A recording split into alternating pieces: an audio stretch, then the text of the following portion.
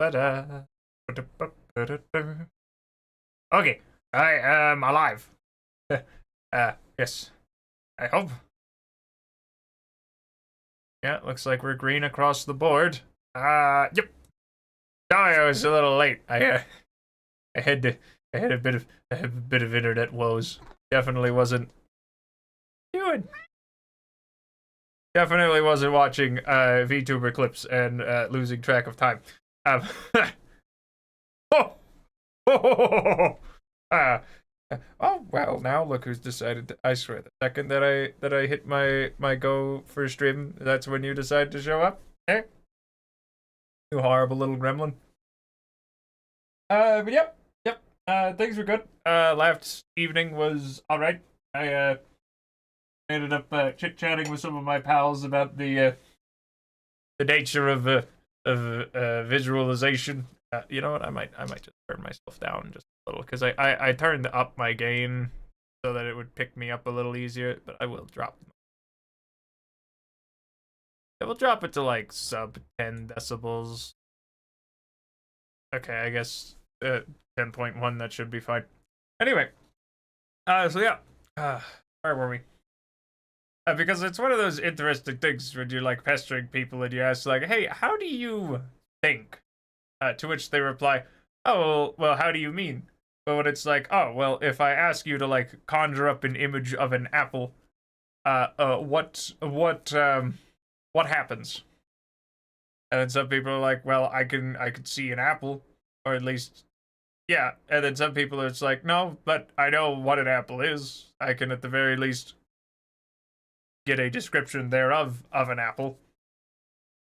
But it's more just, like words, like, it's like firm and red and round and sweet. Though conversely, is it, sometimes it's like, oh, well, it's like, round and green and bitter. But I suppose some people just don't really think of Granny Smiths or the others beforehand.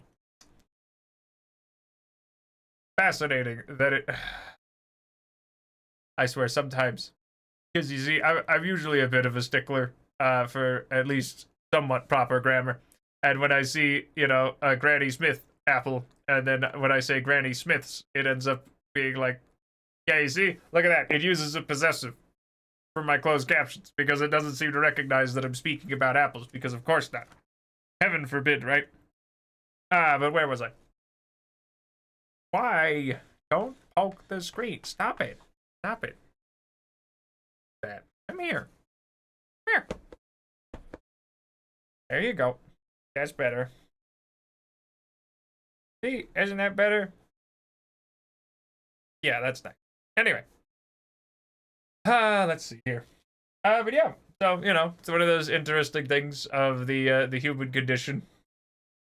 But it's like, oh well, it's one of the issues of trying to study matters of perception, because it's hard for people to pin that down. But anyway, I think I've done a fair bit of my yappings, so I suppose we will jump right back into Don Quixote. I'm gonna try and finish at least part 3 today, hopefully, and then I'll figure out what I'm going to be doing next. But first, a little bit of tea just for me,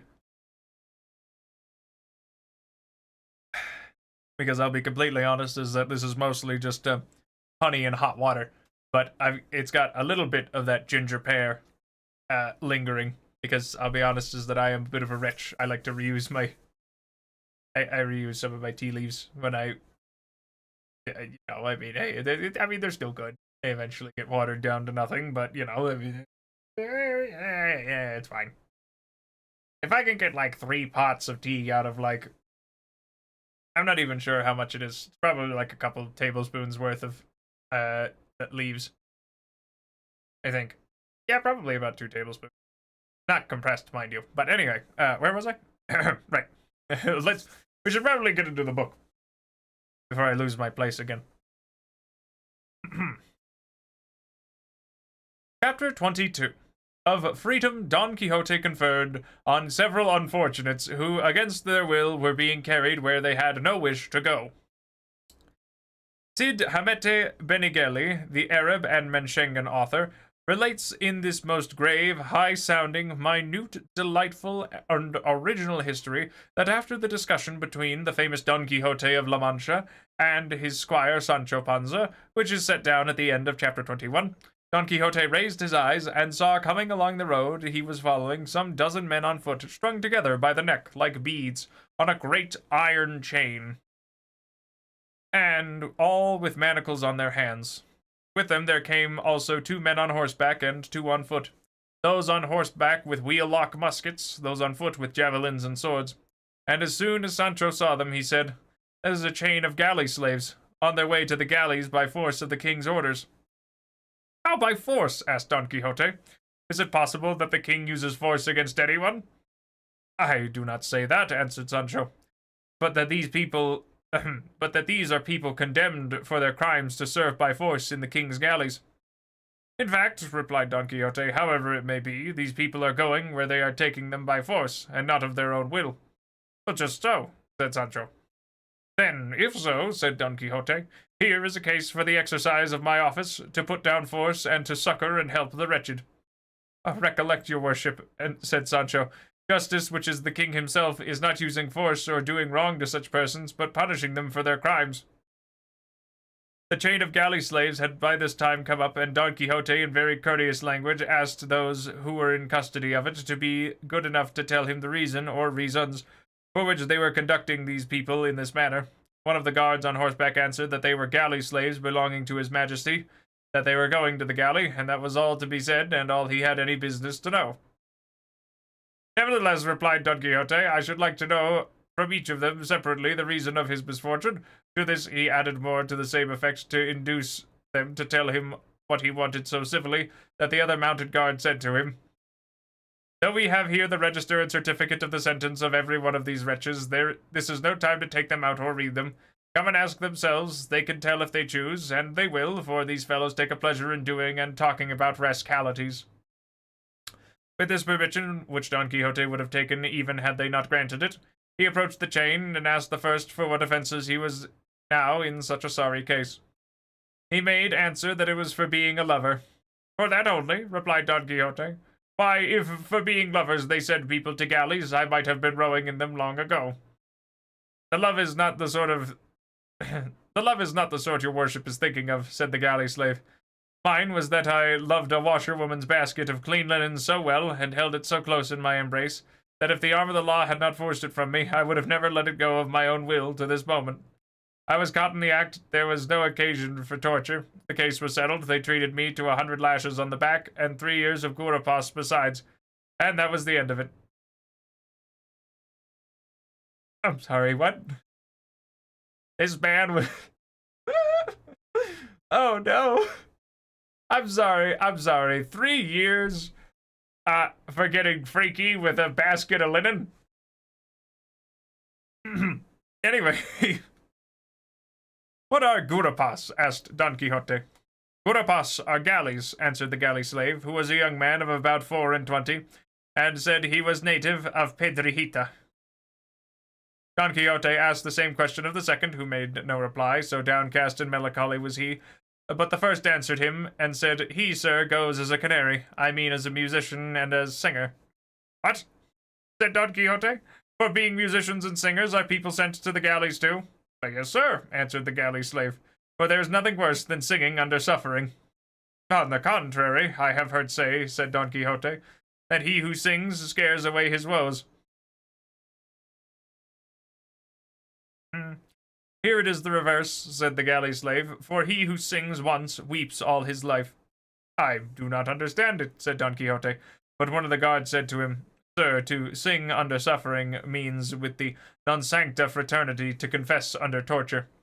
They put the sinner to the torture, and he confessed his crime, which was being a cuatero. Cuatero? That is, a cattle stealer. And on his confession they sentenced him to 6 years in the galleys, besides 200 lashes that he has already had on the back. He is always dejected and downcast because the other thieves that were left behind and that march here ill-treat and snub and jeer and despise him for confessing and not having spirit enough to say nay, for, say they, nay has no more letters in it than yea, and a culprit is well off when life or death with him depends on his own tongue, and not on that of witnesses or evidence, and to my thinking they are not very far out. And I think so too, answered Don Quixote. Then passing on to the third, he asked him what he had asked the others. Oh no. There we go. And the man answered very readily and unconcernedly, I am going for 5 years to their ladyships, the Gurupas, for the want of 10 ducats. I will give you 20 with the pleasure to get you out of that trouble, said Don Quixote. That, said the galley slave, is like a man having money at sea when he is dying of hunger and has no way of buying what he wants.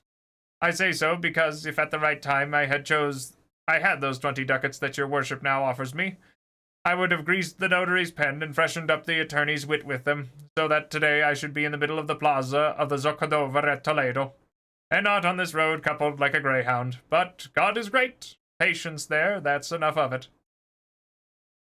Don Quixote passed on to the fourth, a man of venerable aspect, with a white beard following below his breast, who, on hearing himself asked the reasoning of his being there, began to weep without answering a word. But the fifth acted as his tongue, and said, This worthy man is going to the galley for 4 years, after having gone the rounds in ceremony and on horseback. That means, said Sancho Panza, as I take it, to have been exposed to shame in public. Just so, replied the galley slave, and the offence for which they gave him that punishment was having been an ear-broker, nay, body-broker, I mean, in short, that this gentleman goes as a pimp, and for having besides a certain touch of the sorcerer about him. If that touch had not been thrown in, said Don Quixote, he would not deserve for mere pimping to row in the galleys, but rather to command and be admiral of them. For the office of pimp is no ordinary one. Oh, I'm sorry, I didn't mean. Yeah. For the office of pimp is no ordinary one, being the office of persons of discretion, but very necessary in a well-ordered state, and only to be exercised by persons of good birth. Nay, there ought to be an inspector and overseer of them, as in other offices and recognized number, as with the brokers on charge. In this way, many of the evils would be avoided, which are caused by this office and calling being in the hands of stupid and ignorant people, such as women or more or less silly, and pages and jesters of little standing and experience, who on the most urgent occasions and with ingenuity of contrivance and when ingenuity of contrivance is needed, let the crumbs freeze on the way to their mouths, and know not which is their right hand. I should like to go farther and give reasons to show that it is advisable to choose those who are to hold so necessary an office in the state, but this is not the fit place for it.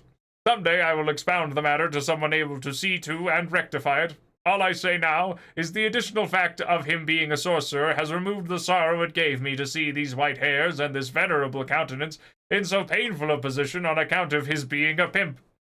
Though I know well there are no sorceries in the world that can move or compel the will, as some simple folk fancy, for our will is free, nor is there a herb or charm that can force it.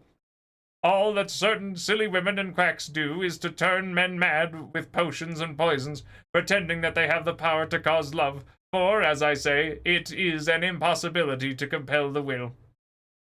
It is true, said the good old man, and indeed, sir, as far as the charge of sorcery goes, I was not guilty.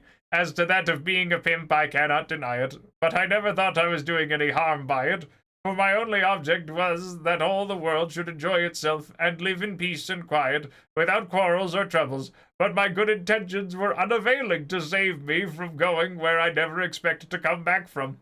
With the weight, with this weight of years upon me, and a urinary ailment that never gives me a moment's ease, and again he fell to weeping as before, and such compassion did Sancho feel for him that he took out a real of 4 from his bosom and gave it to him in alms. Don Quixote went on and asked another what his crime was, and the man answered with no less but rather more sprightliness than the last one. I am here because I carried the joke too far with a couple of cousins of mine, and with a couple of cousins of other cousins who were none of mine. In short, I carried the joke so far with them that it ended in such a complicated increase of kindred that no accountant could make it clear. It was all proved against me. I got no favor. I had no money. I was here having my neck stretched. They sentenced me to the galleys for 6 years. I accepted my fate. It is the punishment of my fault. I am a young man. Let life only last, and with that all will come right. If you, sir, have anything wherewithin to help the poor, God will repay it to you in heaven, and we on earth will take care in our petitions to him to pray for the life and health of your worship, though they may be as long and as good as your amiable appearance deserves. This one was in the dress of a student, and one of the guards said he was a great talker and a very elegant Latin scholar. Behind all these there came a man of 30, a very personable fellow, except that when he looked his eyes turned in a little one towards the other, and he was bound differently from the rest, for he had to his leg a chain so long that it was wound around his body, and 2 rings on his neck, one attached to the chain, the other to what they call a keep friend, or friend's foot, from which hung 2 irons reaching to his waist, and 2 manacles affixed to them, which his hands were secured by a big padlock, so that he could neither raise his hands to his mouth nor lower his head to his hands. Don Quixote asked why this man carried so many more chains than the others. The guard replied it was because he alone had committed more crimes than all the rest put together, and was so daring and such a villain that though they marched him in that fashion, they did not feel sure of him, but were in dread of him making his escape. What crimes can he have committed, said Don Quixote, if they have not deserved a heavier punishment than being sent to the galleys? He goes for 10 years, replied the guard, which is the same thing as civil death. And all that needs to be said is that this good fellow is the famous Guinea de Passamont, otherwise called Guinecio de Parapilla. Gently, Signor Commissary, said the galley slave at this. Let us have no fixing of names or surnames. My name is Guinea, not Guinecio, and my family name is Passamont, not Parapilla, as you say. Let each one mind his own business, and he will be doing enough.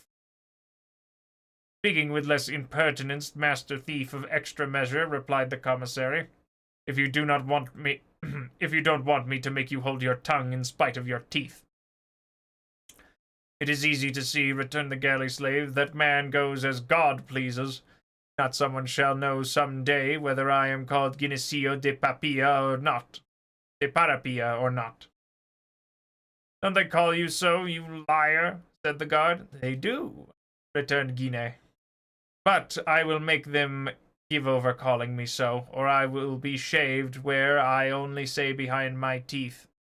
If you, sir, have anything to give us, give it to us at once, and God speed you, for you are becoming tiresome with all this inquisitiveness about the lives of others. If you want to know about mine, let me tell you I am Guinea de Passamont, whose life is written by these fingers. He says true, said the commissary, for he has himself written his story as grand as you please, and has left the book in the prison in pawn for 200 reals. And I mean to take it out of pawn, said Guinea, though it were in for 200 ducats. Is it so good? Said Don Quixote. So good is it, replied Guinea, that a fig for Lazarillo de Tormes, and all of that kind that have been written, or shall be written compared with it. All I will say about it is that it deals with facts, and facts so neat and diverting that no lies could match them. And how is this book entitled? Asked Don Quixote. The Life of Guinea de Passamont, replied the subject of it. And is it finished? Asked Don Quixote.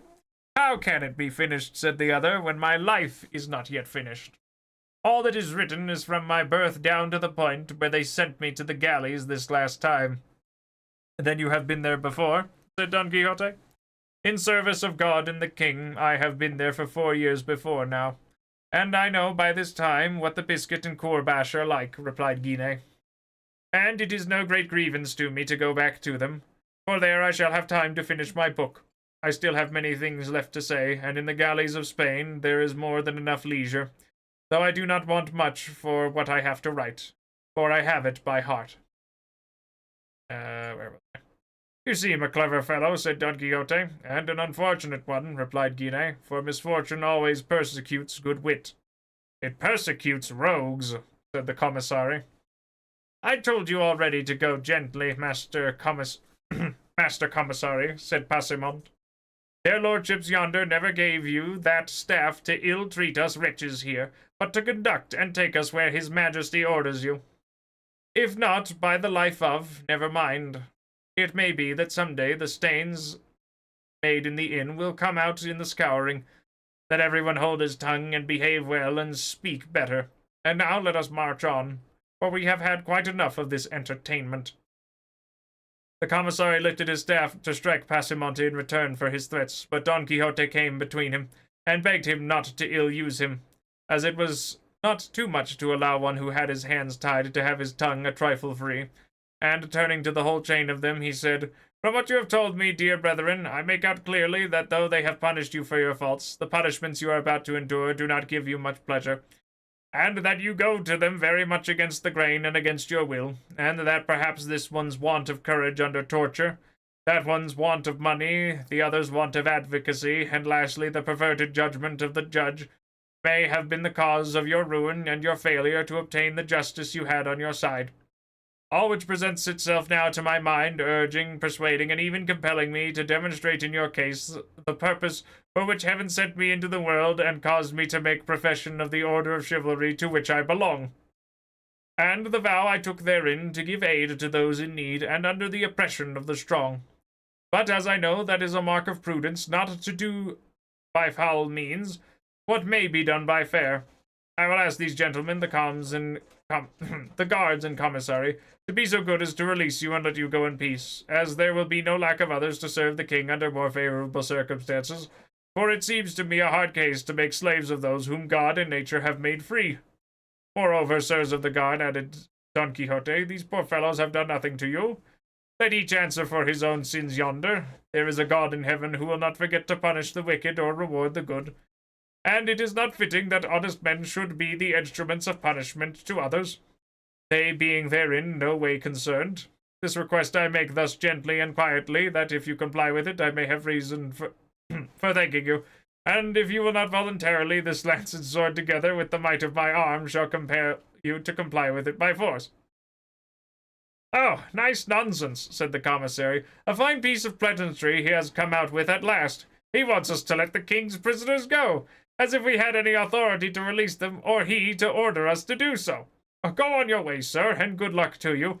Put that basin straight that you've got on your head, and don't go looking for 3 feet on a cat.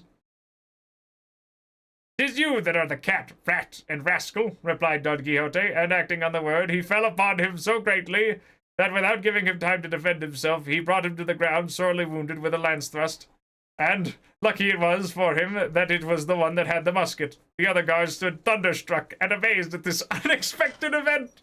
But recovering presence of mind, those on horseback seized their swords, and those on foot on their javelins, and attacked Don Quixote, who was waiting for them with great calmness, and no doubt it would have gone badly with him, if the galley slaves, seeing the chance before them of liberating themselves, had not affected by contriving to break the chain on which they were strung. Such was the confusion that the guards, now rushing at the galley slaves who were breaking loose, now to attack Don Quixote, who was waiting for them, did nothing at all that was of any use. Sancho, on his part, gave a helping hand to free Guise de Passimon, who was the first to leap forth upon the plain, free and unfettered, and who, attacking the prostrate commissary, took from him his sword and musket, with which, aiming at one and leveling at another, he, without ever discharging it, drove every one of the guards off the field. They took to flight, as well to escape Passimon's musket, as the shower of stones that now released galley slaves were raining upon them. Sancho was greatly grieved at the affair, because he anticipated that those who had fled would report the matter to the Holy Brotherhood, who at the summons of the alarm bell would at once sally forth in quest of the offenders. He said so to his master, and entreated him to leave the place at once, and go into hiding in the sierra that was close by. Oh, that is all very well, said Don Quixote, but I know what must be done now, and calling together all the galley slaves who were now running riot, and had stripped the commissary to the skin, he collected them round to hear what he had to say, and addressed them as fellows. To be grateful for benefits received is the part of persons of good birth, and one of the sins most offensive to God is ingratitude. I say so because, sirs, ye have already seen by manifest proof the benefit ye have received of me. in return for which I desire, and it is my good pleasure, that laden with that chain which I have taken off your necks, ye at once set out and proceed to the city of El Toboso, and there present yourselves before the lady Dulcinea del Toboso, and say to her that her knight, he of the rueful countenance, sends to commend himself to her, and that ye recount to her in full detail all the particulars of this notable adventure, up to the recovery of your longed-for liberty, and this done, ye may go where ye will, and good fortune attend you. Guinea de Passimont made answer for all, saying that which you, sir, are deliver demand of us, is of all impossibilities the most impossible to comply with, because we cannot go together along the roads, but only singly and separate, and each his own way, endeavoring to hide ourselves in the bowels of the earth to escape the Holy Brotherhood, which no doubt will come out and search for us. What your worship may do, and fairly do, is to charge this service and tributes as regards with the and tribute as regards the Lady Dulcinea del Toboso for a certain quantity of Ave Marias and Credos, which we will say for your worship's intention, and this is a condition that can be complied with by night as by day, running or resting, in peace or in war. But to imagine that we are going now to return to the flesh pots of Egypt, I mean to take up our chain and set out for El Toboso. It is to imagine that it now might, though it is not yet 10 in the morning, and to ask this of us is like asking pears of the elm tree. Then, by all that's good, said Don Quixote, now stirred to wrath, Don son of a bitch, Don Gincio de Paropio, or whatever your name is, you'll have to go yourself alone, with your tail between your legs and the whole chain on your back. Passimont, who was anything but meek, being by this time thoroughly convinced that Don Quixote was not quite right in his head, as he had committed such a vagary as to set them free, finding himself abused in this fashion, gave the wink to his companions, and falling back, they began to shower stones on Don Quixote. At such a rate, he was quite unable to protect himself with his buckler, and poor Rocinante no more heeded the spur than if he had been made of brass. Sancho planted himself behind his ass, and with him sheltered himself from the hailstorm that poured on both of them. Don Quixote was unable to shield himself so well, but that more pebbles than I could count struck him full on the body, and with such force that they brought him to the ground, and the instant he fell, the student pounced upon him, snatched the basin from his head, and with it struck 3 or 4 blows on his shoulders, and so many more on the ground, knocking it almost to pieces. They then stripped him of a jacket that he wore over his armor, and they would have ripped off his stockings if his greaves had not prevented them. From Sancho they took his coat, leaving him in his shirt sleeves, and dividing among themselves the remaining spoils of the battle, they went each on his own way, more solicitous about keeping clear of the Holy Brotherhood they dreaded, than about burdening themselves with the chain or going to present themselves before the Lady Dulcinea del Toboso. The ass and Rocinante, Sancho, and Don Quixote were all that was left upon the spot, the ass with drooping head, serious, shaking his ears from time to time, as if he thought the storm of stones that assailed them was not yet over.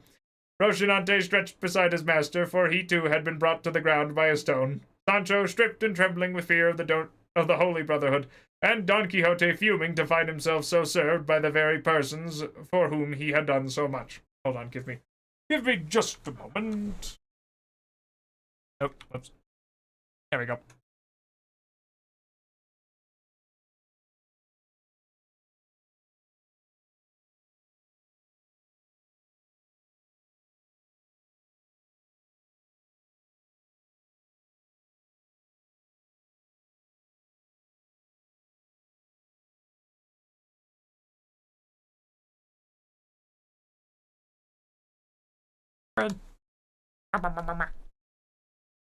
Alright, where was I? Hold on. A little sip of tea for me.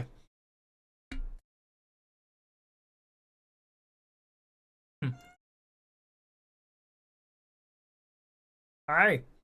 What are you doing?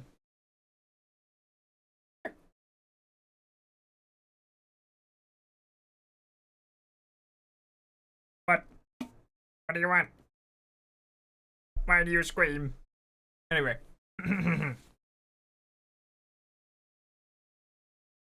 Chapter 23. Of what befell Don Quixote in the Sierra Morena. Sorry, the Siena Morena. Which was one of the rarest adventures related in this veracious history. Seeing himself served in this way, Don Quixote said to his squire, I have always heard it, Sancho, that to do good to boors is to throw water into the sea. If I had believed thy words, I should have avoided this trouble. But it is done now. It is only to have patience and take warning in the future. Your worship will take well warnings as much as I am a Turk, returned Sancho. But, as you say, this mischief might have been avoided if you had believed me. Believe me now, and a still greater one will be avoided. I tell you, chivalry is of no account with the Holy Brotherhood, and they do not care two maravedis for all the knights-errant in the world, and I can tell you that I fancy I hear their arrows whistling past my ears this minute. Thou art coward by nature, Sancho, said Don Quixote, but lest thou shouldest say I'm obstinate, that I never do as thou dost advise, this once I will take thy advice, and withdraw out of reach of that fury thou so dreadest. But it must be on one condition, that never, in life or in death, thou art to say to anyone that I retired or withdrew from this danger out of fear, but only in compliance with thy entreaties. For if thou sayest otherwise, thou wilt lie therein, and from this time to that, and from this... and from that to this, I give thee lie, and say thou liest, and wilt lie every time thou thinkest or sayest it. And answer me not again. For at the mere thought that I am withdrawing or retiring from any danger, above all from this, which does not seem to carry some little shadow of fear with it, I am ready to take my stand here and await alone. Not only that the Holy Brotherhood you talk of and dread, but the brothers of the 12 tribes of Israel, and the 7 Maccabees, and Castor and Pollux, and all the brothers and brotherhoods in the world. Señor, replied Sancho, to retire is not to flee, and there is no wisdom in waiting when danger outweighs hope. And it is the part of wise men to preserve themselves today for tomorrow, and not to risk all in one day. And let me tell you, though I am a clown and a boor, I have got some notion of what they call safe conduct. So repent not of having taken my advice, but mount Rocinante if you can, and if not, I will help you, and follow me, for my mother wit tells me we have more need of legs than hands just now. And Don Quixote mounted without replying, and Sancho leading the way on his ass, they entered the side of the Sierra Morena, which was close by, as it was Sancho's design to cross it entirely and come out at El Viso or Almodovar del Campo, and hide for some days among its crags, so as to escape the search of the Brotherhood, should they come to look for them.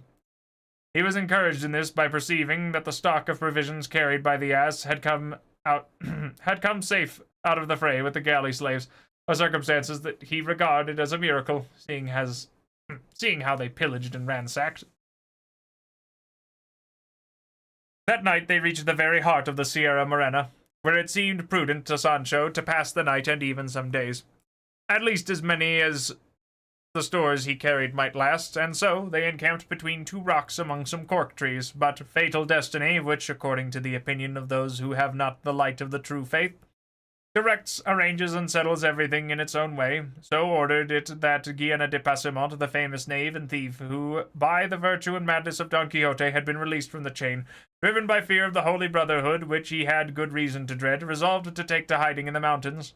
And his fate and fear led him to the same spot to which Don Quixote and Sancho Panza had been led by theirs, just in time to recognize them and leave them to fall asleep, and as the wicked are always ungrateful, and necessity leads to evil doing, the immediate advantage overcomes all considerations of the future. Guiana, who was neither grateful nor well-principled, made up his mind to steal Sancho Panza's ass, not troubling himself about Rocinante, as being a prize that was neither good either to pledge or sell. While Sancho slept, he stole his ass, and before day dawned, he was far out of reach. Aurora made her appearance, bringing gladness to the earth, but sadness to Sancho Panza, for he found that his dapple was missing, and seeing himself bereft, he began the saddest and most doleful lament in the world, so loud that Don Quixote awoke at his exclamations, and heard him saying, "O son of my bowels, born in my very house, my children's plaything, my wife's joy, the envy of my neighbors, relief of my burdens, and lastly half-supporter of myself. For with the 26 maravides thou didst earn me daily, I met half my charges." Don Quixote, when he heard the lament and learned the cause, consoled Sancho with the best arguments he could, entreating him to be patient, and promising to give him a letter of exchange ordering 3 out of 5 ass colts that he had at home to be given to him. Sancho took comfort at this, dried his tears, suppressed his sobs, and returned thanks for the kindness shown him by Don Quixote. He on his part, was rejoiced to the heart on entering the mountains, as they seemed to him to be just the place of adventures he was in quest of. They brought back to his memory the marvelous adventures that had befallen knights errant in like solitudes and wilds, and he went along reflecting on these things, so absorbed and carried away by them that he had no thought for anything else. Nor had Sancho any other care, now that he fancied he was traveling in a safe quarter, than to satisfy his appetite with such remains as were left of the clerical spoils, and so he marched behind his master, laden with what Dapple used to carry, emptying the sack and packing his paunch, and, so long as he could go that way, he would not have given a farthing to meet with another adventure. While so engaged, he raised his eyes and saw that his master had halted, and was trying with the point of his pike to lift some bulky object that lay upon the ground, on which he hastened to join him and help him as if it were needful. And reached him just as, with the point of the pike, he was raising a saddle pad. Come here. Don't stand in front of the thing. Come on. Come on.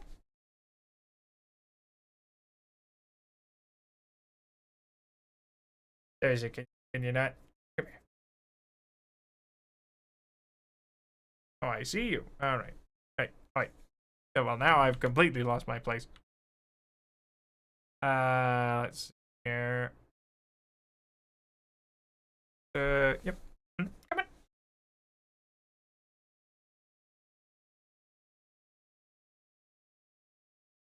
Let's see here. Blah, blah,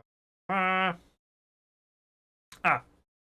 And reached him just as with the point of the pike he was raising a saddle pad with a valet attached to it, rather wholly rotten and torn, but so heavy were they that Sancho had to help to take them up, and his master directed him to see what the valet contained.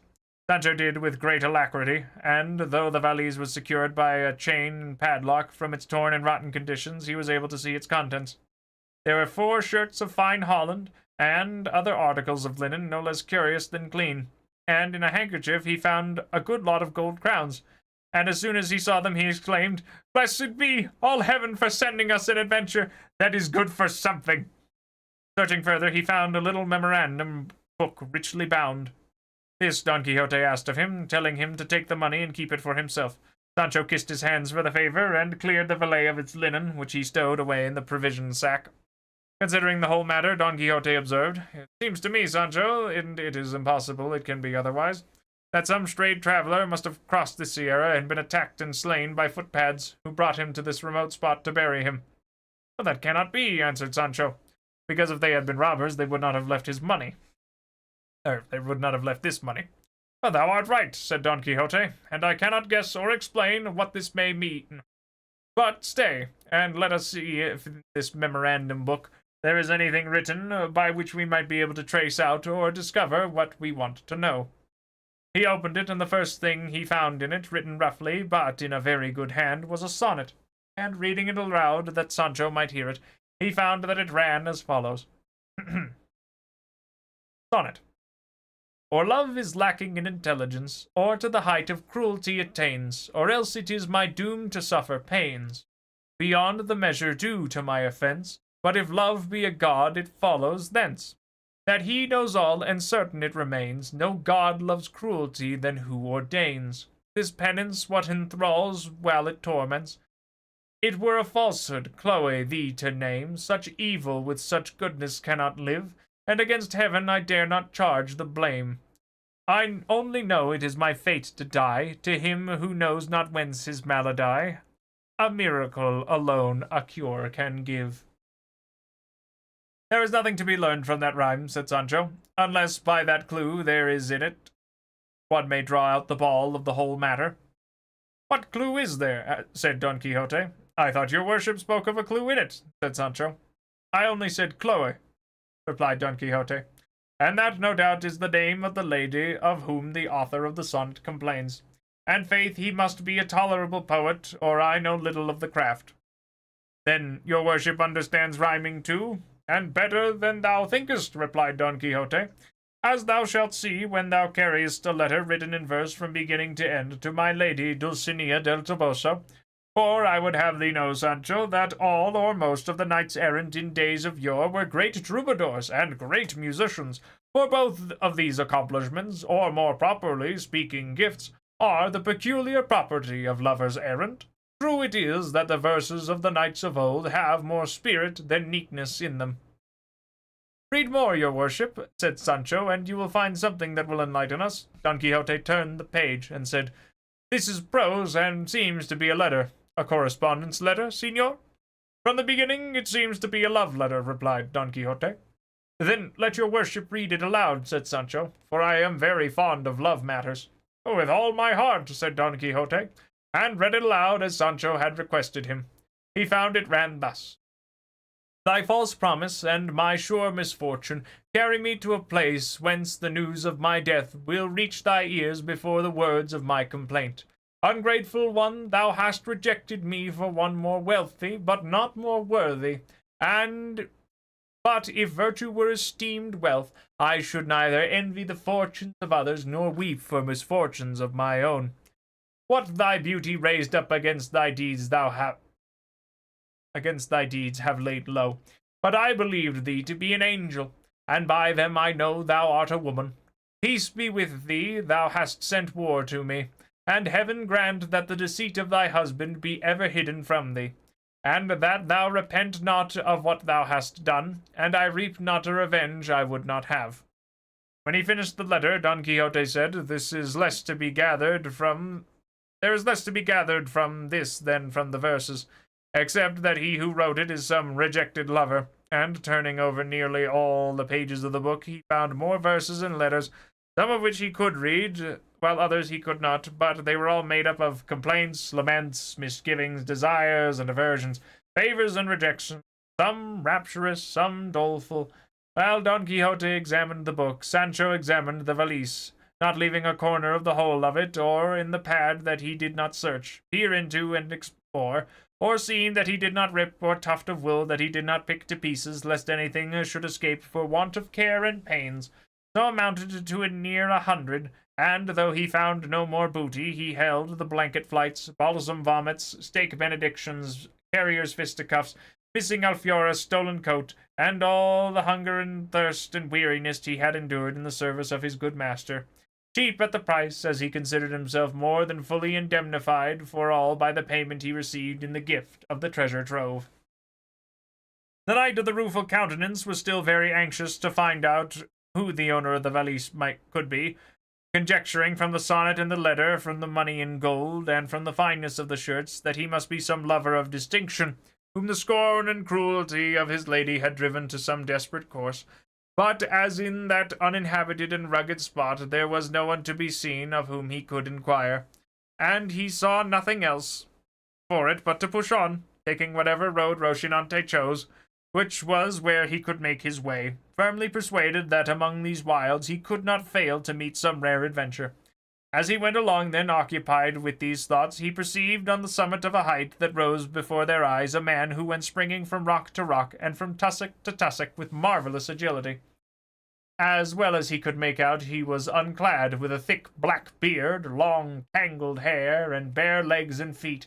His thighs were covered by breeches apparently of tawny velvet, but so ragged that they showed his skin in several places. He was bare-handed, and notwithstanding the swiftness with which he passed as has been described, the Knight of the Rueful Countenance observed and noted all these trifles, and though he made an attempt, he was unable to follow him, for it was not granted to the feebleness of Rocinante to make way over such rough ground, he being moreover slow-paced and sluggish by nature. Don Quixote at once came to the conclusion that this was the owner of the saddle-pad and of the valise, and made up his mind to go and search for him, even though he should have to wander a year in those mountains before he found him. And so he directed Sancho to take a short-cut over one side of the mountain, while he himself went by the other, and perhaps by this means they might light upon the man who had passed so quickly out of sight. I could not do that, said Sancho, for when I separate from your worship, fear at once lays hold of me, and assails me with all sorts of panics and fancies. And let what I say now be a notice: from this time forth I am not going to stir a finger's width from your presence. It shall be so, said he of the rueful countenance, and I am very glad that thou art willing to rely on my courage, which will never fail thee, even though the soul in thy body fail thee. So come on now behind me, slowly as well as thou canst, and make lanterns of thine eyes. Let us make the circuit of this ridge, and perhaps we shall light upon this man that we saw, who is no doubt no other than the owner of what we found. To which Sancho made answer, far better would it be to not look for him, for if we find him, and he happens to be the owner of the money, it is plain I must restore it. It would be better, therefore, that without taking this needless trouble, I should keep possession of it until, in some way or other less meddlesome and officious way, the real owner may be discovered, and perhaps that will be when I shall have spent it, and then the king will hold me harmless. Well, thou art wrong there, Sancho, said Don Quixote. For now that we have a suspicion who the owner is, and have him almost before us, we are bound to seek him and make restitution. And if we do not see him, the strong suspicion we have as to his being the owner makes us as guilty as if he were so. And so, friend Sancho, let not our search for him give thee any uneasiness, for if we find him, it will relieve mine. And so, saying so, he gave Rocinante the spur, and Sancho followed him on foot and loaded, and after having partly made the circuit of the mountain, they found lying in the ravine, dead and half devoured by jaws and pecked by jackdaws, a mule saddled and bridled, all of which still further strengthened their suspicion that he who had fled was the owner of the mule and the saddle pad. As they stood looking at it, they heard a whistle like that of a shepherd watching his flock, and suddenly on their left there appeared a great number of goats, and behind them on the summit of the mountain the goatherd in charge of them, a man advanced in years. Don Quixote called aloud to him and begged him to come down to where they stood. He shouted in return, asking what had brought them to that spot, seldom or never trodden except by the feet of goats, or of the wolves and other wild beasts that roamed around. Sancho in return bade him to come down, and that they would explain all to him. The goatherd descended, and reaching the place where Don Quixote stood, he said, I still wager you are looking at that hack mule that lies dead in the hollow there, and, faith, it has been lying there now these 6 months. Tell me, have you come upon its master about here? We have come upon nobody, answered Don Quixote, nor on anything except a saddle pad and a little valise that we found not far from this. I found it too, said the goatherd, but I would not lift it nor go near it for fear of some ill luck or being charged with theft. For the devil is crafty, and things rise up under one's feet to make one fall without knowing why or when for, or wherefore. That is exactly what I say, said Sancho. I found it too, and I would not go within a stone's throw of it. There I left it, and there it lies just as it was, for I don't want a dog with a bell. Tell me, good man, said Don Quixote, do you know who is the owner of this property? All I can tell you, said the goatherd, is about 6 months ago or less, there arrived at a shepherd's hut 3 leagues perhaps away from this, a youth of well-bred appearance and manners, mounted on that same mule which lies dead here, and with the same saddle pad and valise of which you say you found and did not touch. He asked us what part of this sierra was the most rugged and retired. We told him that it was where we are now, and so in truth of it, for if you push on half a league farther, perhaps you will not be able to find your way out. And I am wondering how you managed to come here, for there is no road or path that leads to this spot. Oh, hello! Hello, everybody. I thank you very much for tuning in. I'm Bulletaeus, your resident, what's the word? Leshy PNG tuber. And we're here reading Don Quixote right about now. Where is my place? I have to say, it's quite the interesting read. Oh, hi, Sirius. I'm glad to see that you stopped by. Where was I? Oh, good heavens. Yes. For there is no road or path that leads to this spot. I've lost my place again. There's no road or path that leads to this spot. I say, then, that on hearing our answer, the youth turned about and made for the place we pointed out to him. Well, I'm very glad that you decided to tag along. We're currently on about chapter 22, Well, thank you very much, Hope, and this 8x10 glossy of a horse. I'm very glad that you decided to drop on by, Ico is the one. Thank you very much. Hello, everybody. Hello.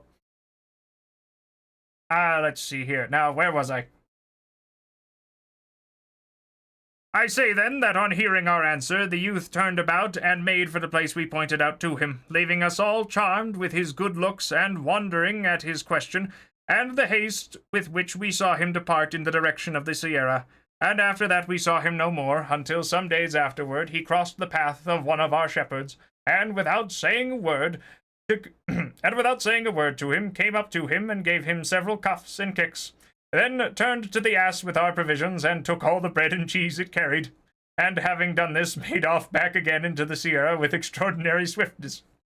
When some of us goatherds learned this, we went in search for him for about 2 days through the most remote portion of the Sierra, at the end of which we found him lodged in the hollow of a large thick cork tree. He came out to greet us with great gentleness, with his dress now torn and his face so disfigured and burned by the sun that we hardly recognized him, but that his clothes, though torn, convinced us from the recollection we had of them that he was the person we were looking for. He saluted us courteously, and in a few well-spoken words he told us not to wonder at seeing him going about in this guise, as it was binding upon him in order that he might work out a penance for which which for his many sins had been imposed upon him. We asked him to tell us who he was, but we were never able to find out from him. We begged of him, too, when he was in want of food, which he could not do without, to tell us where we should find him, as we would bring it to him with all good will and readiness, or, if this were not to his taste, at least to come and ask it of us, and not take it by force from the shepherds.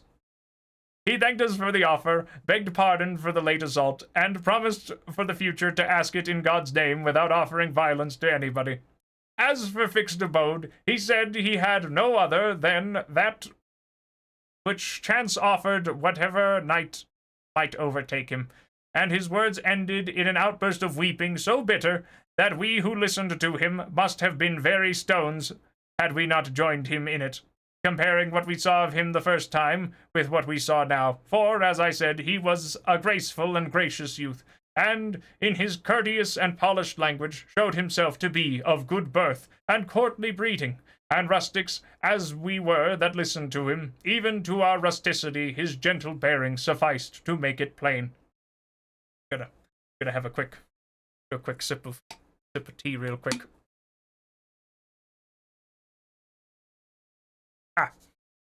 Very important. Keep the old throat lubricated. I believe I'm drinking, well, it's a white tea. It's ginger and pear, and I can't remember the rest of it. But at this point, it's mostly honey and hot water. Not to say that that's a bad thing. Where was I?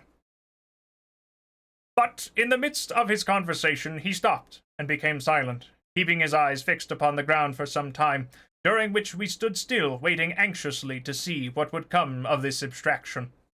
And with no little pity, for from his behavior, now staring at the ground with fixed gaze and eyes wide open, without moving an eyelid, again closing them, compressing his lips, and raising his eyebrows, we could perceive plainly that a fit of madness of some kind had come upon him, and before long he showed that we imagined was the truth. For he arose in a fury from the ground where he had thrown himself, and attacked the first he found near him with such rage and fierceness that if we had not dragged him off of him, he would have beaten or bitten him to death. All the while exclaiming, "Oh, faithless Fernando! Here thou shalt pay the penalty of the wrong thou hast done me! These hands shall tear out that heart of thine, abode and dwelling of all iniquity, but of deceit and fraud above all. To these he added other words, and to these he added other words, all in effect upbraiding this Fernando, and charging him with treachery and faithlessness. We forced him to release his hold with no little difficulty, and without another word he left us, and rushing off, plunged in among those brakes and brambles, so as to make it impossible for us to follow him. From this we suppose that madness comes upon him from time to time, and that someone called Fernando must have done him a wrong of a grievous nature, such as the conditions to which it had brought him seemed to show. All this has been since then confirmed on these occasions, and they have been many, on which he has crossed our path, at one time to beg the shepherds to give him some of the food they carry, at another to take it from them by force. For when there is a fit of madness upon him, even though the shepherds offer it freely, he will not accept it, but snatches it from them by dint of blows. But when he is in his senses, he begs it for the love of God, courteously and civilly, and receives it with many thanks and not a few tears. And to tell you the truth, sirs, continued the goatherd, it was yesterday that we resolved, I and 4 of the lads, 2 of them our servants, and the other 2 friends of mine, to go in search of him until we find him, and when we do, to take him, whether by force or his own consent, to the town of Almodovar, which is 8 leagues from this, and there strive to cure him, if indeed his malady admits a cure. Admits of a cure. Or learn, when he is in his senses, who he is, and if he has relatives to whom we may give notice of his misfortune. Thus, sirs, all I can say in answer to what you have asked me. And be sure that the owner of the articles you found is he whom you saw pass by with such nimbleness and so naked. For Don Quixote had already described how he had seen the man go bounding along the mountainside, and he has now filled with amazement at what he heard from the goatherd, and more eager than ever to discover who the unhappy madman was, and in his heart he resolved, as he had done before, to search for him all over the mountain, not leaving a corner or cave unexamined until he had found him. But chance arranged matters better than he expected or hoped, for at that very moment, in a gorge on the mountain that opened where they stood, the youth he wished to find made his appearance, coming along talking to himself in a way that would have been unintelligible near at hand, much more at a distance. His garb was what has been described, save that as he drew near, Don Quixote perceived that a tattered doublet which he wore was amber-tanned, from which he concluded that one who wore such garments could not be of very low rank. Approaching them, the youth greeted them in a harsh and hoarse voice, but with great courtesy. Don Quixote returned his salutation with equal politeness, and dismounting from Rocinante, advanced with well-bred bearing and grace to embrace him, and held him for some time close in his arms, as if he had known him for a long time. The other, whom we may call the ragged one of the sorry countenance, as Don Quixote was of the rueful, after submitting to the embrace, pushed him back a little, and placing his hands on Don Quixote's shoulders, stood gazing at him, as if seeking to see whether he knew him, not less amazed, perhaps, at the sight of the face, figure, and armor of Don Quixote than Don Quixote was at the sight of him. To be brief, the first to speak after embracing was the ragged one, and he said what will be told farther on. I do have to say, though, it's hard to pin down what I do enjoy about this book specifically, but I will say that I enjoy it quite a fair bit. I'm going to assume, have you guys also done much reading of the Don Quixote? I think now we're about a third of the way through the book, I want to say. Let's see. Yes. Chapter 24, in which is continued the adventure of the Sierra Morena. The history relates that it is with... Also, I completely forgot to ask, what were you guys doing beforehand? Not read much of it myself, but I know a bit of it.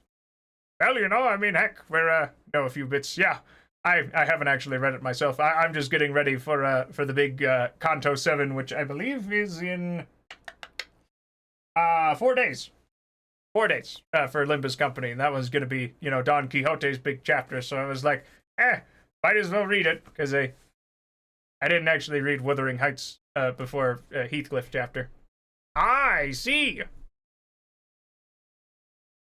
You know what, maybe I should probably also do some of... I'll probably do one of those art months one of these days. I did a little bit of Sword Timber, but then I kind of forgot. But anyhow. I hope that it was going well. But let's... where was I? The history relates that it was with the greatest attention Don Quixote listened to the ragged knight of the Sierra, who began by saying, "Of a surety, Señor, whoever you are, for I know you not, I thank you for the proofs of kindness and courtesy you have shown me, and would I were in a condition to requite with something more than goodwill that which you have displayed towards me in the cordial reception you have given me. But my fate does not afford me any other means of returning kindness done to me, save the hearty desire to repay them."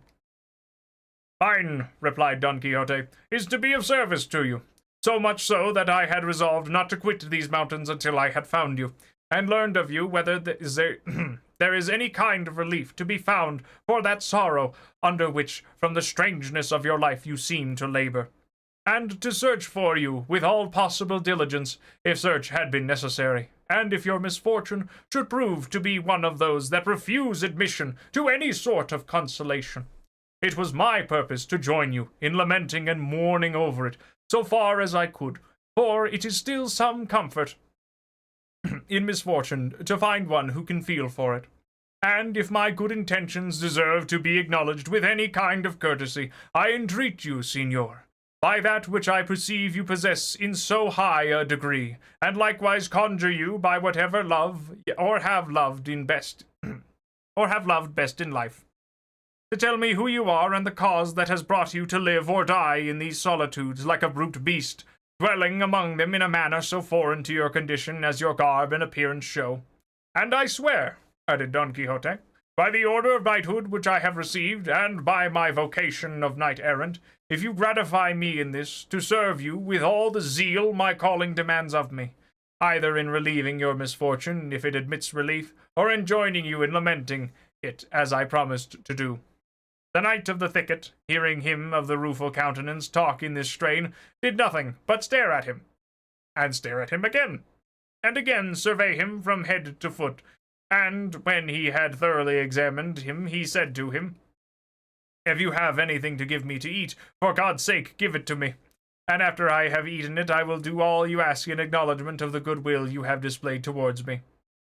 Sancho from his sack and from the goatherd his pouch, and the goatherd from his pouch furnished the ragged one with the means of appeasing his hunger, and what they gave him he ate like a half-witted being, so hastily that he took no time between mouthfuls, gorging rather than swallowing, and while he ate neither he nor they observed him, nor they who observed him, uttered a word. As soon as he had done, he made signs to them to follow him, which they did, and he led them to a green plot which lay a little farther off round the corner of a rock. On reaching it, he stretched himself upon the grass, and the others did the same, all keeping silence, until the ragged one, settling himself in his place, said, "If it is your wish, sirs, that I should disclose in a few words the surpassing extent of my misfortune, you must promise." "Hold on a moment. I can't believe it. Get this man out of here. I don't need cheap viewers. I'll have you know I can find these connections all on my own, thank you very much. Anyhow, where was I? Oh, I swear, Codfront, it made me lose my place. I should disclose in a few words the surpassing extent of my misfortunes. You must promise not to break the thread of my sad story with any question or interruption, for the instant you do so, the tale I tell will come to an end. With these words, the ragged one reminded Don Quixote of the tale his squire had told him, when he failed to keep count of the goats that had crossed the river, and the story remained unfinished. But to return to the ragged one, he went on to say, I give you this warning because I wish to pass briefly over the story of my misfortunes, for recalling them to memory only serves to add fresh ones, and the less you question me, the sooner I shall make an end of the recital, though I shall not omit to relate anything of importance in order to fully satisfy your curiosity. Don Quixote gave the promise for himself and the others, and with assurance he began as follows. My name is Cardenio. My birthplace, one of the best cities of this Andalusia. My family, noble, my parents, rich, my misfortune so great that my parents have wept, and my family grieved over it, without being able by their wealth to lighten it. For the gifts of fortune can do little to relieve reverses sent by heaven. In that same country there was a haven in which love had placed all the glory I could desire. Such was the beauty of Lucinda, a damsel so noble and as rich as I, but of happier fortunes, and of less firmness than was due to so worthy a passion of mine. This Lucinda I loved, worshipped, and adored from my earliest and tenderest years. And she loved me in all the innocence and sincerity of childhood. Our parents were aware of our feelings, and were not sorry to perceive them, for they saw clearly that as they ripened they must lead to last to a marriage between us, a thing that seemed almost prearranged by the equality of our families and wealth. We grew up, and with our growth grew the love between us, so that the father of Lucinda felt bound for propriety's sake to refuse me admission to his house, in this perhaps imitating the parents of this Thisbe, so celebrated by the poets. And this refusal but added love to love and flame to flame, for though they enforced silence upon our tongues, they could not impose it upon our pens, which can make known the heart's secrets to a loved one more freely than tongues. For many a time the presence of the object of love shakes the firmest will and strikes dumb the boldest tongue. Ah, heavens! How many letters did I write her, and how many dainty, modest replies did I receive? How many ditties and love songs did I compose, in which my heart declared and made known its feelings, described its ardent longings, revelled in its recollections, and dallied with its desires. At length, growing impatient, and feeling my heart languishing with longing to see her, I resolved to put into execution and carry out what seemed to me the best mode of winning my desired and merited reward, to ask her of her father for my lawful wife, which I did. To this his answer was that he thanked me. There we go. To this his answer was that he thanked me for the disposition I showed to do honor to him, and to regard myself as honored by the bestowal of his treasure, but that as my father was alive, it was his by right to make this demand, for if it were not in accordance with his full will and pleasure, Lucinda was not to be taken or given by stealth. I thanked him for his kindness, reflecting that there was reason in what he said, and that my father would assent to it as soon as I should tell him. And with that view I went the very same instant to let him know what my desires were. When I entered the room where he was, I found him with an open letter in his hand, which before I could utter a word he gave me, saying, By this letter thou wilt see, Cardenio, the disposition of Duke Ricardo has to serve thee.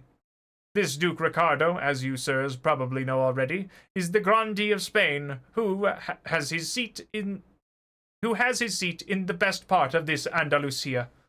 I took and read the letter, which was couched in terms so flattering that even I myself felt in it would be wrong in my father not to comply with the request the Duke made in it, which was that he would send me immediately to him, as he wished me to become the companion, not servant, of his eldest son, and would take upon him the charge of placing me in a position corresponding to the esteem in which he held me. On reading the letter my voice failed me, and still more when I heard my father say, 2 days hence thou wilt depart, Cardenio, in accordance with the Duke's wish, and give thanks to God, who is opening a road to thee, by which thou mayest attain what I know thou dost deserve. And to these words he added others of fatherly counsel. The time for my departure arrived. I spoke one night to Lucinda. I told her all that had occurred, and I did also to her father, entreating him to allow some delay, and to defer the disposal of her hand until I should see what the Duke Ricardo sought of me. He gave me the promise, and she confirmed it with vows and swoonings unnumbered. Finally, I presented myself to the Duke, and was received and treated by him so kindly, and that very soon envy began to do its work, the old servants growing envious of me, and regarding the Duke's inclination to show me favor as an injury to themselves.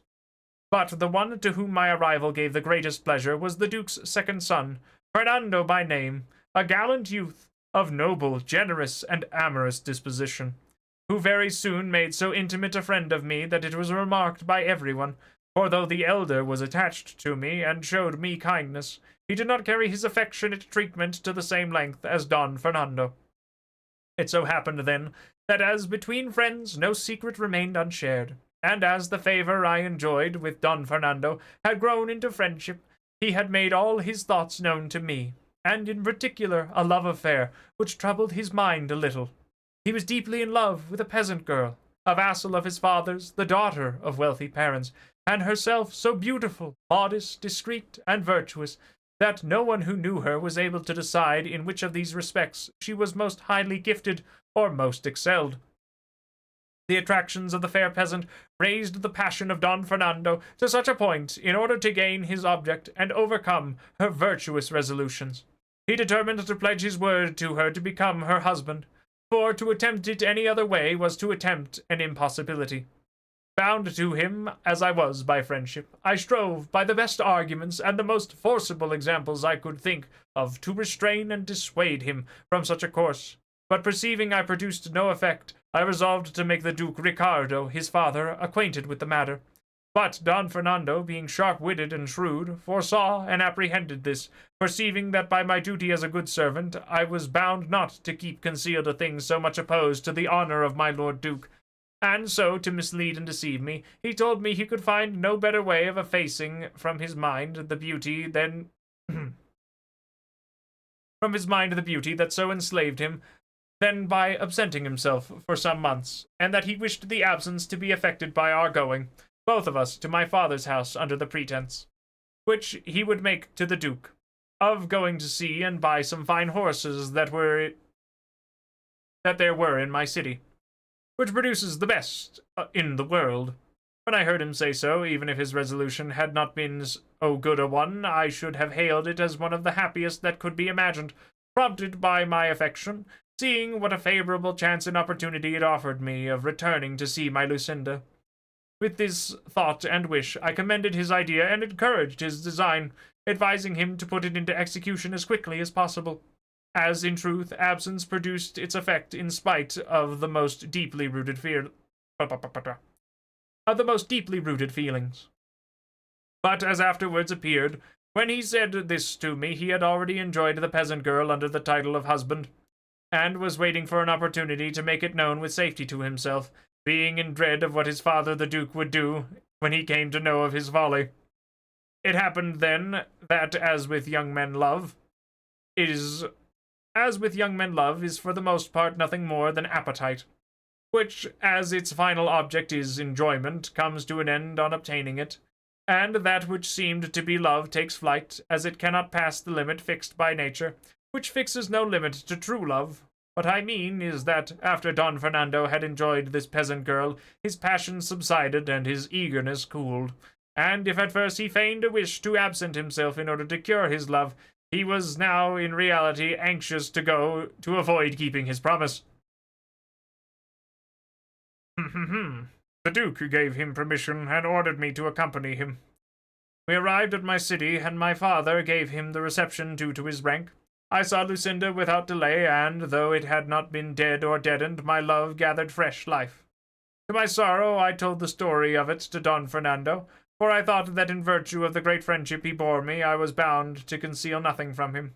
I extolled her beauty, her gaiety, her wit so warmly that my praises— oh no, I can see where this is going— that my praises excited in him a desire to see a damsel adorned by such attractions. To my misfortune, I yielded to it, showing her to him one night by the light of a taper at a window where we used to talk to one another. She appeared to him in her dressing gown. She drove all the beauties he had been seen until then out of his recollection. Speech failed him, his head turned, he was spellbound, and in the end love-smitten, as you will see in the course of the story of my misfortune. And to inflame still further his passion, which he hid from me and revealed to heaven alone, it so happened that one day he found a note of hers entreating me to demand her of her father in marriage, so delicate, so modest, and so tender that on reading it, he told me that in Lucinda alone were combined all the charms of beauty and understanding that were distributed among all the other women in the world. It is true, and I own it now, though that though I knew what good causes Don Fernando had to praise Lucinda, it gave me uneasiness to hear these praises from him, and I began to fear, and with reason to feel distrust of him, for there was no moment when he was not ready to talk of Lucinda, and he would start the subject himself, even though he dragged it in unseasonably, a circumstance that aroused in me a certain amount of jealousy. Not that I had feared any change in the constancy or faith of Lucinda, but still my fate led me to forebode what she assured me against. Don Fernando contrived always to read the letters I sent to Lucinda and her answers to me, under the pretense that he enjoyed the wit and sense of both. It so happened then that Lucinda, having begged of me a book of chivalry to read, one that she was very fond of, Amadeus of Gal, oh no. Don Quixote no sooner heard a book of chivalry mentioned than he said, "Had your worship told me at the beginning of your story that Lady Lucinda was fond of books of chivalry, no other laudation would have been requisite to impress upon me the superiority of her understanding, for it could not have been of excellence you describe had a taste for such a delightful reading been wanting. So, as far as I am concerned, you need waste no more words in describing her beauty, worth, and intelligence. For, on merely hearing what her taste was, I declare her to be the most beautiful and most intelligent woman in the world, and I wish your worship, along with Amadeus of Gaul, sent her the worthy Don Rugal of Greece, for I know the Lady Lucinda would greatly relish Darrieda and Garea. Garea? Yeah, we'll go with Garea. And the shrewd sayings of the shepherd Darinel, and the admirable verses of his bucolics, sung and delivered by him with such sprightliness, wit, and ease. But a time may come when this omission can be remedied, and to rectify it nothing more is needed than for your worship to be so good as to come with me to my village, for there I can give you more than 300 books, which are the delight of my soul and the entertainment of my life. Though it occurs to me that I have got not one of them now, thanks to the spite of a wicked and envious enchanters. But pardon me for having broken the promise we made not to interrupt your discourse, for when I hear chivalry or knights errant mentioned, I can no more help talking about them than the rays of sun can help giving heat, or the moon moisture, or those of the moon moisture. Pardon me, therefore, and proceed, for that is more to the purpose now." While Don Quixote was saying this, Cardenio allowed his head to fall upon his breast, and seemed plunged deep in thought, and though twice Don Quixote bade him go on with his story, he neither looked up nor uttered a word in reply, but after some time he raised his head and said, "I cannot get rid of the idea, nor will anyone in the world remove it, or make me think otherwise, and he would be a blockhead who would hold or believe anything else than that of the errant knave, Master Elisabad, made free with Queen Madisima." "But that is not true, by all that is good," said Don Quixote, in high wrath, turning upon him angrily, as his way was. "And it is a very great slander, or rather villainy. Queen Madisima was a very illustrious lady, and it is not to be supposed that so exalted a princess would have made free with a quack. And whoever maintains the contrary lies like a great scoundrel, and I will give him to know of it. And I will give him to know it, on foot or on horseback, armed or unarmed, by night or by day, or as he likes best." Cardenio was looking at him steadily, and his mad fit having now come upon him, he had no disposition to go on with his story, nor would Don Quixote have listened to it, so much had what he had heard about Madisma disgusted him. Strange to say, he stood up for her as if she were in earnest his veritable born lady.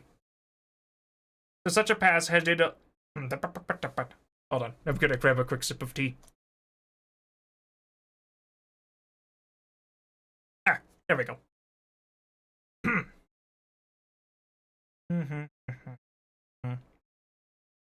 To such a pass had his unholy books brought him.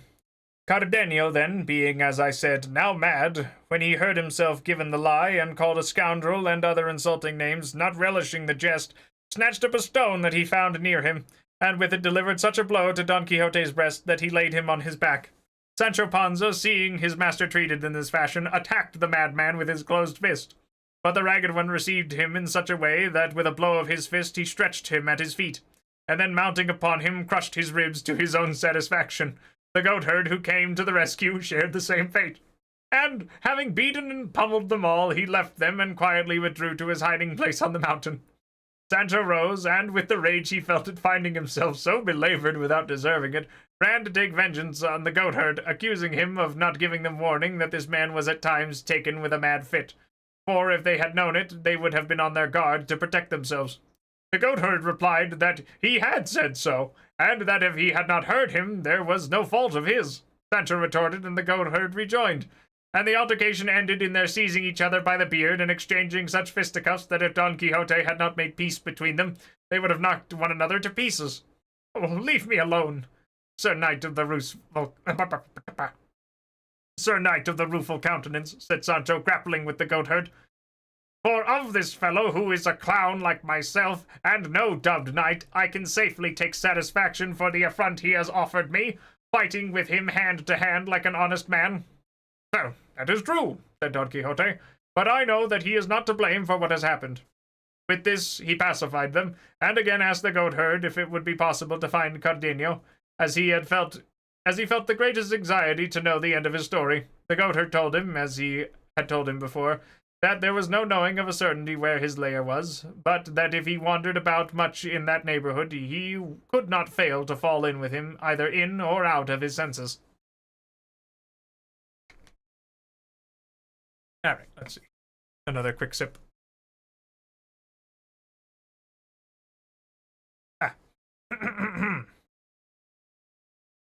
Chapter 25, of which treats of the strange things that happened to the stout knight of La Mancha in the Sierra Morena, and of his imitation of the penance of the Beltenebros. Beltenebros? Yeah, that sounds right. Don Quixote took leave of the goatherd, and once more, mounting Rocinante, bade Sancho follow him, which he, having no ass, did very discontentedly. They proceeded slowly, making their way into the most rugged part of the mountain, Sancho all the while dying to have a talk with his master, and longing for him to begin, so that there should be no breach of the injunction laid upon him, but unable to keep silence so long, he said to him, Señor Don Quixote, give me your worship's blessing and dismissal, for I'd like to go home at once to my wife and children, with whom I can at any rate talk and converse as much as I like. For to want me to go through these solitudes day and night and not to speak to you when I have a mind is burying me alive. If luck would have it that animals spoke as they did in the days of Quixote, it would not be so bad, because I could talk to Rocinante about whatever came into my head, and so put up with my ill fortune. But it is a hard case, and not to be borne without patience, to go seeking adventures all one's life, and get nothing but kicks, and blanketings, brickbats, and punches, and all with this, while having to sew up one's mouth, without daring to say what is in one's heart, just as if one were dumb. I understand thee, replied Don Quixote. Thou art dying to have the interdict I placed upon thy tongue removed. Consider it removed, and say what thou wilt, while we are wandering in these mountains. So be it, said Sancho. Let me speak now, for God knows what will happen by and by, and to take advantage of the permit at once, I ask, what made your lordship stand up so for that Queen Majimasa, or whatever her name was, or what did it matter whether the abbot was a judge in the matter? It is my belief the madman would have gone on with his story, and the blow of the stone, and the kicks, and more than half a dozen cuffs could have been escaped. For in faith, Sancho, answered Don Quixote, if thou knewest, as I do, what an honourable and illustrious Queen Madazima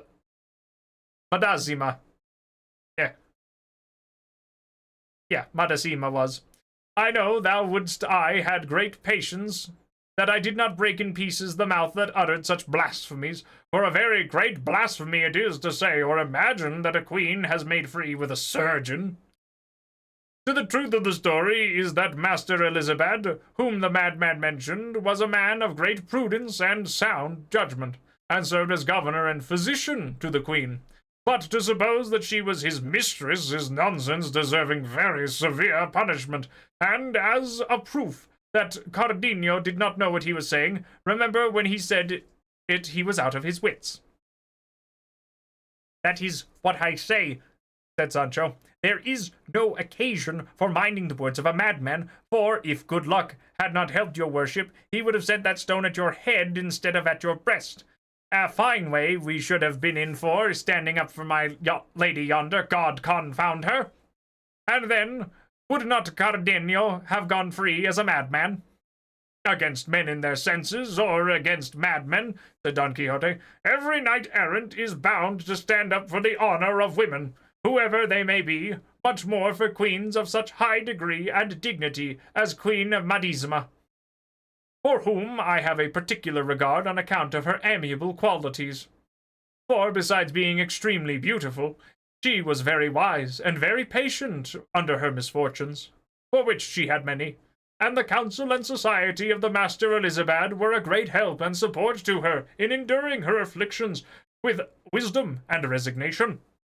Hence the ignorant and ill-disposed vulgar took occasion to say and think that she was his mistress, and they lie. I say it once more, and will lie 200 times more, all who think and say so. I neither say nor think so, said Sancho. Let them look to it. With their bread, let them eat it. They have rendered account to God whether they misbehaved or not. I come from my vineyard. I know nothing. I am not fond of prying into other men's lives. He who buys and lies feels it in his purse. Moreover, naked was I born, naked I find myself. I neither lose nor gain. But if they did, what is that to me? Many think there are flitches.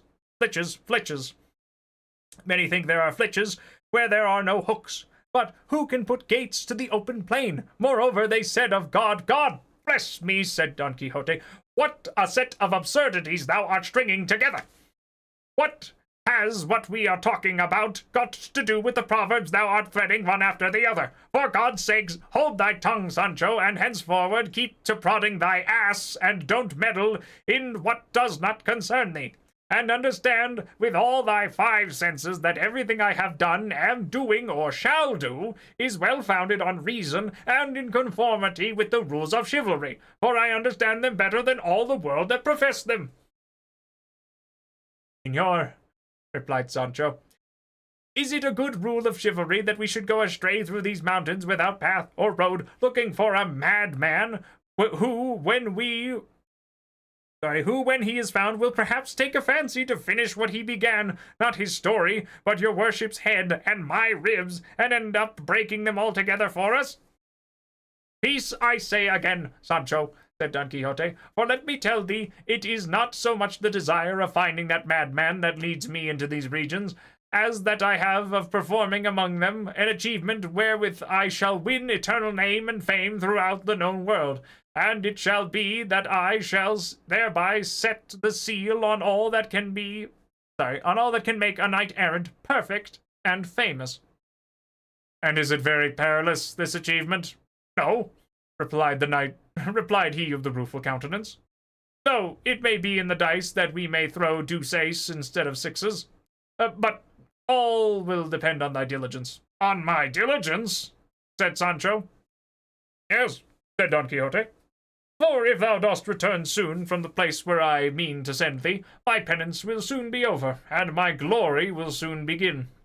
But it is not right to keep thee any longer in suspense, waiting to see what comes of my words. I would have thee know, Sancho, that the famous Amadis of Gaul was one of the most perfect knights-errant. I am wrong to say he was one. He stood alone, the first and only one, the lord of all that were in the world in his time. A fig for Don Belianis, and for all who say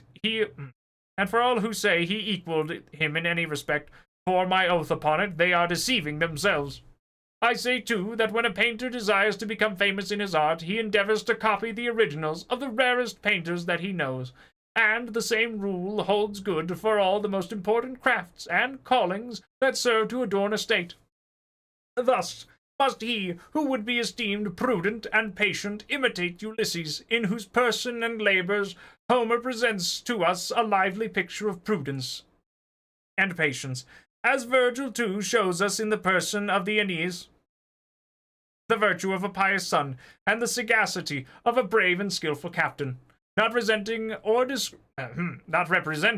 describing them as they were, but as they ought to be, so as to leave the example of their virtues to posterity. in the same way Amadeus was the pole star, day star, son of valiant and devoted knights, whom all we who fight under the banner of love and chivalry are bound to imitate. This, then, being so, I consider, friend Sancho, that the knight-errant who shall imitate him most closely will come nearest to reaching the perfection of chivalry.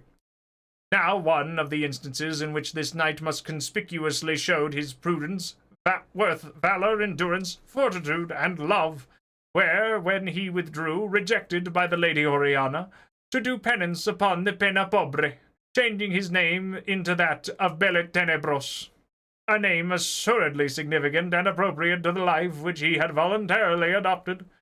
So, as it is easier for me to imitate him in this than in cleaving giants asunder, cutting off serpents' heads, slaying dragons, routing armies, destroying fleets, and breaking enchantments, and as this place is so well suited for a similar purpose, I must not allow the opportunity to escape which now so conveniently offers me its forelock.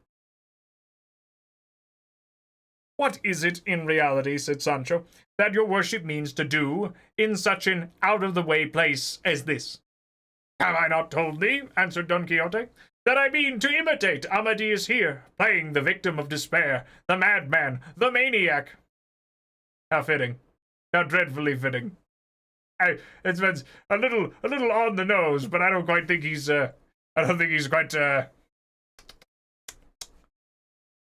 being facetious about that one. Anyway, so as at the same time to imitate the valiant Don Roland, when at the fountains he had evidence of the fair Angelica having disgraced herself with Medoro, and through grief thereat went mad, and plucked up trees, troubled the waters of the clear springs, slew shepherds, destroyed flocks, burned down huts, levelled houses, dragged mares after him, and perpetrated 100,000 other outrages of everlasting renown and record.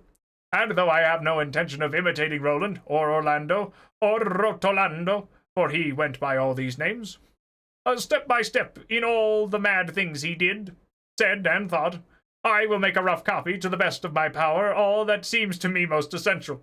But perhaps I shall content myself with the simple imitation of Amadeus, who, without giving way to any mischievous madness, but merely to tears and sorrow, gained as much fame as the most famous. Gonna have a quick sip of tea real quick.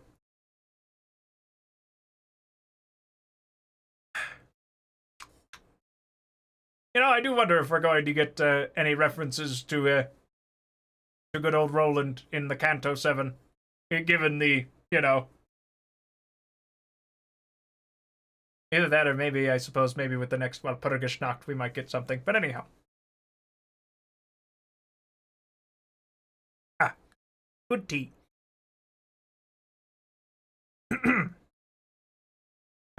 It seems to me, said Sancho, that the knights who behaved in this way had provocation and cause for those follies and penances, but what cause has your worship for going mad? What lady has rejected you, or what evidence have you found to prove that the Lady Dulcinea del Toboso has been trifling with a Moor or a Christian? Well, there is the point, replied Don Quixote, and that is the beauty of this business of mine. No thanks to a knight-errant for going mad when he has cause. The thing is to turn crazy without any provocation, and let my lady know, if I do this in the dry, that I would do in the moist. I'm not entirely sure. You know what? I'm just gonna have to look that one up later. I would do in the dry as in the moist. I've lost. Where is it? Ah, there it is.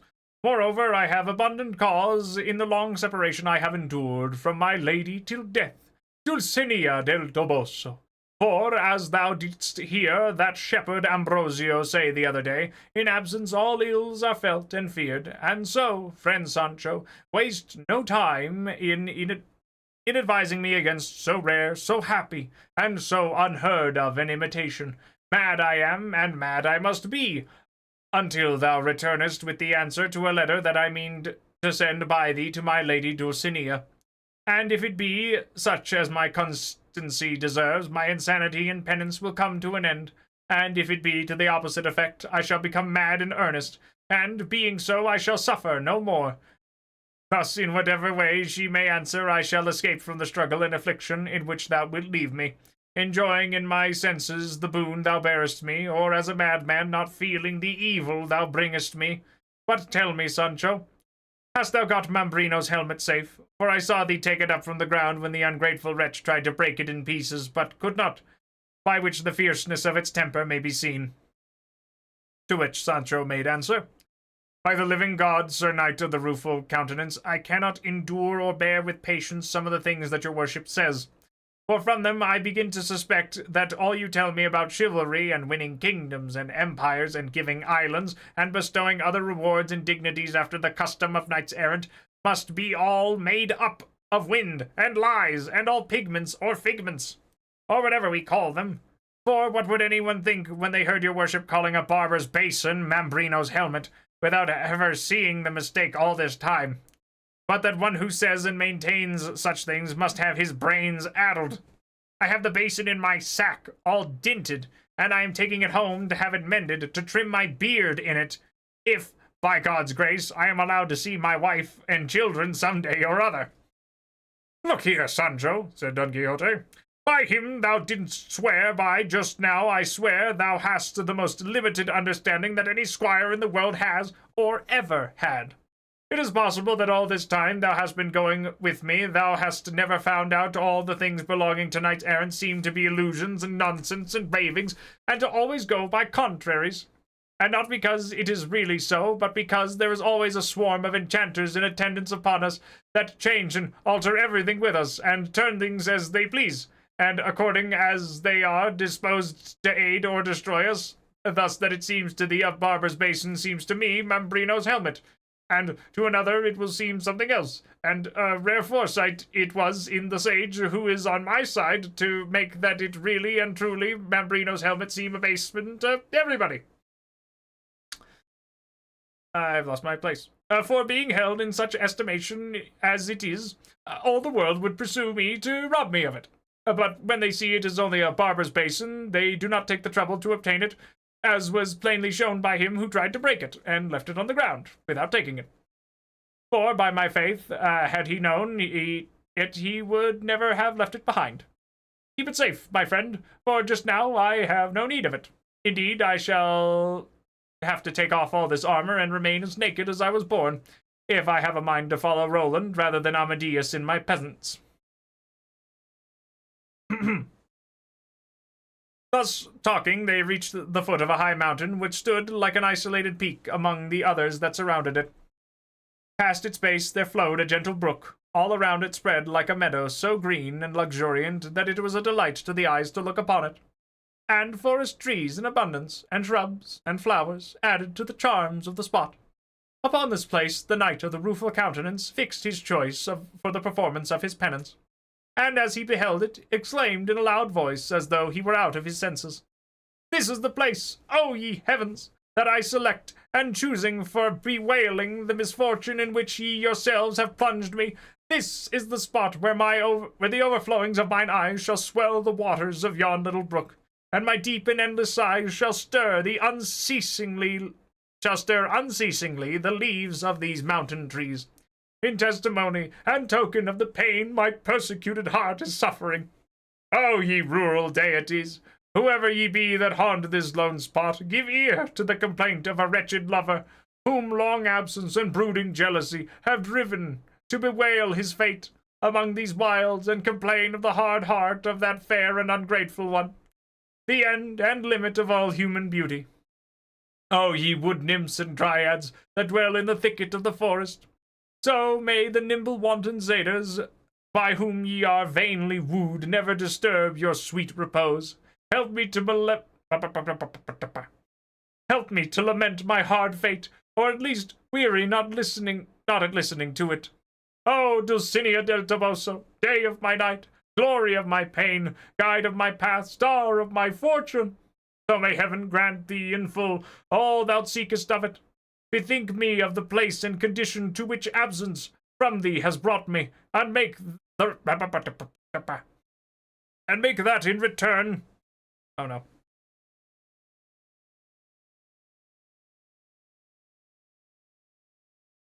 There it is. And make that in return kindness that is due to my fidelity. O lonely trees, that from this day forward shall bear me company in my solitude! Give me some sign, by the gentle movement of your boughs, that my presence is not distasteful to you. O thou, my squire, pleasant companion in my prosperous and adverse fortunes, fix well in thy memory what thou shalt see me do here, so that thou mayest relate and report it to the sole cause of all. And so saying, he dismounted from Rocinante, and in an instant relieved him of saddle and bridle, and, giving him a slap on the croup, said, He gives thee freedom, who is bereft of it himself, O steed, as excellent indeed as thou art unfortunate in thy lot. Begone where thou wilt, for thou bearest on thy forehead that neither Astolfo's hippogriff, nor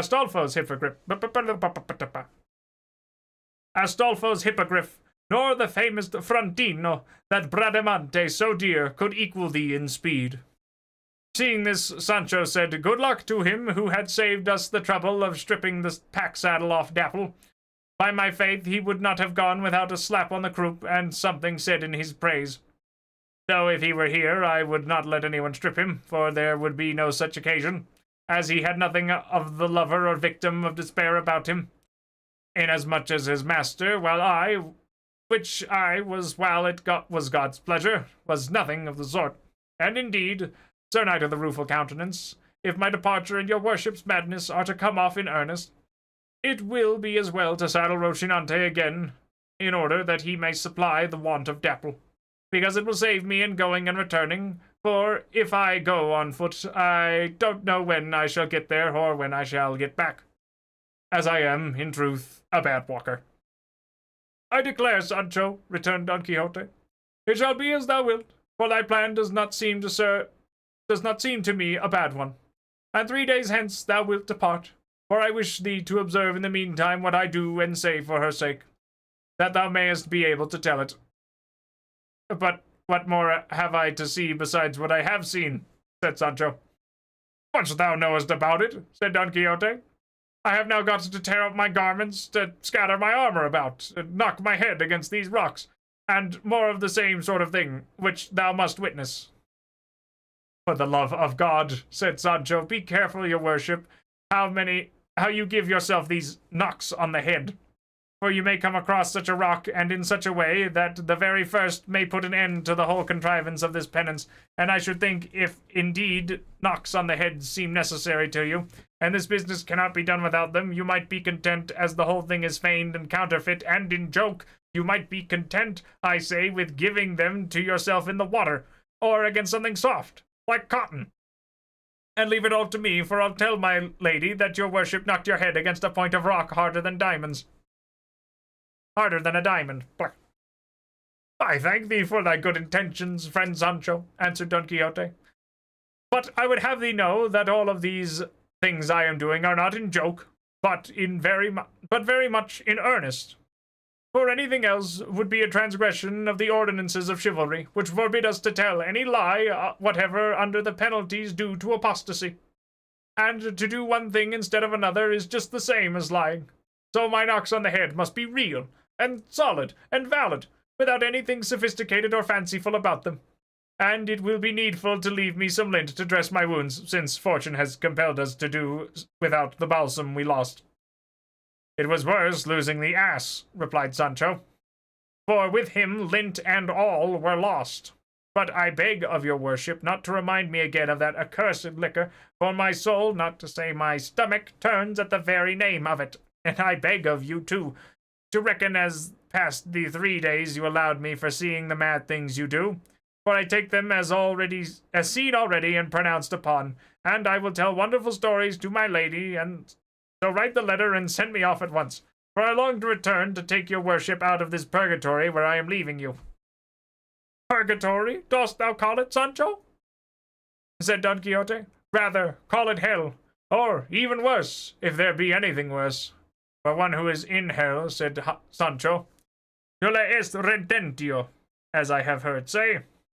I do not understand what redentio means, said Don Quixote. Redentio, answered Sancho, means that whoever is in hell never comes nor can come out of it. Which will be the opposite case with your worship, or my legs will be idle.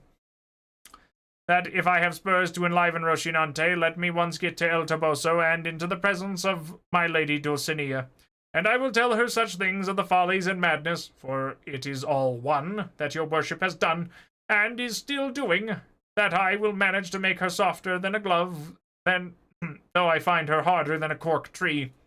And with her sweet and honeyed answer I will come back through the air like a witch, and take your worship out of this purgatory that seems to be hell, but is not, as there is hope of getting out of it. Which, as I have said, those in hell have not, and I believe your worship will not say anything to the contrary. "Oh, that is true," said he of the rueful countenance. "But how shall we manage to write this letter?" "And the ass-colt order, too," added Sancho.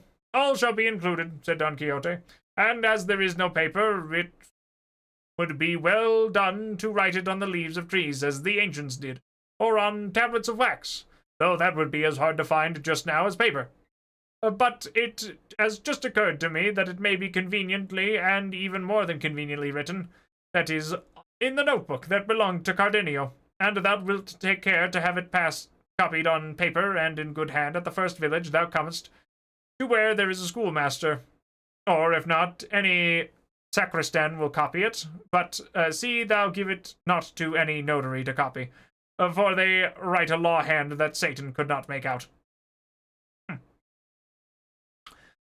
"But what is to be done about the signature? The letter of Amadis was never signed," said Don Quixote. "That is all very well," said Sancho, "but the order must needs be signed. If it is copied, that they will say the signature is false, and I shall be left without ass-colts."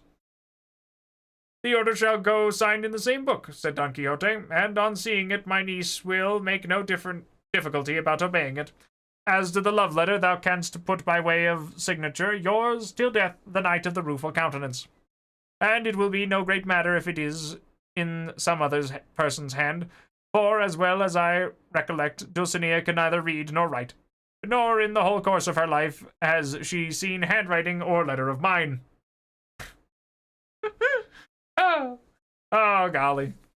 Let's see here. "For my love and hers have always been platonic, and not going beyond a modest look. Even that so seldom that I can safely swear I have not seen her 4 times in all these 12 years I have been loving her, more than the light of these eyes that the earth will one day devour. And perhaps even of those 4 times she has not once perceived that I was looking at her, which is the retirement and seclusion in which her father, Lorenzo Corchuelo, and her mother, Aldonza Nogales, have brought her up." So, said Sancho. "Lorenzo Corchuelo's daughter is the lady Dulcinea del Toboso, otherwise called Aldonza Lorenzo." "Why, she it is," said Don Quixote. "She it is that is worthy to be lady of the whole universe." "I know her well," said Sancho, "and let me tell you, she can fling a crowbar as well as the lustiest lass in all the town. Give her of all good, but she is a brave lass, and a right and stout one, and fit to be a helpmate to any knight-errant that is or is to be, who may make her his lady, the horse and wrench. What sting she has, and what a voice!" Oh, good gravy. This one's going to be a long one. "I can tell you one day she posted herself on the top of the belfry of the village to call some labourers of theirs that were in a ploughed field of her father's, and though they were better than a half-league off, they heard her as well as if they were at the foot of the tower. And the best of her is that she is not a bit prudish, for she has plenty of affability and jokes with everybody, and has a grin and a jest for everything. So, Sir Knight of the Rueful Countenance, I say you not only may and ought to do mad freaks for her sake, but you have a good right to give way to despair and hang yourself. And no one who knows of it but will say you did well, though the devil should take you, and I wish I were on my road already, simply to see her, for it is many a day since I saw her, and she must be altered by this time, for going about the fields always, and the sun and the air spoil women's looks greatly. But I must own the truth to your ownership, Señor Don Quixote. Until now I have been under a great mistake, for I truly and honestly believed that the lady Dulcinea must be some princess your worship was in love with, or some person great enough to deserve the rich presents you have sent her. such as the Biscayan and the galley slaves, and many more, no doubt, for your worship must have won many victories in the time when I was not yet your squire. But all things considered, what good can it do the Lady Aldonza Lorenzo, the Lady Dulcinea del Toboso, to have the vanquished your worship sends or will send coming to her and going down on their knees before her? Because maybe they'd think she'd be a hackling flax. Because maybe when they came she'd be hackling flax, or threshing on the threshing floor, and they'd be ashamed to see her, and she'd laugh or resent the present. I have now told thee many times, Sancho, said Don Quixote, that thou art a mighty great chatterer, and that with a blunt wit thou art always striving at sharpness. But to show thee what a fool thou art, and how rational I am, I would have thee listen to a short story. Thou must know that a certain widow fair, young, independent, and rich, and above all free and easy, fell in love with a sturdy, strapping young lay brother. His superior came to know of it, and one day said to the worthy widow, by way of brotherly remonstrance, I am surprised, signora, and not without good reason, that a woman of such high standing, so fair and so rich as you are, should have fallen in love with such a mean, low, stupid fellow as so-and-so. When in this house there are so many masters, graduates, and divinity students, from among whom you might choose as if they were a lot of pears, saying, this one I'll take, this one I won't take. But she replied to him with great sprightliness and candor, my dear sir, you are very much mistaken, and your ideas are very old-fashioned. If you think that I have made a bad choice in so-and-so, fool as he seems, because for all I want with him, he knows as much and more philosophy than Aristotle. For in the same way, Sancho, for all I want with Dulcinea del Toboso, she is just as good as the most exalted princess on earth. It is not to be supposed that all those poets who sang the praises of ladies under the fancy names they give them had any such mistresses. Thinkest thou of the Amaryllis, the Phyllis, the Silvias, the Dianas, the Galates, the Philidas, and all the rest of them? The books, the ballads, the barber shops, the theatres are full of, where really and truly ladies of flesh and blood, and mistresses of those that glorify and have glorified them? Nothing of the kind. They only invent them, for the most part, to furnish a subject for their verses. And they may pass for lovers, or for men valiant enough to be so.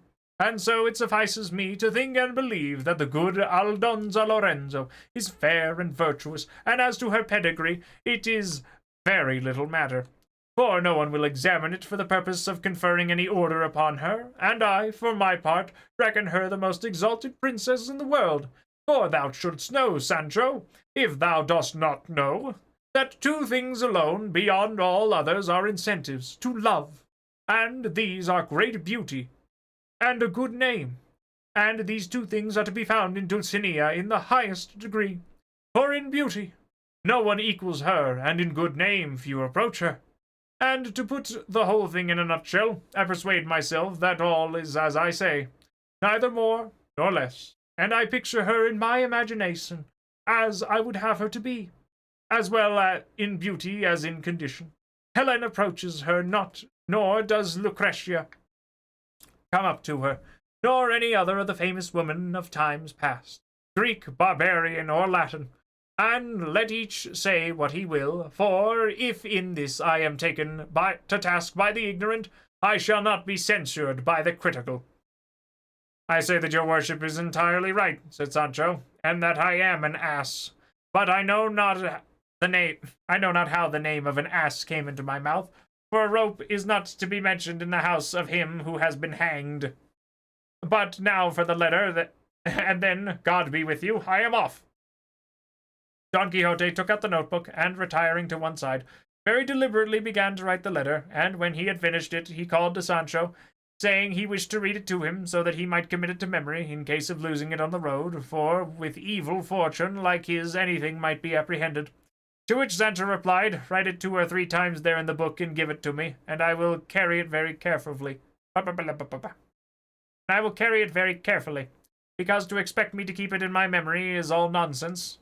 But, for I have a bad one, that I often forget my own name.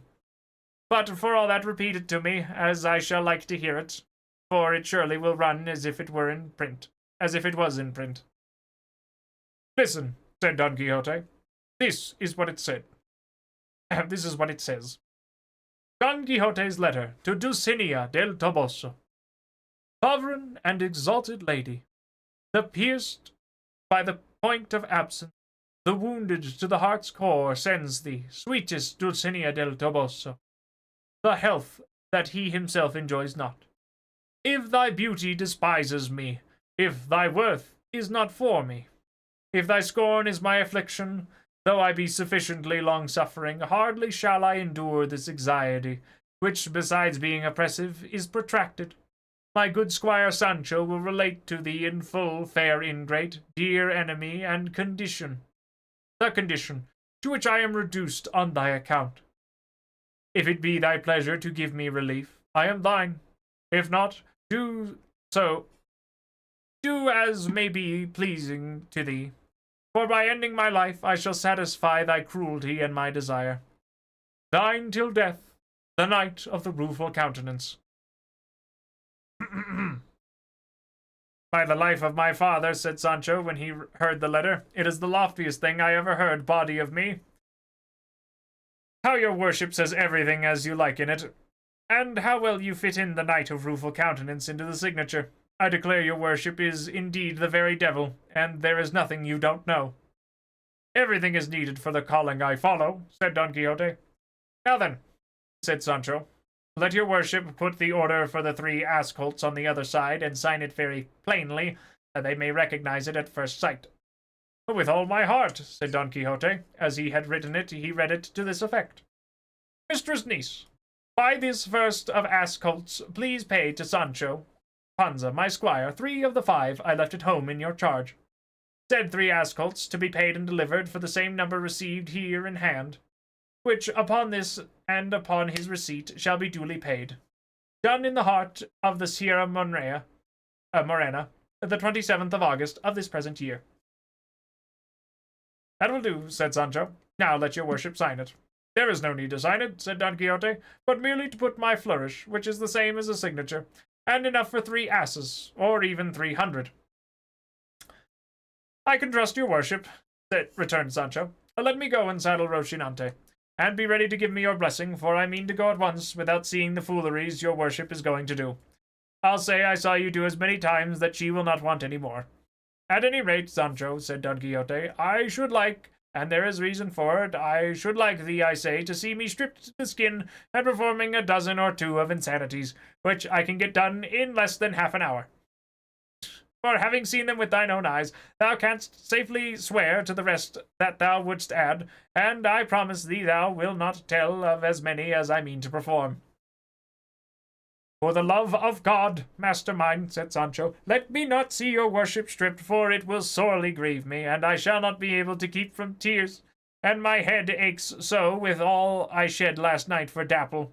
I am not fit to begin any fresh weeping, but if it is your worship's pleasure I should see some insanities, do them in your clothes, short ones, and such as come readiest to hand, for I myself want nothing of the sort. And as I have said, it will be saving time for my return, which will be with the news your worship desires and deserves.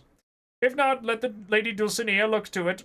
If she does not answer reasonably, I swear as solemnly as I can that I will fetch a fair answer out of her stomach with kicks and cuffs. For why should it be born with a knight-errant as famous as your worship should go mad without rhyme or reason for a...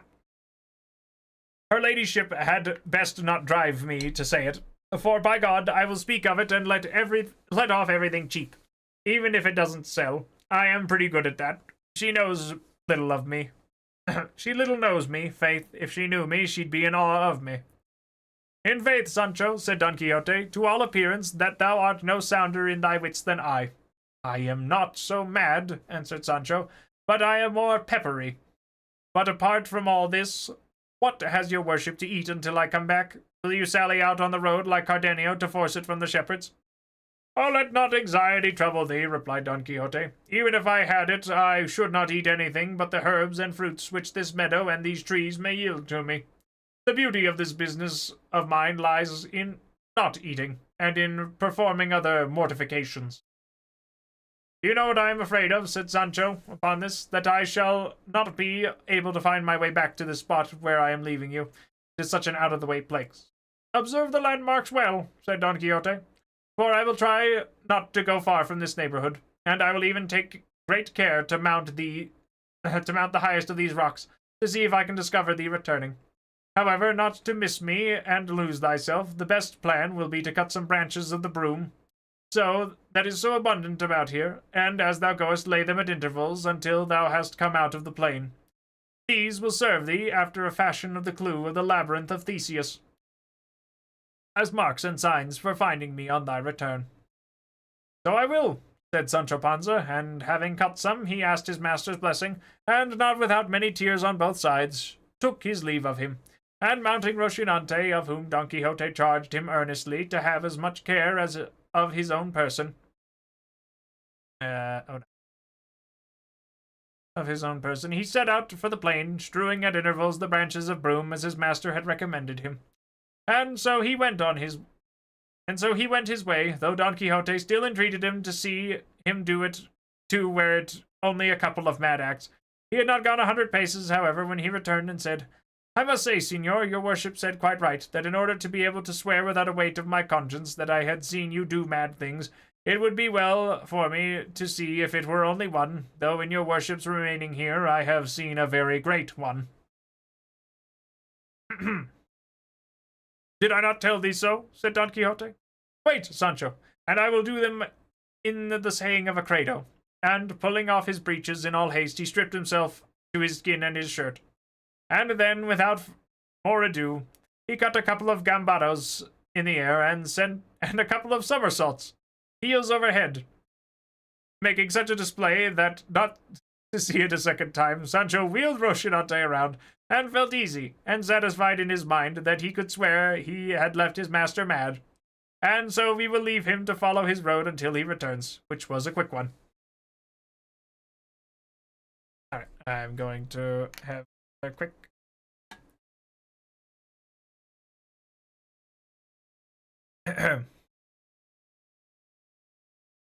I kind of wish that we followed Sancho's trip back, but I suppose maybe we'll get to that in another chapter. I'm going to have a little more tea.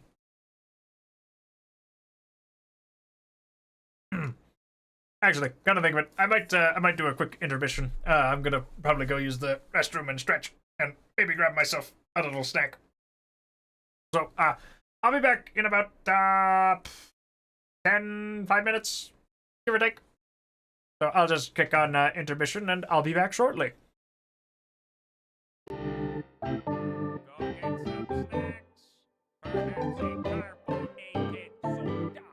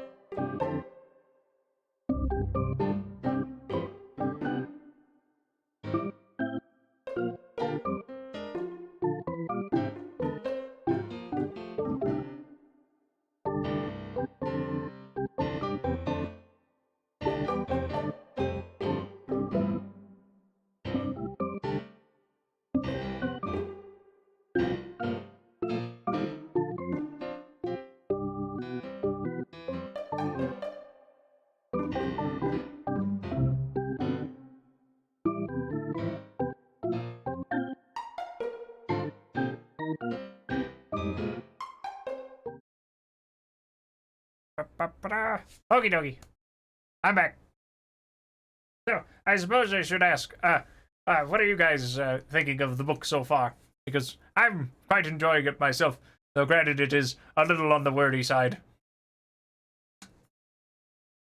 Not to say that I mind it, of course. More of my...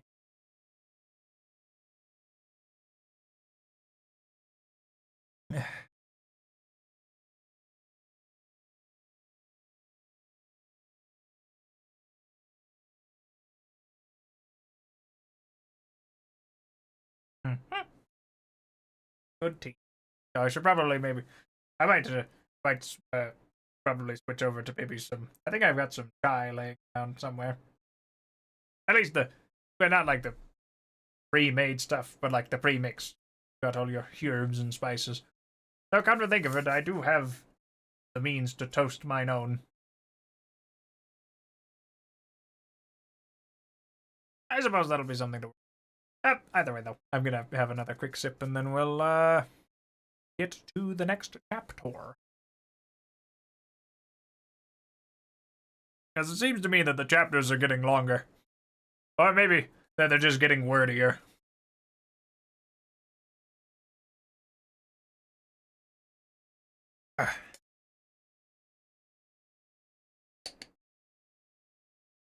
There. Chapter 26, in which are continued the refinements where the Don Quixote played the part of a lover in the Sierra Morena. Returning to the proceedings him of the rueful countenance when he found himself alone, the history says that when Don Quixote had completed the performance of the somersaults or capers, naked from the waist down and clothed from the waist up, he saw that Sancho had gone off without waiting to see any more crazy feats. He climbed to the top of a high rock, and there set himself to consider what he had several times before considered without ever coming to any conclusion on the point, namely whether it had been better and more to his purpose to imitate the outrageous madness of Roland, or the melancholy madness of Amadis, and communing with himself, he said, "What wonder is it Roland was so good a knight and so valiant as everyone saying he was, when, after all, he was enchanted, and nobody could kill him save by thrusting a corking pin into the sole of his foot.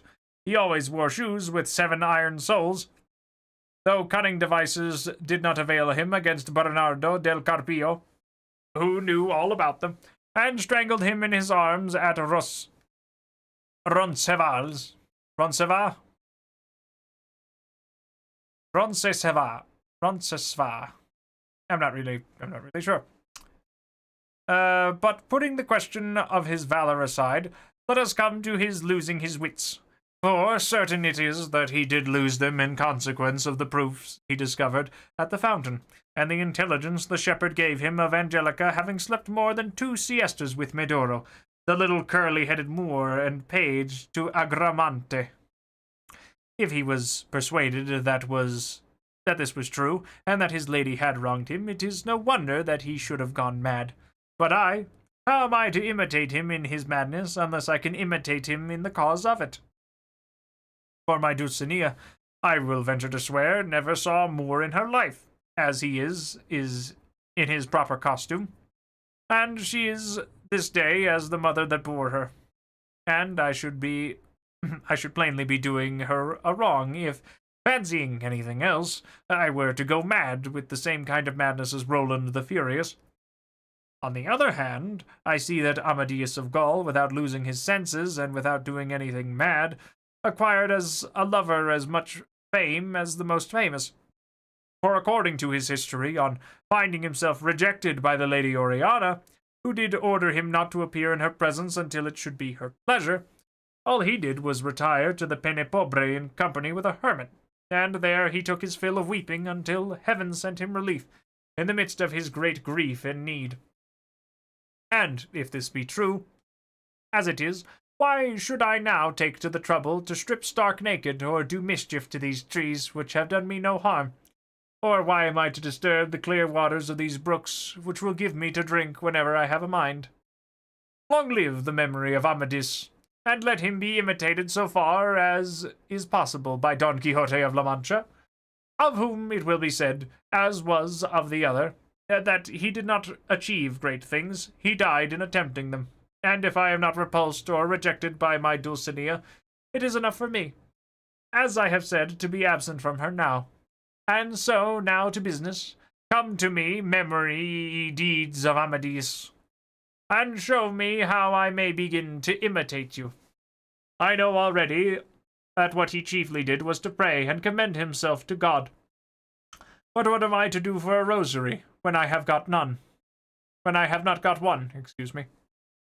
And then it occurred to him how he might make one, and that was by tearing off a great strip of the tail of his shirt which hung down, and making 11 knots on it, one bigger than the rest, and this served him as a rosary all the time he was there, during which he repeated countless Ave Marias. But what distressed him greatly was not having another hermit there to confess him and receive consolation from, and so he solaced himself with pacing up and down the little meadow, and writing and carving on the bark of the trees, and said on the fine sand a multitude of verses, all in harmony with his sadness, and some in praise of Dulcinea.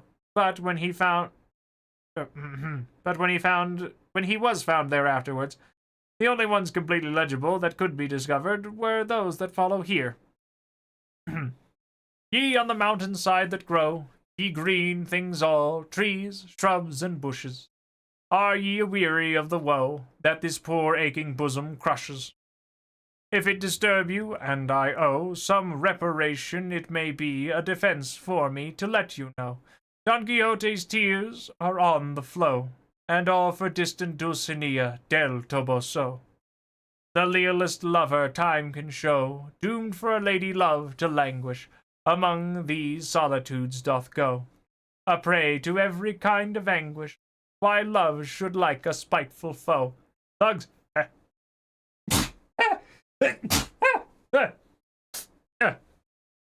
My apologies.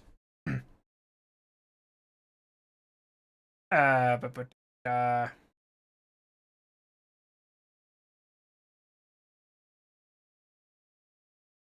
lealest lover time can show, doomed for a lady love to languish, among these solitudes doth go, a prey to every kind of anguish, why love should like a spiteful foe. Thus use him he hath no idea, but hogshead full this doth he know, and Don Quixote's tears are on the flow, all for distant Dulcinea del Toboso.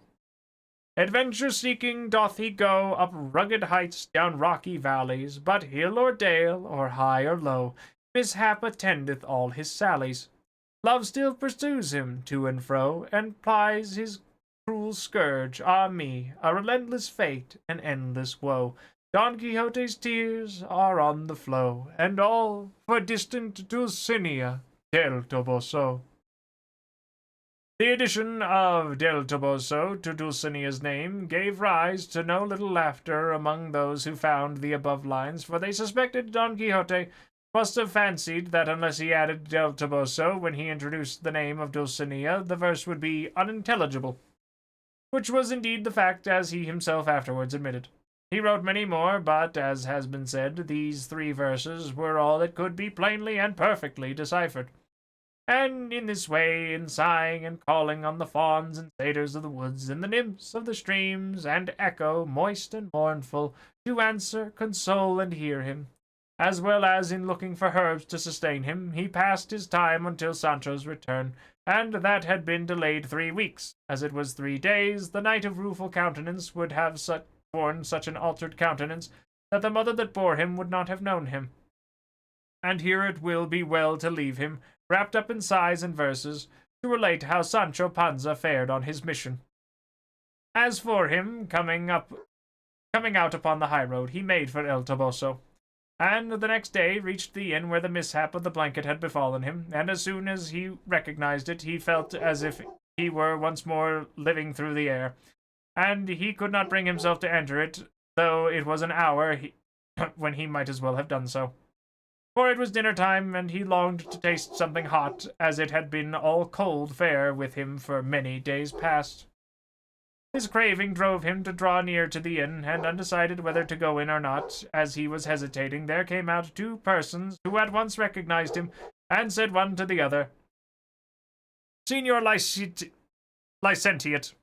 is it not he on the horse there, Sancho Panza, who our adventurer's housekeeper told us went off with her master as esquire? So it is, said the licentiate, and that is our friend Don Quixote's horse. And if they knew him so well, it was because they were the curate and the barber of his own village, the same who had carried out the scrutiny and sentence upon the books, and as soon as they recognized Sancho Panza and Rocinante, being anxious to hear of Don Quixote, they approached, and calling him by his name, the curate said, there we go. The curate said, Friend Sancho Panza, where is your master? Sancho recognized them at once, and determined to keep secret the place and circumstances where and under which he left his master. So he replied that his master was engaged in a certain quarter on a certain matter of great importance to him, which he could not disclose for the eyes in his head. Oh, nay, nay, said the barber, if you don't tell us where he is, Sancho Panza, we will suspect, as we suspect already, that you have murdered and robbed him, for here you are, mounted on his horse. In fact, you must produce the master of the hack, or else take the consequences. Oh, there is no need of threats with me, said Sancho, for I am not a man to rob or murder anybody, let alone his fate. Let his own fate, or God who made him, kill each other. My master is engaged very much to his taste, doing penance in the midst of these mountains. And then, offhand and without stopping, he told them how he had left them, and what adventures had befallen him, and how he was carrying a letter to the Lady Dulcinea del Toboso, the daughter of Lorenzo Corchuelo, with whom he was head over head and ears in love. They were both amazed at what Sancho Panza told them, for though they were aware of Don Quixote's madness and the nature of it, each time they heard of it, they were filled with fresh wonder. They then asked Sancho Panza to show them the letter he was carrying to the Lady Dulcinea del Toboso. He said it was written on a notebook, and that his master's directions were that he should have it copied on paper at the first village he came to. On this the curate said if he showed it to him, he himself would make a fair copy of it. Sancho put his hand to his bosom in search of the notebook, but could not find it. Nor if he had been searching until now, could he have found it, for Don Quixote had kept it, and had never given it to him. Nor had he himself thought of asking for it. When Sancho discovered he could not find the book, his face grew deadly pale, and in great haste he again felt his body all over, and, seeing plainly it was not to be found, without more ado, he seized his beard with both hands and plucked away half of it. And then, as quick as he could, and without stopping, he gave himself 6 cups in the face and nose until they were bathed in blood. Seeing this, the curate and the barber asked him what had happened, that he gave himself such rough treatment. What should happen to me, replied Sancho, but to have lost from one hand to the other in a moment 3 ass-colts, each of them like a castle. How is that? Said the barber. I have lost the notebook, said Sancho, that contained the letter to Dulcinea, and an order signed by my master in which he directed his niece to give me 3 ass-colts out of the 4 or 5 he had at home. And he then told them about the loss of Dapple. The curate consoled him, telling him that when his master was found he would get him to renew the order, and make a fresh draft on paper, as was usual and customary, for those made in notebooks were never accepted or honored. Sancho comforted himself with this, and said that if that were so, the loss of Dulcinea's letter did not trouble him as much, for he had it almost by heart, and it could be taken down from him whenever and wherever they liked. Repeat it then, Sancho, and we will write it down afterwards. Sancho Panza stopped to scratch his head and to bring back the letter to his memory, and balanced himself on one foot, now on the other, one moment staring at the ground, next at the sky, and after having half gnawed off the end of a finger, and kept them in suspense, waiting for him to begin, he said after a long pause, "By God, Signor Licentiate, a devil of a thing I can recollect of the letter, but it said at the beginning, exalted and scrubbing lady." "It cannot have said scrubbing," said the barber, "but superhuman or sovereign." "That is it," said Sancho. "Then, as well as I remember it, it went on, the wounded and wanting of sleep, and the pierced kisses your worship's hands, ungrateful and very unrecognized, fair one. And it said something or other about health and sickness that he was sending her, and from that it went tailing off until it ended with, yours till death, the Knight of the Rueful Countenance. It gave them no little amusement, both of them, to see what a good memory Sancho had, and they complimented him greatly upon it, and begged him to repeat the letter a couple times more, so that they too might get it by heart to write it out by and by. Sancho repeated it 3 times, and as he did, he uttered 3,000 more absurdities. Then he told them more about his master, but he never said a word about the blanketing that had befallen himself in that inn, in which he refused to enter. He told them, moreover, how his lord, if he brought him a favourable answer from the Lady Dulcinea del Toboso, was to put himself in the way of endeavouring to become an emperor, or at least a monarch. For it had been so settled between them, and with his personal worth and might of his arm, it was an easy matter to come to be one. And how, on becoming one, his lord was to make a marriage for him, as he would be a widower by that time, as a matter of course, and was to give him as a wife one of the damsels of the empress, the heiress of some rich and grand state on the mainland, having nothing to do with highlands of any sort, for he did not care for them now. All this Sancho delivered with so much composure, wiping his nose from time to time, and with so little common sense that his 2 hearers were again filled with wonder at the force of Don Quixote's madness that could run away with this poor man's reason. They did not care to take the trouble of disabusing him of his error, as they considered that since it did not in any way hurt his conscience, it would be better to leave him in it.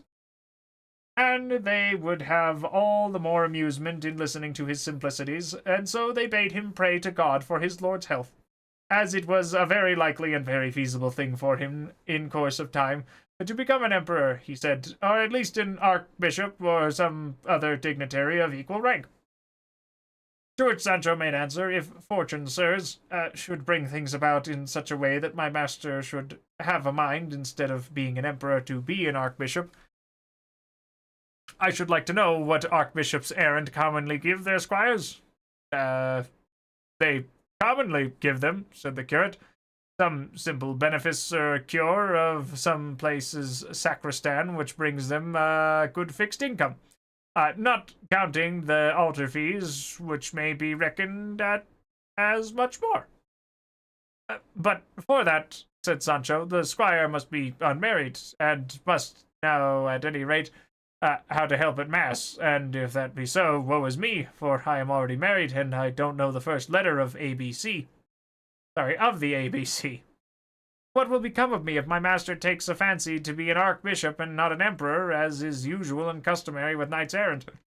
Oh, be not uneasy, friend Sancho, said the barber, for we will entreat your master and advise him, even urging it upon him, as a case of conscience, to become an emperor and not an archbishop, because it will be easier for him, as he is more valiant than lettered. So I have thought, said Sancho, though I can tell you he is fit for anything. What I mean to do, for my part, is to pray to our Lord to place him where it may be best for him, where he may be able to bestow more favours upon me. You speak like a man of sense, said the curate, and you will be acting like a good Christian. But what must now be done is to take steps and to coax your master out of that useless penance you say he is performing, and we had best turn into this inn to consider what plan to adopt, and also to dine, for it is now time. Sancho said they might go in, but that he would wait here outside, and that he would not tell them afterwards the reason why he was unwilling, and why it did not suit him to enter it. But he begged them to bring him out something to eat, and let it be hot, and also bring some barley for Rocinante. They left him and went in, and presently the barber brought him something to eat. By and by, after they had between them carefully thought over what they should do to carry out their object, the curate hit upon the notion, very well adapted to humour Don Quixote, and effect their purpose, and his notion, which he explained to the barber, was that he himself should assume the disguise of a wandering damsel, while the other should try as best as he could to pass for a squire, so that they should thus proceed to where Don Quixote was, and pretending to be aggrieved and an aggrieved and distressed damsel, should ask a favour of him, which, as a valiant knight-errant, he could not refuse to grant, and the favour he meant to ask him was that he should accompany him whither she would conduct him, in order to redress a wrong which a wicked knight had done her, While at the same time, she should entreat him not to require her to remove her mask, nor ask her any question touching her circumstances, unless he had righted her with the wicked knight. And he had no doubt that Don Quixote would comply, and take him to his own village, where they would endeavor to find out if his extraordinary madness admitted any kind of remedy. Alright, I'll probably get one more chapter out of the way, and then I might shift gears to Crusader Kings 3. Yeah, that sounds alright. Because I've been told that their new DLC is quite peak, as the children say. But anyhow. Chapter 27 of how the curate and the barber proceeded with their scheme, together with other matters worthy of record in this great history. The curate's plan did not seem a bad one to the barber, but on the contrary so good that they immediately set about putting it into action. Oh, hold on a moment, I'm receiving a text message.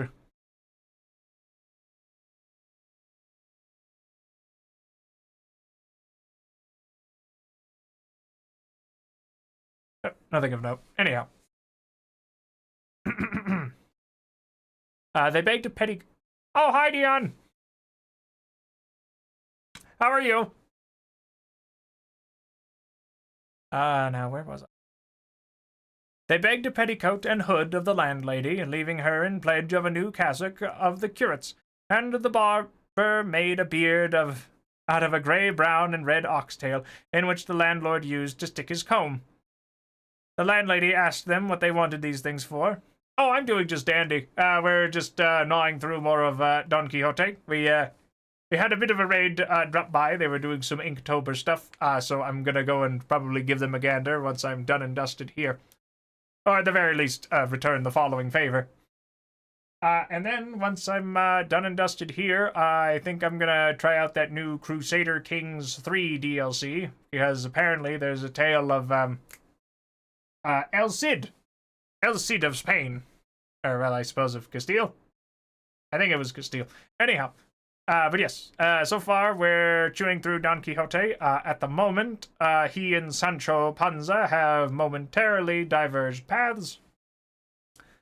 So, now we've got Don Quixote's pals, the barber and the licentiate, going on their merry way to try and, or the curate, excuse me, and the barber to go and try and wrangle Don Quixote back to his hometown, because he's currently stripped, basically buck naked, doing somersaults in the mountains, screaming at the heavens. However, he was debating, like, now, should I go crazy like Roland, or should I go crazy like Amadis? To which he said, I'll go with Amadis, because Roland is like a little too crazy. But anyhow, where was I?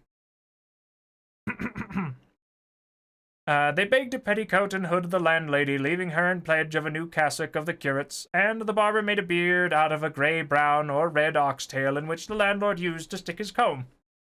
The landlady asked them what they wanted these things for, and the curate told her in a few words about the madness of Don Quixote, and how this disguise was intended to get him away from the mountain where he was, and the landlord and landlady immediately came to the conclusion that the madman was their guest, the balsam man and master of the blanketed squire, and they told the curate all that had passed between him and them, not omitting what Sancho had been so silent about. Finally, the landlady dressed up the curate in a style that left nothing to be desired. She put on him a cloth petticoat with black velvet stripes on a palm broad, all slashed, and a bodice of green velvet set off by a binding of white satin, as well as the petticoat must have been in the time of King Juanba. The curate had not let him hood them, but put on his head a little quilted linen cap that he had used for a nightcap, and bound his forehead with a strip of black silk. Well, with another he made a mask, with which he concealed his beard and face very well. He then put on his hat, which was broad enough to serve him for an umbrella, and enveloping himself in his cloak, seated himself woman fashion on his mule. while the barber mounted his with a beard down to the waist of mingled red and white, for it was, as has been said, the tail of a clay-red ox. They took leave of all, and of the good Maritornes, who, sinner as she was, promised to pray a rosary of prayers that God might grant them success in such an arduous and Christian undertaking as they had in hand. But hardly had he sallied forth from the inn when it struck the curate that what he was doing wrong in rigging himself out in that fashion, as it was an indecorous thing for a priest to dress himself that way, even though much might depend on it. And saying so to the barber, he begged him to change dresses, as it was fitter he should be the distressed damsel, while he himself would play the squire's part, which would be no less derogatory to his dignity. Otherwise he was resolved to have nothing more to do with the matter, and let the devil take Don Quixote. Just at this moment Sancho came up, and on seeing the pair in such costume he was unable to restrain his laughter. The barber agreed, however, to do as the curate wished, and altering their plan, the curate went on to instruct him on how to play his part, and what to say to Don Quixote to induce and compel him to come with them, and give up his fancy for the place he had chosen for his idle penance. The barber told him he could manage it properly without any instruction, and as he did not care to dress himself up until they were near where Don Quixote was, he folded up the garments, and the curate adjusted his beard, and they set out under the guidance of Sancho Panza, who went along telling them of the encounter with the madman they met in the Sierra, saying nothing, however, about the finding of the valise and its contents, for with all his simplicity the lad was a trifle covetous. Can't really blame him. He's had a bit of a rough go in terms of, losing everything. The next day they had reached the place where Sancho had laid the broom branches as marks to direct him to where he had left his master, and recognizing it, he told them that here was the entrance, and that they would do well to dress themselves if that was required to deliver his master, for they had already told him that going in this guise and dressing in this way were of the highest importance in order to rescue his master from the pernicious life he had adopted. And they charged him strictly not to tell his master of who they are, or that he knew them, and should he ask, as ask he would, if he had given the letter to Dulcinea, to say that he had, and that as she did not know how to read, she had given an answer by word of mouth, saying that she commanded him, on pain of her displeasure, to come and see her at once, and it was a very important matter for himself, because in this way, and with what they meant to say to him, they felt sure of bringing him back to a better mode of life, and inducing him to take immediate steps to become an emperor or monarch, for there was no fear of his becoming an archbishop. All this Sancho listened to, and fixed it well in his memory, and thanked them heartily for intending to recommend his master to be an emperor instead of an archbishop. Oh, right, I forgot to read the chapter title. Hold on, I'll finish the paragraph real quick.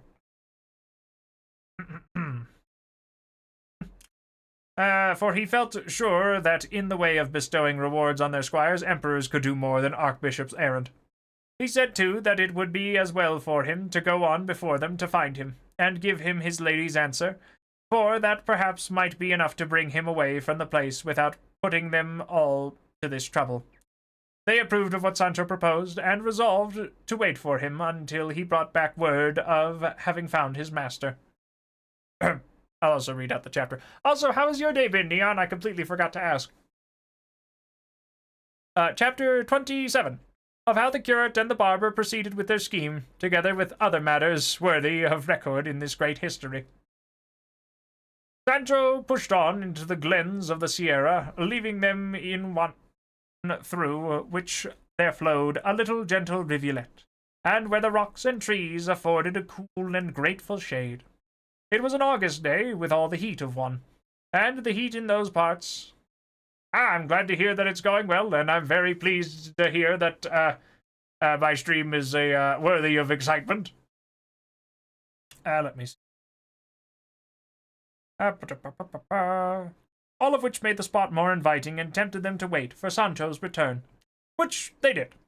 They were reposing then in the shade when a voice, unaccompanied by the notes of any instrument, but sweet and pleasing in its tone, reached their ears, at which they were not a little astonished, as the place did not seem to them likely quarters for one who sang so well. And For though it is often said that shepherds of rare voice are to be found in the woods and fields, this is rather a flight of the poet's fancy than the truth. And still more surprised were they perceived what they heard sung were the verses, not of rustic shepherd, but of polished wits of the city, and so it proved, for the verses they heard were these. What makes my quest of happiness seem vain? Disdain. What bids me to abandon hope of ease? Jealousies. What holds my heart in anguish of suspense? Absence. If that be so, then for my grief, where shall I turn to seek relief, when hope on every side lays slain by absence, jealousies, disdain? What the prime cause of all my woe doth prove? Love. Prov? I guess they must be pronounced prov. What at my glory looks askance? Chance. When is permission to afflict me given? Heaven. If that be so, I but await the stroke of a resistless fate, since working for my woe these three, love, chance, and heaven in league I see. What must I do to find a remedy? Die. What is the lure for love when coy and strange? Change. What if all fail will cure the heart of sadness? Madness. If that be so, it is but folly to seek a cure for melancholy. Ask where it lies, the answer saith, in change, in madness, or in death. The hour, the summer season, the solitary peace, the voice and skill of the singer, all contributed to the wonder and delight of the two listeners, who remained still, waiting to hear something more. Finding, however, that the silence continued some time, they resolved to go in search of the musician who sang with so fine a voice. But just as they were about to do so, they were checked by the same voice, which once more fell upon their ears, singing this. A sonnet. When heavenward, holy friendship, thou didst go, soaring to seek thy home beyond the sky, and take thy seat among the saints on high, it was thy will to leave on earth below thy semblance and upon it to bestow thy veil, wherewith at times hypocrisy, parading in thy shade, deceives the eye, and makes its vileness bright as virtue's show. Friendship return to us, or force the cheat that wears it now thy lavery to restore, by aid whereof sincerity is slain. If thou wilt not unmask thy counterfeit, this earth will be the prey of strife once more, when a primeval discord held its reign. Primeval, excuse me. The song ended with a deep sigh, and again the listeners remained, waiting attentively for the singer to resume. But perceiving that the music had now turned to sobs and heart-rending moans, they determined to find out who the unhappy being could be, whose voice was as rare as his sighs were piteous. And they had not proceeded far, when, turning on the corner of a rock, they discovered a man of the same aspect and appearance as Sancho had described to them when he told them the story of Cardenio. He, showing no astonishment when he saw them, stood still, with his head bent down upon his breast, like one deep in thought, without raising his eyes to look at them after the first glance when they suddenly came upon him. The curate, who was aware of his misfortune, recognized him by the description, being a man of good address, approached him, and in a few sensible words entreated and urged him to quit a life of such misery, lest he should end it there, which would be the greatest of all misfortunes. Cardenio was then in his right mind, free from any attack of that madness which so frequently carried him away, and seeing them dressed in a fashion so unusual among the frequenters of these wilds, could not help showing some surprise, especially when he heard them speak of his case as if it were a well-known matter, for the curate's words gave him to understand as much. So he replied to them thus. I see plainly, sirs, whoever you may be, that heaven, whose care it is to succor the good, and even the wicked very often, here in this remote spot, cut off from human intercourse sends me, though I deserve it not. Those who seek to draw me away from this to some better retreat, showing me many and forcible arguments about how unreasonably I act in leading in the life I do. But as they know that if I escape from this evil I shall fall into another still greater, perhaps they will set me down as a weak-minded man, or, what is worse, one devoid of reason. Nor would it be any wonder, for I myself can perceive that the effect of the recollection of my misfortunes is so great, and works so powerfully to my ruin, that in spite of myself I become at times like a stone, without feeling or consciousness, and I come to feel the truth of it when they tell me and show me proofs of the things I have done when the terrible fit overmasters me. And all I can do is bewail my lot in vain, and idly curse my destiny, and plead for my madness by telling how it was caused, to any that care to hear it. For no reasonable beings on learning the cause will wonder at the effects, and if they cannot help me, at least they will not blame me. And the repugnance they feel at my wild ways will turn into pity for my woes.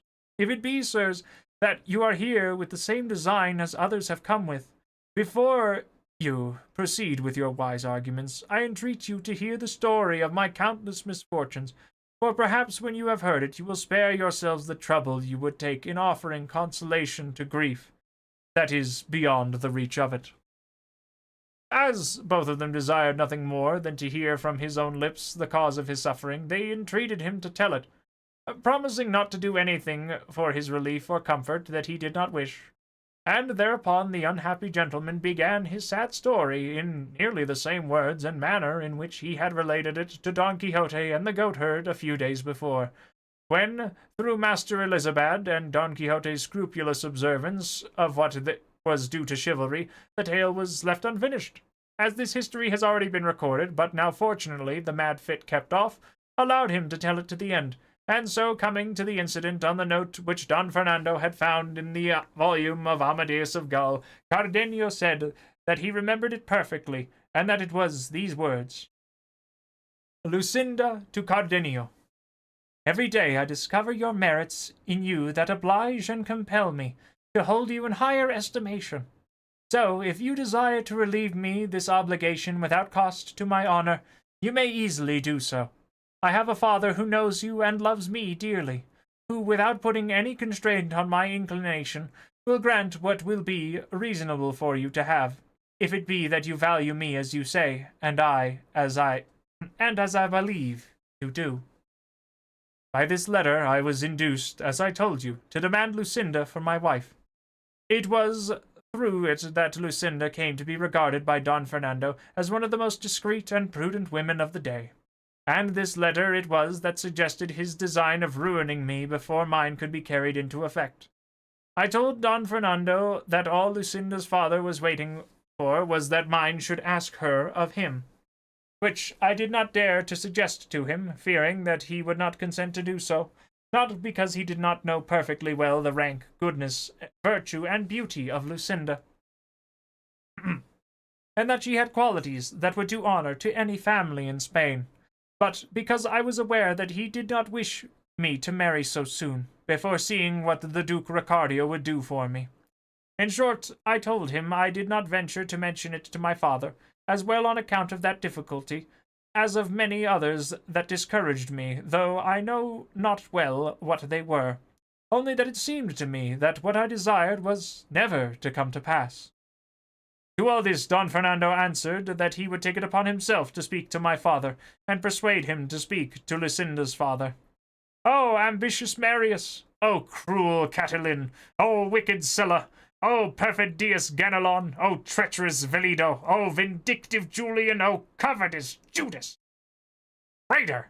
Cruel, vindictive, and perfidious! Wherein had this poor wretch failed in his fidelity? Do you mind? Can you go stand somewhere else? Come on. Come on! Listen, I know, but you can't have standing in front of the screen. Come on. Come on! Hey, Eddie. Come here. Here, hold on. Oh.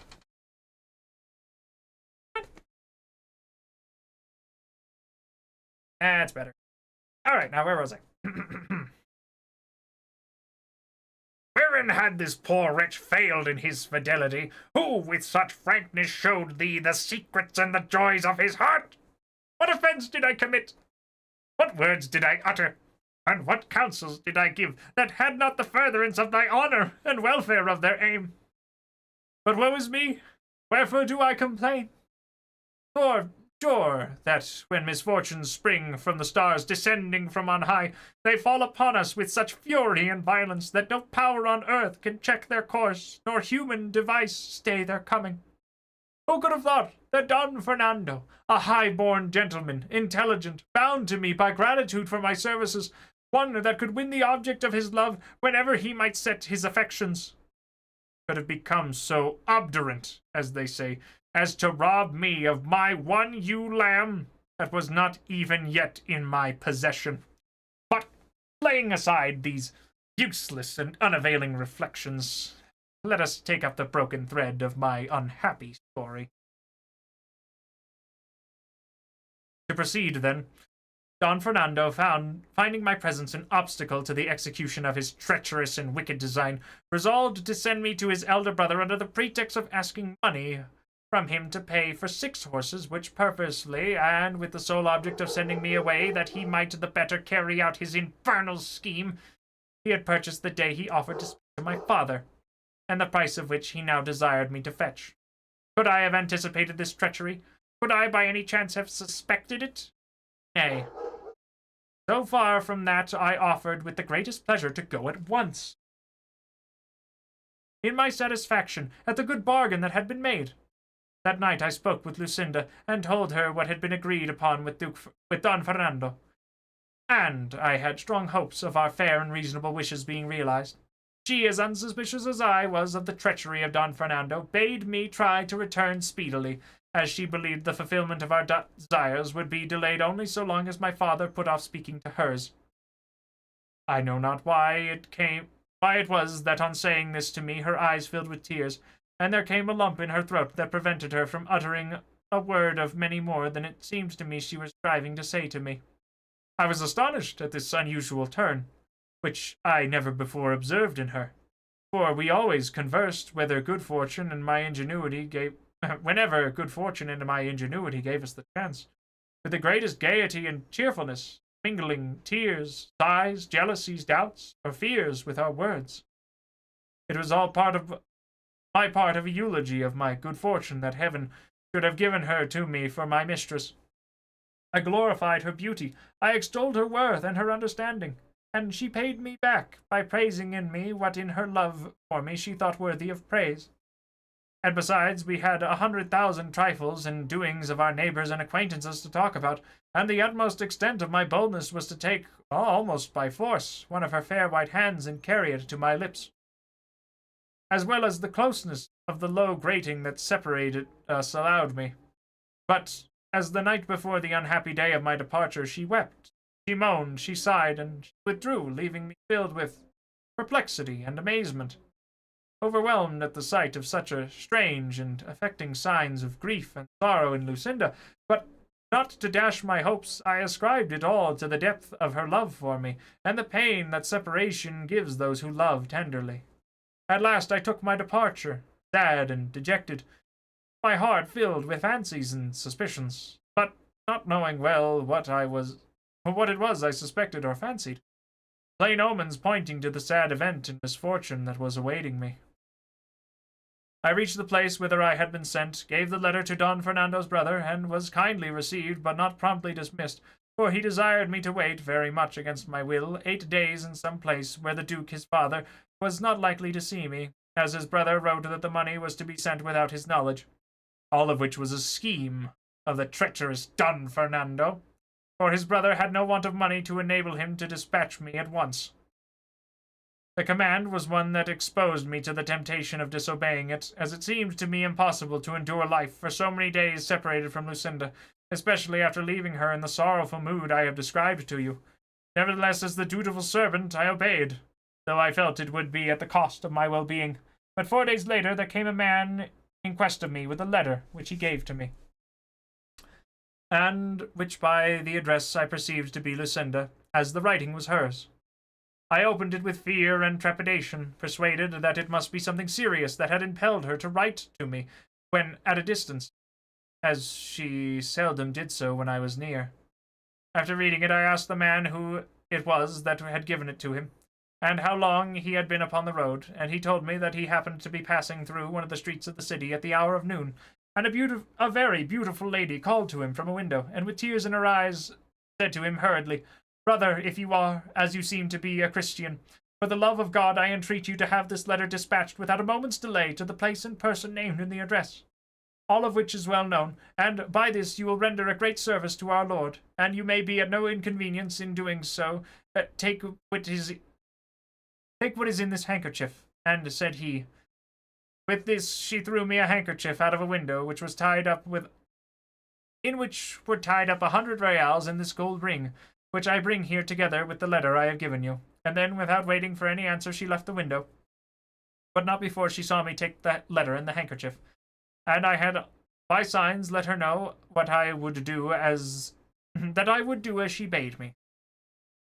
And so, seeing myself so well paid for the trouble I would have in bringing it to you, and knowing by the address that it was to you it was sent, for, Signor, I know you very well, and also unable to resist that beautiful lady's tears, I resolved to trust no one else, but to come myself and give it to you, and in 16 hours from the time when it was given to me I have made the journey, which, as you know, is 18 leagues. Oh, wow. All the while the good-natured improvised courier was telling me this, I hung upon his words, my legs trembling under me so that I could scarcely stand. However, I opened the letter to read these words. "The promise Don Fernando gave you to urge your father to speak to mine, he has fulfilled much more to his own satisfaction than to your advantage. I have to tell you, Signor, that he has demanded me for a wife, and my father, led away by what he considers Don Fernando's superiority to you, has favored his suit so cordially that in 2 days hence the betrothal is to take place with such secretly and so privately that the only witnesses are to be heavens above and a few of the household.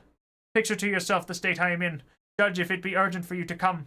The issue of the affair will show you whether I love you or not. God grant this may come to your hand before mine shall be forced to link itself with his, who keeps so ill the faith that he has pledged."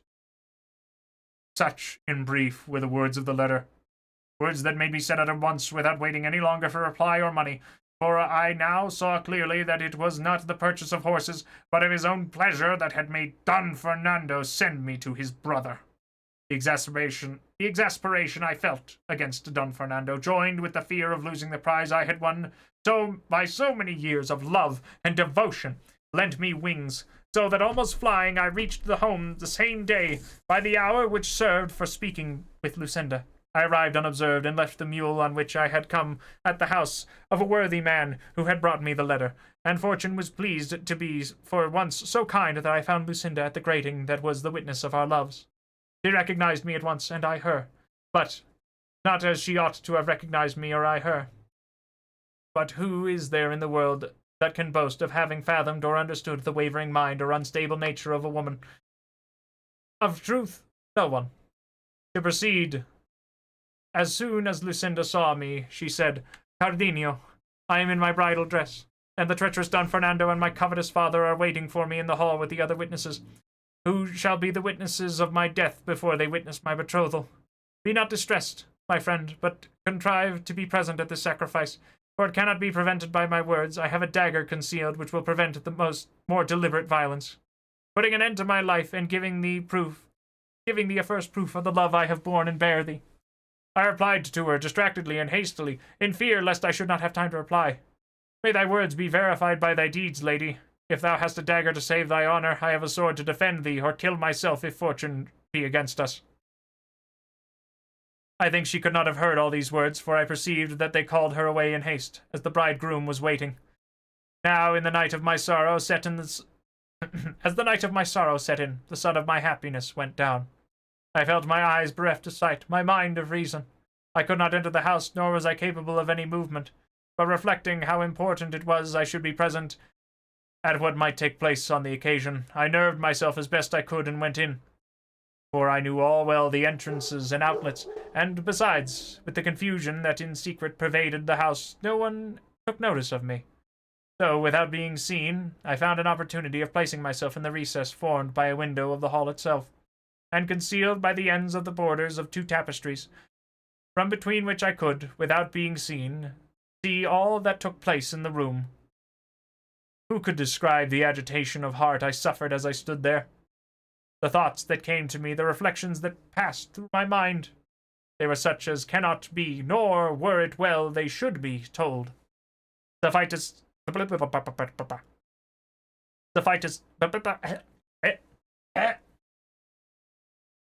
it to say that the bridegroom entered the hall in his usual dress, without ornament of any kind. As groomsman he had with him a cousin of Lucinda's, and except the servants of the house there was no one else in the chamber. Soon afterwards Lucinda came out from an antechamber, attended by her mother and 2 of her damsels, arrayed and adorned as became her rank and beauty, and in full festival and ceremonial attire. My anxiety and distraction did not allow me to observe or notice particularly what she wore. I could only perceive the colors, which were crimson and white, and the glitter of gems and jewels on her head, dress, and apparel, surpassed by the rare beauty of her lovely auburn hair that, vying with the precious stones in the light of the 4 torches that stood in the hall, shone with a brighter gleam than all. O memory, mortal foe of mine! Peace! Why bring me now the incomparable beauty of that adorned enemy of mine? Were it not better, cruel memory, to remind me and recall what she then did, that stirred by wrong so glaring I may seek, if not vengeance now, at least to rid myself of life? Be not weary, sirs, of listening to these digressions. My sorrow is not one of those that can or should be told tersely and briefly. For it, to me, each incident seems to call for many words. To this the curate replied that not only were they not weary of listening to him, but that the details he mentioned interested them greatly, being of a kind by no means to be omitted and deserving of the same attention as the main story. To proceed, then, continued Cardenio. All being assembled in the hall, the priest of the parish came in, and he took the pair by the hand to perform the requisite ceremonies. At the words, "Will you, Señora Lucinda, take Señor Don Fernando, here at present, for your lawful husband, as the Holy Mother Church ordains?" I thrust my head and neck out between the tapestries, and with eager ears and throbbing heart set myself to listen to Lucinda's answer, awaiting her in the reply of the sentence of death or the grant of life. Oh, that I had but dared at that moment to rush forward, crying, "Lucinda! Lucinda! Have a care that thou dost. Remember what thou owest me. Bethink thou art mine, and cannot be another's. Reflect that thy utterance of yes, and the end of my life will come at the same instant. O treacherous Don Fernando, robber of my glory, death of my life! What seekest thou? Remember that thou canst not as a Christian attain the object of thy wishes, for Lucinda is my bride, and I am her husband. Fool that I am! Now that I am far away and out of danger, I should have done what I did not do.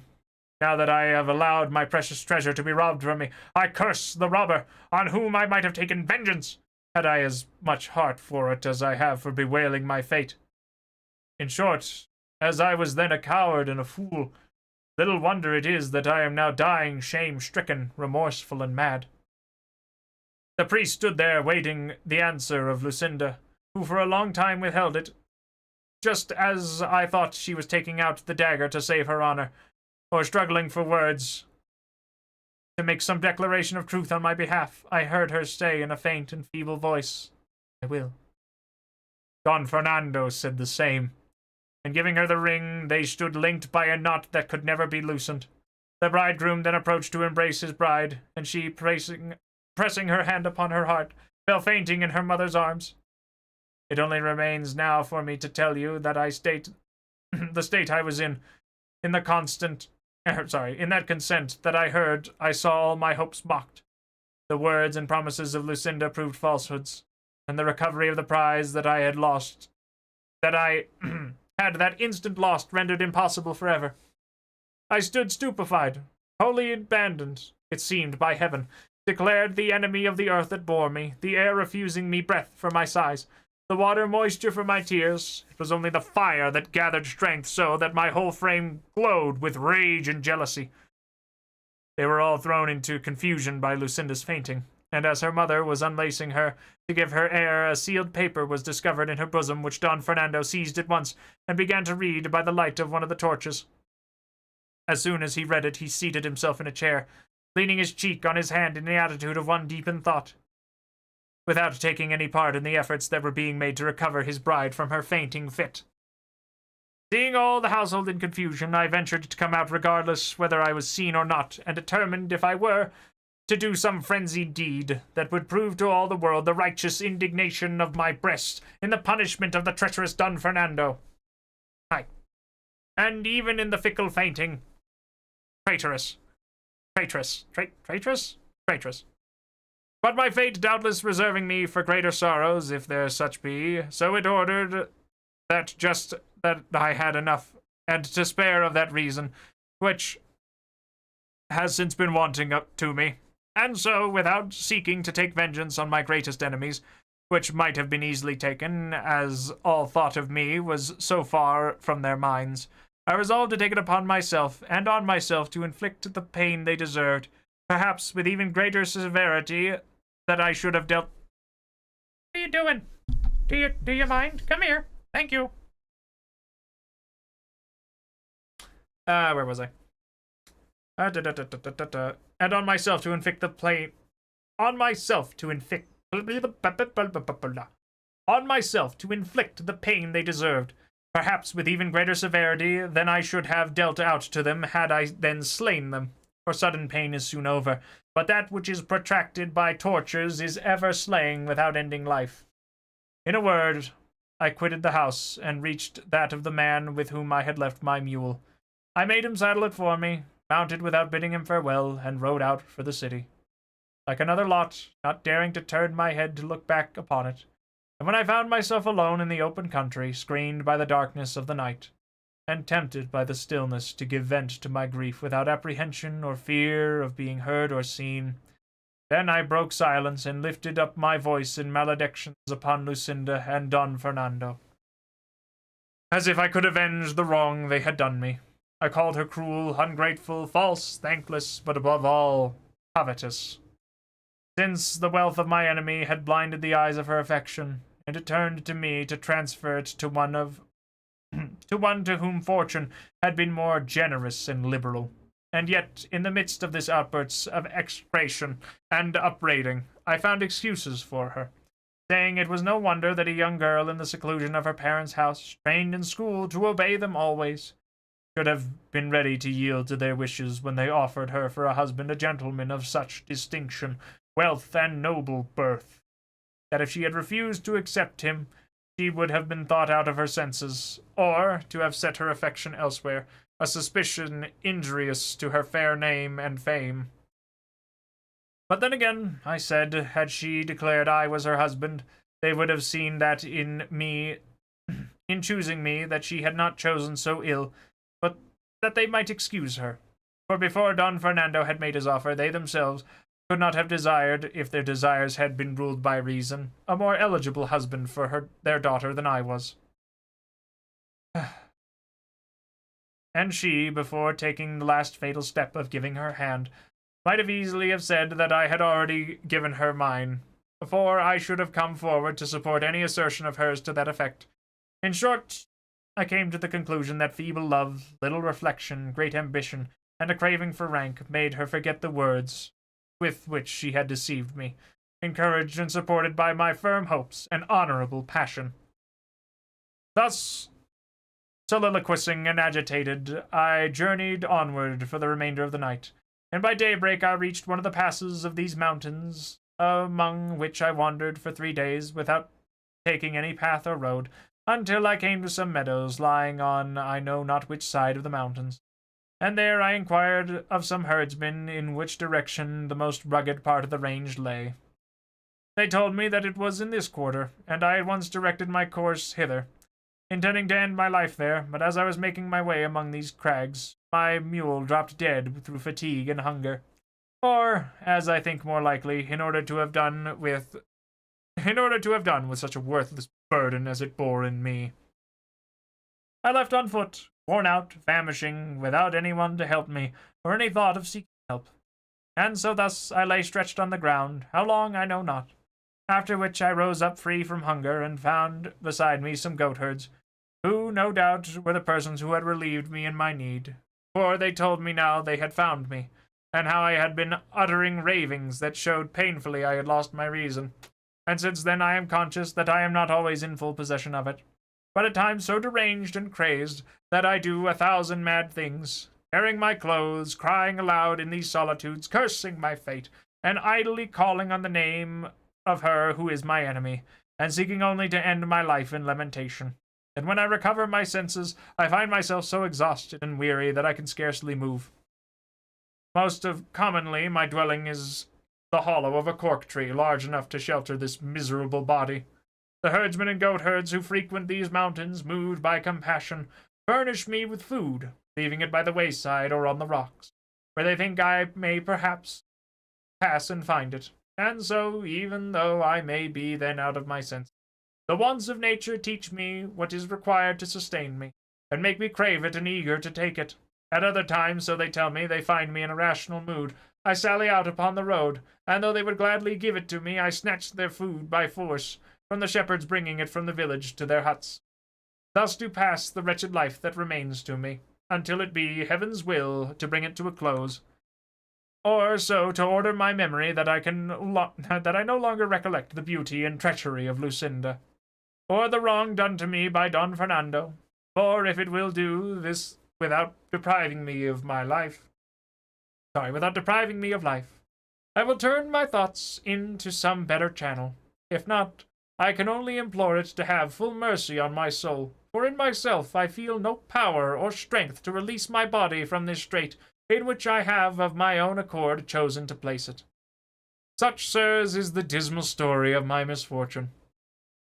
Say, if it be one that can be told with less emotion than you have seen in me, and do not trouble yourselves with urging or pressing upon me what reasons suggest as likely to serve for my relief. For it will avail me as much as the medicine prescribed by a wise physician avails a sick man who will not take it. I have no wish for health without Lucinda, and since it is her pleasure to be another's, and she or should be mine, when she is or should be mine, let it be mine to be a prey to misery, when I might have enjoyed happiness. She by her fickleness strove to make my ruin irretrievable. I will strive to gratify her wishes by seeking destruction, and it shall show generations to come that I alone was deprived of that which all others in misfortune have in superabundance. For to them the impossibility of being consoled is itself a consolation, while to me it is the cause of greater sorrows and sufferings, for I think that even in death there will not be an end of them. Here Cardenio brought to a close his long discourse and story, as full of misfortune as it was of love. But just as the curate was going to address some words of comfort to him, he was stopped by a voice that reached his ear, saying in melancholy tones what was to be told in the fourth part of this narrative. For at this point the sage and sagacious historian Cid Hamete Beneghelli brought the third to a conclusion. Alright, I'm going to go and grab some more water because I realized I am out of tea. So I'm going to go flick to intermission, and then I think we'll try... I think it's the Adventures of El Cid in the Crusader Kings the Third. I'll be right back. I'll probably be back after about like 5 odd minutes. So, now's a good time to go stretch, grab a snack, do as you will. I shall return shortly. Go get some snacks. Perhaps a carbonated soda.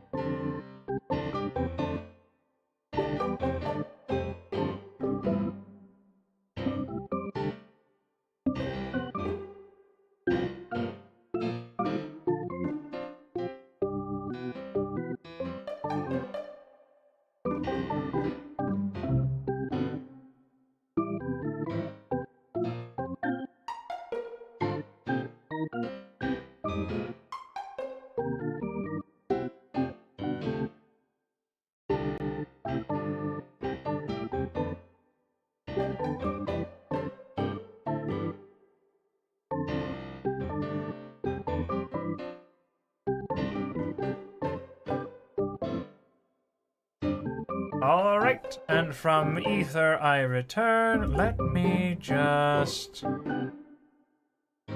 get this party started, as it were. Oh, right, I should probably also change my category, and then also up... Yeah. Crusader Kings 3! Not to be confused with Crusader Kings 2, which quite frankly I find at this point has been rather, overshadowed by its successor. And he's diving. Hopefully they add more like the weird magic stuff before too long. Anyway, so here we are. I will... that. Because, yeah, I have to say, I'm very pleased with how Don Quixote is reading thus far.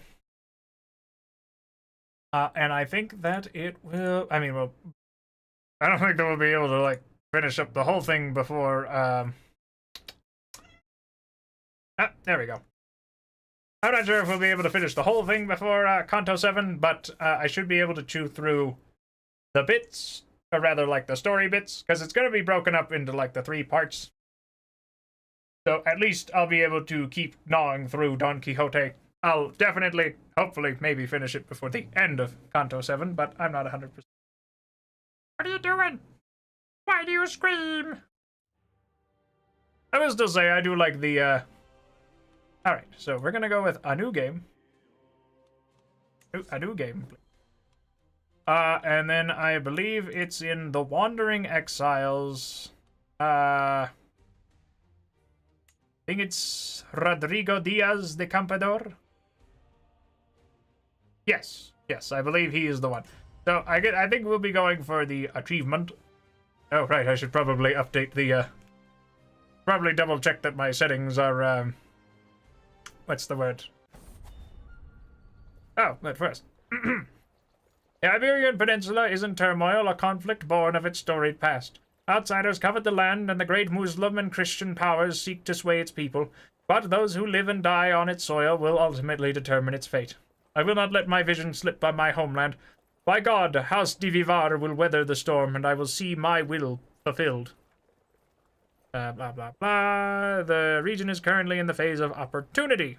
Your actions and those of others participating will determine the future phases of the struggle.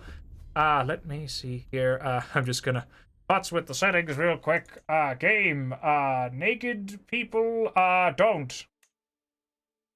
Maybe not graphic diseases and injuries. And I hope that's one of those things that I don't need to restart the game for. Because if I do, then we'll have to do just that. So, I'm not entirely sure where we start with here. Well, let's take a look. So we start 23, Campeador. Let's see here. Looks like my parents are alive. What are you doing? Don't do that. Come here. Don't go pawing at the screen, you horrible gremlin. Come. But yes, so let me double check here what the achievement in question is. Come here. Come. Or just go wandering that way, that's fine. Um...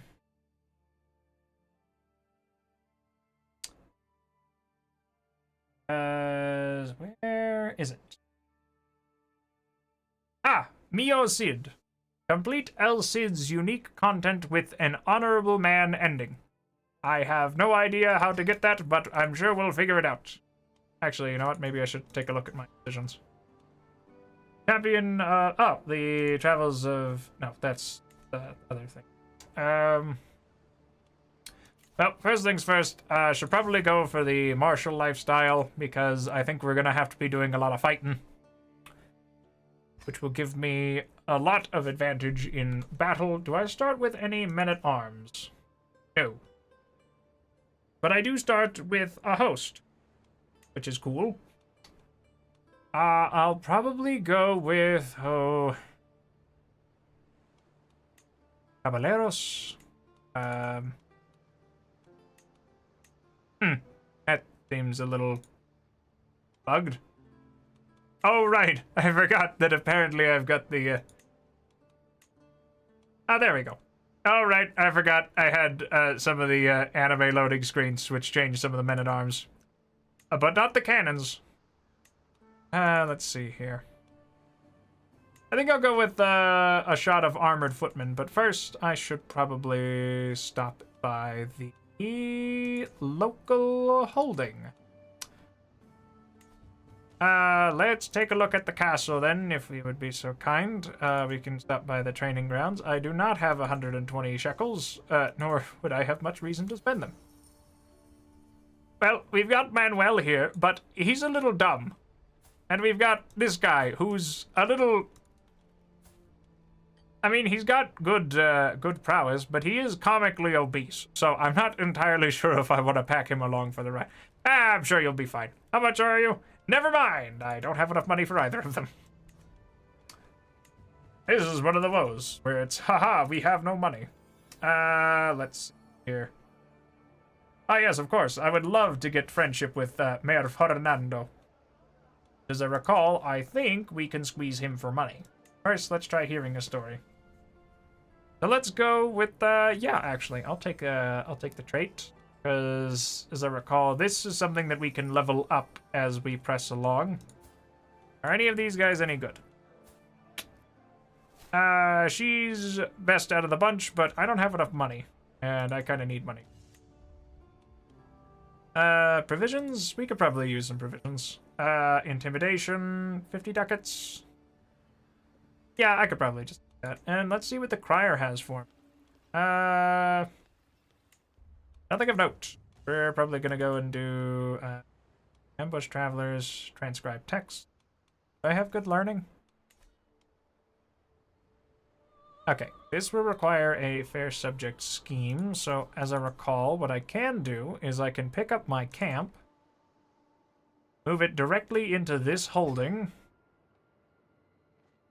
Oh, right, I should probably, I could demand payment, or I could ask politely for...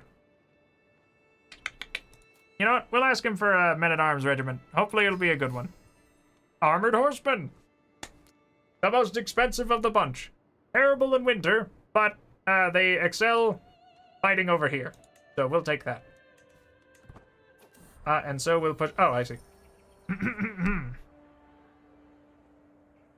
I place my foot on the stirrup, tap my horse's head, and take a last look at the place I will always call home. King Sancho's words left no room for error. Enemies at court had poisoned his mind, and enemies that had always sought to do me evil, for the king loved me too dearly. A crow flies on our right. Let's see here. A crow flies on our right. A bad omen. I will always be loyal to you, my king. Or, I'm not interested. You know what? We'll go this way. Cause, let's see here. Yeah, sure, Raimundo. How about you come and join me? Because now our army consists of 3 weirdos. Or rather, I think our camp consists of... Oh, right, that does remind me. No, never mind. We've got a fair few weirdos, actually. We'll go with make Mundo this guy. Everyone's terrible at everything. We'll make our mother the court physician. My knight and best friend shall be the second, which will give me power. My nephew shall be the stooge. My bodyguard shall be my best friend, and my other bodyguard and stooge will also be my heir. Let's see here. Yes, so we will... Well, we will first take this.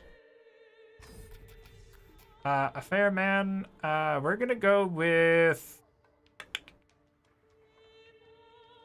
I think we'll go with 2 of these, and then we'll automatically let people do that.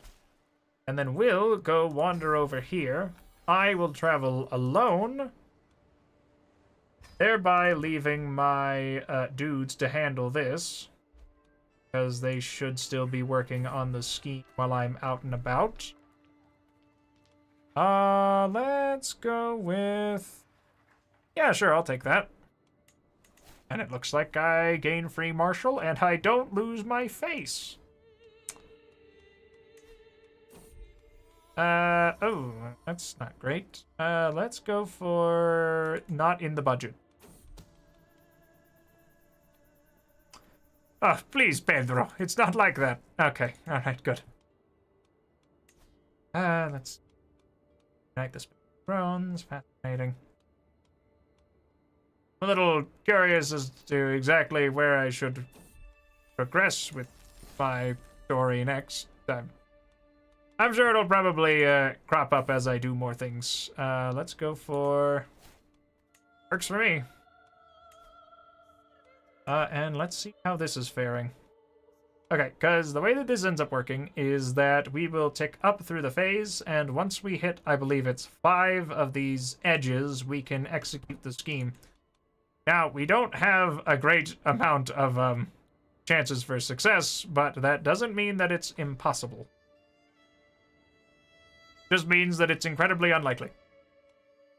So we will poke around, because it looks like France and the HRE are solidly united, and the Byzantines are holding strong, but who knows for how long. And then we will head back into the holding and see what we gather. Probably nothing there. Fascinating. I don't really... How do you tell stories so well? You know what? Yeah, we'll take more wit, because I'm not 100% sure what this ends up doing for me. Looks like it will give me more diplomacy, and then...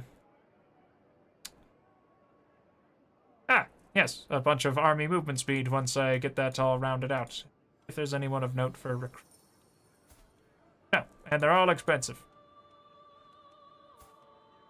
I mean... He's at least got some interesting traits, but he is a witch. I don't think I want to invite that kind of juju into my camp. Collaborator, how intriguing. This morn be ripe with righteousness, we'll say. And let's see. Passage of arms. Rescue a fair subject. I think we'll do the passage of arms next, because there's not really many other... I don't really need any any stress relief, so I think we'll just go with that. And, oh, let's... Here. Does it tell me anything more of my... Rather, does it have anything there? Oh, right, that's a...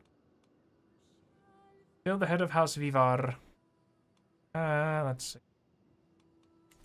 I'm sure I'll figure something out. Yeah, sure. We won't press these poor people. I can lose some, I could stand to lose some stuff. I could also attempt a hunt, actually. That might be good. So let's go and do a hunt. We will gather... I think we'll be alright. For all, money's kind of an issue. soon. Purchase rights. Yeah, sure, why not? Don't wanna... I don't need to be getting, whatever that was. Let's go for... Yeah, let's go for the roe then, I suppose. I will, however, change my hunt to... Oop. What are you doing? Set it to slay the beast. Confirm. Come here. Come on. Come on. There you go. There you go. Let's see here. It looks like poachers. Here in the Count's plain, they huddle together as I ride up with my guards, making a poor job of hiding the dead stag behind them. Yeah, come, hang out with me. Ah, what a shame. Come on, come on. As my party and I stalk through a copse. Oh, come here. Come on. I'm trying to read the thing. Eyes peeled for any signs of a roe. From the canopy above, a soft twittering spills forth, growing louder as we advance. The nestling screeching for its mother. An agile huntsman brings down a fluffy eyas, an unfledged rapster chick, from the birch. Oh, what luck! Only young birds caught in the wild can be properly trained to hunt. Have it taken back to my muse. Yes. I mean... Let's put it back. Or, let's see. Improves falconry hunt chance. Nah, we'll put it back. We'll put the little guy back. Attempt to ambush the roe. Well, let's go... Yeah, you know what? That's fine. Got about a 50-50 chance of success. Ah, I've heard of this ploy.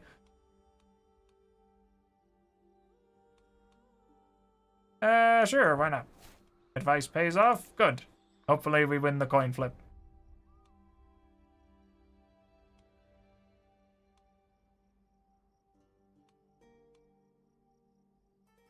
Yeah, no, fire the arrows. Hopefully this'll work. I think I'll keep a memento. Venator, yes. And I would love the roe antler. Don't know what that'll do. But it'll do me good. And it's mine now. We'll equip this trinket. And we'll, That was my entry. Well, that's about as good as it's gonna get, so we'll pop it. Let's see here. Interesting. I think I'll... might as well try and see if she'll come along. Works for me. Now, the real question is, will she be better at, being a physician? No. Well, yes. There you go. Consider yourself replaced, dear mother. And then we can go and... Oh, there's a stand with us contract. That might actually work for us. Because let's see here. Oh, these guys only have 50 a man. Let's see here. I might do a passage of arms then for money. 41. Oh. Hobnobbing, 25. 75 and 50. Let's see. What is the fight looking like here? Yeah, sure. Sounds like an alright cause for me. We will raise our armies forward. And we will ride out with our entourage and all these horses. Because, since we have the, what's the word? The valor focus, we should be able to fight a little more fiercely than our foes. Despite the fact that we might not have the best quality of troops.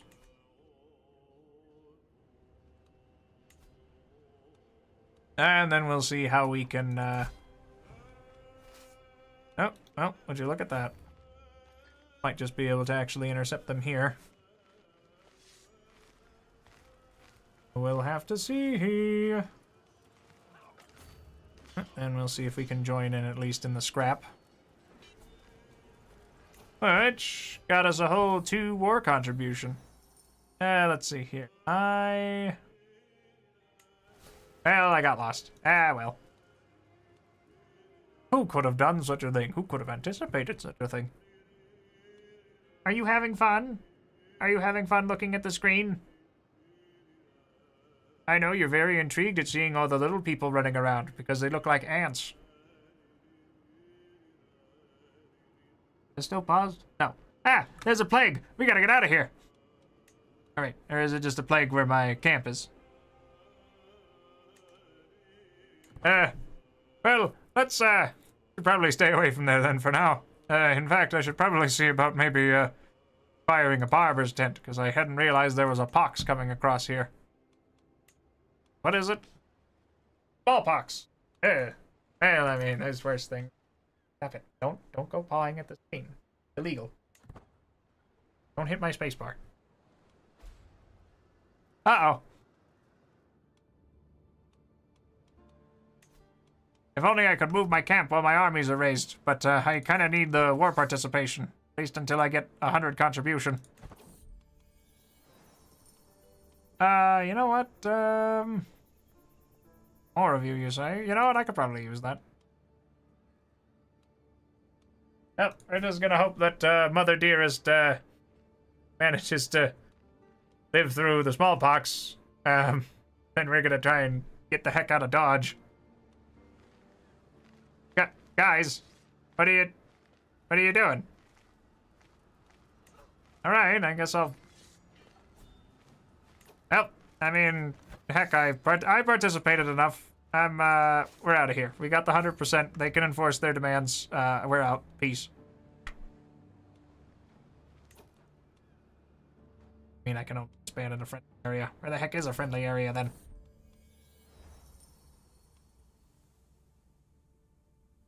No gold nor silver. Well, then I suppose all these ninnies can leave. Bye, Raimundo.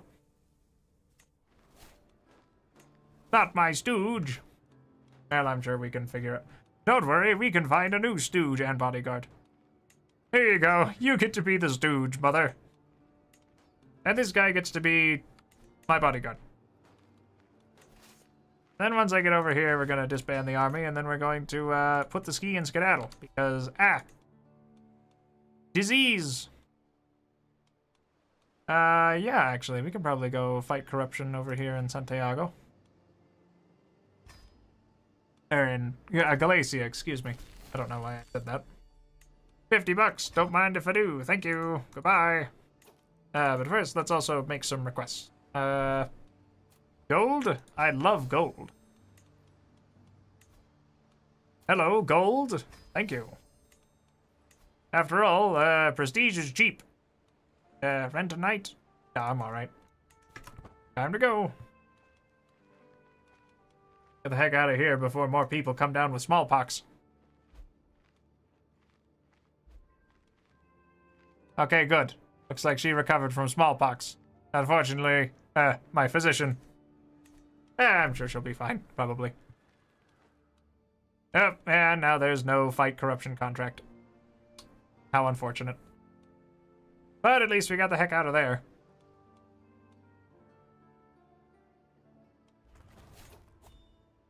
Ah, and there's a protect the innocent. Let's go for hit and run.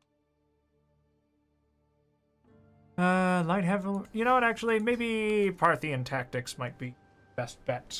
Let's bounce. Well, first, let's take a look at what's inside the castle. Let's have a look at Santiago's castle. Stop it. Don't paw at the man. Stop it. Don't do that. Stop it. That's illegal. Stop it. Come here. Come here. Come in. Let's see here. Wouldn't mind hearing a story or two. You know what? Yeah, I'll take that. And let's go. Probably stock up on supplies. Ooh, do I do the oh, clumsy me? Oh, yeah. Let's see. Organization is right up my alley. A learning contract. Maybe. Yeah, we can at least go see. Okay. And now we can skedaddle our camp over here. Because creating works of learning and transcribing text would be enough. And then we will go with, yeah, we must ensure their safety. And we'll see just how much we can increase that by. Yeah, that should be. That's still going to take us a hot minute. And then I can go and escort this emissary quite quickly for King Sancho.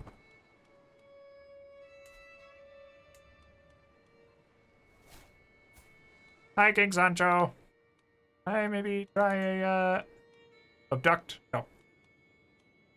Oh, no, I should do nothing of the sort. Then we'll wander over here. Brave words for an imminent loser. Yeah, it's perfect. More free things. And Count Diego and blah, perfect. And now I can go and make some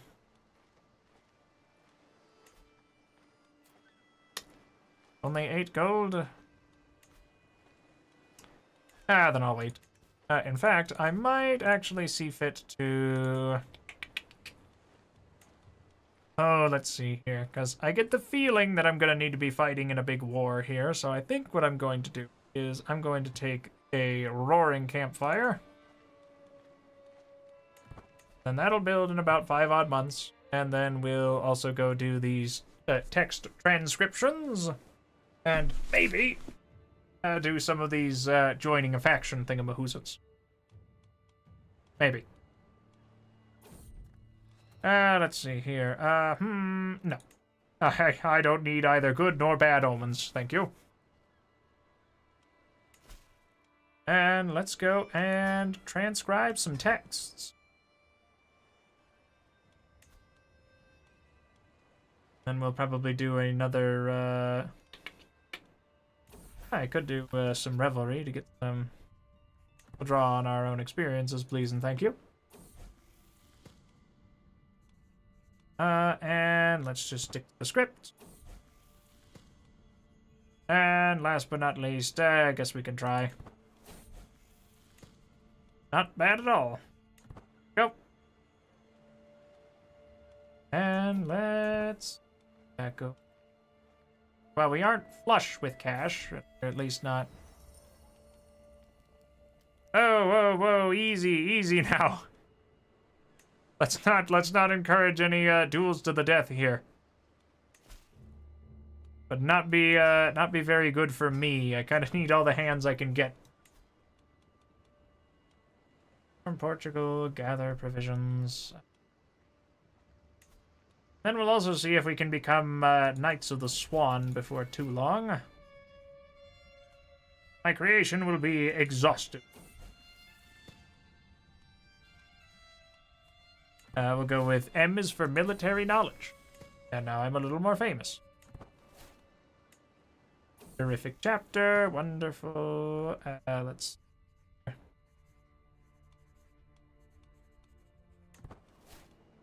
Another good chapter. Maybe one more.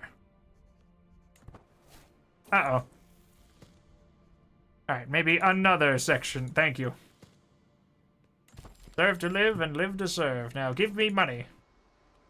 No more provisions, because I can at least sell those for a little extra dough. Got any gold? Got 13 gold, I'll take it. We need all the gold we can get, as you can so clearly see. Yes. Provisions, which basically turn into gold.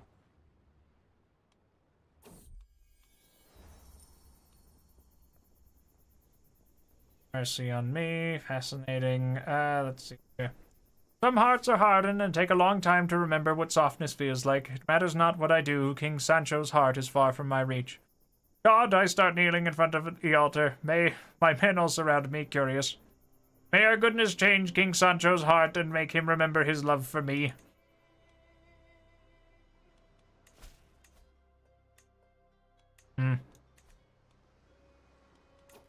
Alright, and then let's go. I suppose I can go and support this fact. What are we looking at? Liberty faction. Hey, well, I mean, hey, we've got at least enough. For Portugale, or Portugale, excuse me. Because let's see. can muster about 609, but this, I will be able to create a new men-at-arms regiment, so I might just go for, actually, yeah, let's press demands. Hopefully she'll acquiesce, and if not, well, then we'll just wait around for a little bit, get this out of the way. Oh, well, that's lovely. Hooray! Let's see. Well, I suppose I can take 50 ducats from him. So we will. And then we can upgrade our pavilion, which will give me a little more storage space. Let's slow down for him. And once this rounds out, hired as mercenaries.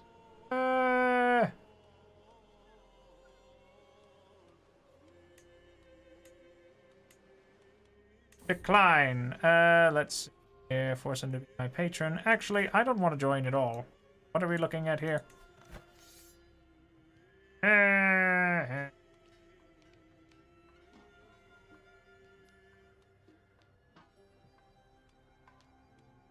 Force him to be my patron. I don't want to do that at all, actually, as a matter of consequence. I've got bigger fish to fry.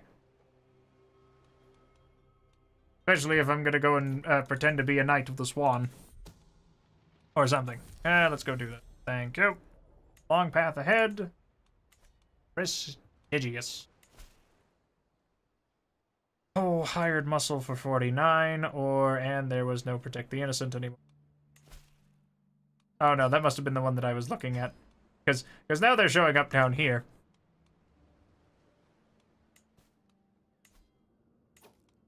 And let's go for, yes, actually, hold on. Let's see about an escort. And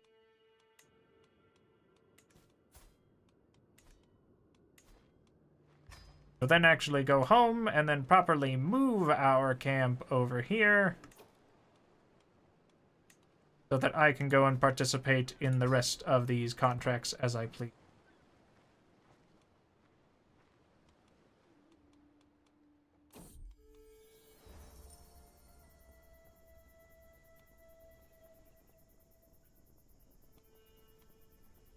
Well, let's see here. I would love to...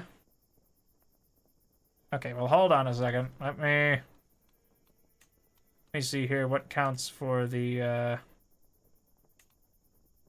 honorable man. Well, I suppose then I can't leave my camp behind. Oh. Well, that wasn't... I failed to see how that was labeled as hard.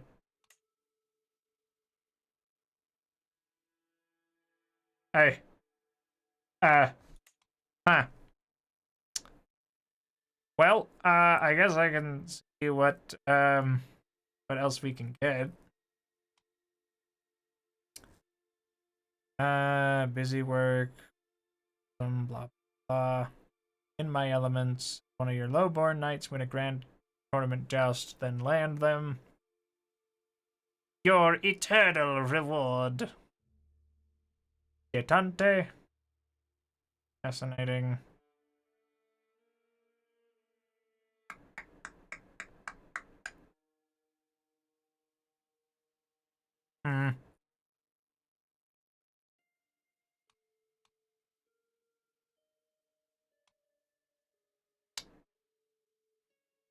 Local legend. As account complete a mythical legend. Fascinating.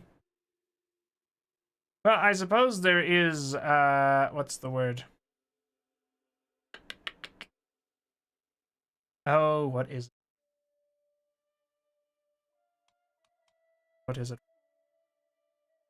There's one where you basically start as a count and then you leave. Bask in my glory, embrace assassin. Well, either way, I guess we'll at least poke around a little while. What's on our docket?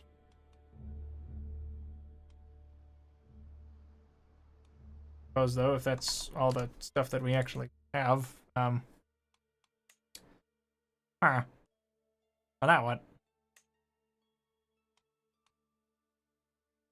Loose white box, rivalry. I think there was one where it was like start as a count,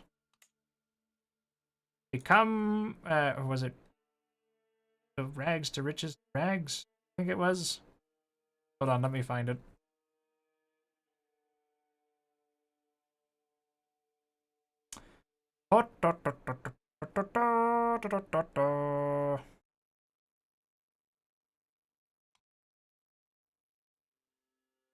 Upward mobility, Sir Lancelot, yada yada, the very best. I have that one.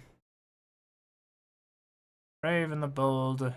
Starting as the pious, rule Poland, adopt feudalism, and wear framed or illustrious rarity, regalia, or crown. Far from home, going places.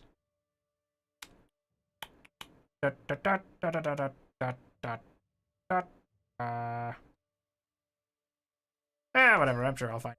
By the way, so I suppose then we will jump out of the video game here, and then we'll just start a new game. We'll go with, like, I don't know, 1807 and start as somebody that's not like terribly old. Kings, dukes, counts. Earl Alfred of Wessex. I think he might. You know, this is a good question. I'm curious if I could be like, all right, I'm going on an adventure. Goodbye, England. Don't worry, I'm sure you guys will be fine. Famous last words. Well, let's see here. Oh, golly, gee willikers, would you look at the time? I've become an adventurer. We're out. Okay, but first let me see here. Because I'm pretty sure, right? Possible, historically inaccurate. Oh, and I can also do that and then just set out to leave. I'm trying to see where the rags to is. I'm pretty sure it's start as a count. Or is it start as a count, become an emperor, and then... Come on, where is it? From riches, rags to riches to rags to riches. Rule an empire, become an adventurer, then rule an empire again. Now, it doesn't say that it has to be the same empire, but as I recall, we start in a bit of a precarious situation, given that we are staring down a bunch of angry Vikings. Yeah, that's a lot of angry Vikings. Oh, wow, would you look at the time? And then I start as... Where am I? I own Dorset. And I've got the petty king Elfred Wilriksson, which he's got at least that. Now I do at least start as intelligent, so I had best see about getting the ski and skedaddle. Because let me see here. Well, first I should also probably choose. You know what? We're gonna go with I think we're going to go with a focus on chivalry, extra prowess, as well as extra advantage when we're leading our armies, because we start out with honest, just, gregarious, and diligent, and also as a military engineer. So at least we've got some edges on us. Let's have much for men-at-arms. Enough. Got a halfway decent. Probably don't want to host a grand tournament. Yeah, no, we're going to go not for a grand tour either. Yeah, we're in a bit of a stick. Station of men-at-arms regiment. Petty king in line to inherit title. First in line for the petty kingdom of Wessex. Well then, in that case, I'll tell you what. Why don't we get started on the mood? Because at the end of the day, I mean, hey, if I get his stuff, might make my life a little easier. And let's see who would join. Let's not... I'm quite alright. Anyway. At least for now, because let's see. What do I need to establish the kingdom of... Rather, the empire... Oh, hold on. Empire. Britannia. So I would need 75% of the de jure counties. I start out as, how old am I? Okay, 18. So I got a little while.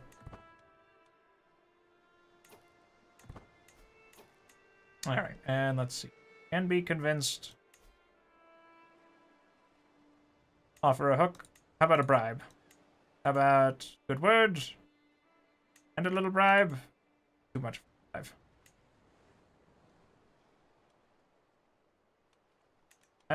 Maybe an infiltrator can be convinced. My dear wife. Yes. By all means. I mean, I'm gaining a stress level. Listen, he needs to go. I need to gain the thingamahoozits. Because after all, is that if he's not in this anymore, 20 months of... let's go with Harold.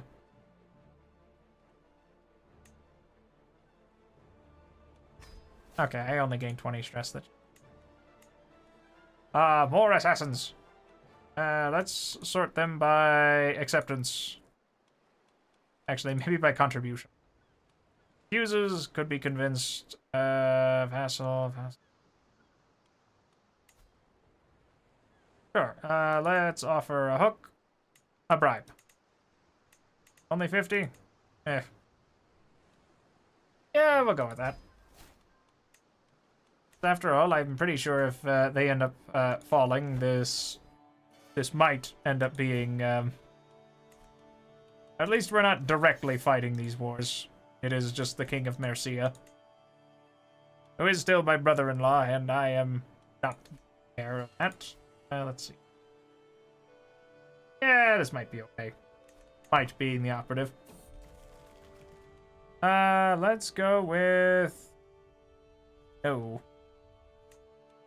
Just bite our lips and stay focused. Let's arrange a hunt. Not employing a master of the hunt, which I'll have you know I can probably handle that. Courtiers, let's go with... Caravan Master, also terrible. Master of the Hunt. Yeah, we'll go with you, Harold. And maybe, Seneschal. Bodyguard, personal champion. Also Harold. I have only the utmost faith in you, Harold. Probably. And then a hunt. Only to get rid of the, Oh, let's hunt in... Hunt in Tauton. And we'll just bring a substantial party and, like, I don't know. Looks fine to me. Oh, I can't wait. Oh, boy. And then we'll just ignore what's going on over here for a hot minute. Because I don't think this is going to end very... maybe it will. But... soon. Recreation, let's slay the beast. Sure.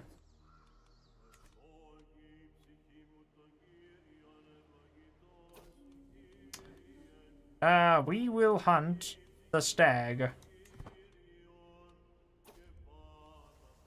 Today's the day!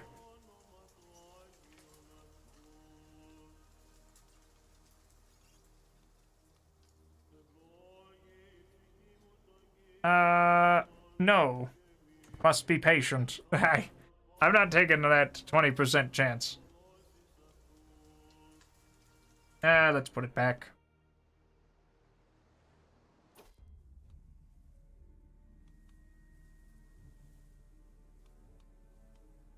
Oh no! Gains peasant justice. Yeah. Oh my god, whoever you were. No! Suggestion. No, let's go with the great suggestion, please. One of my counselors is... no suicides permitted here, and no smoking in the parlor.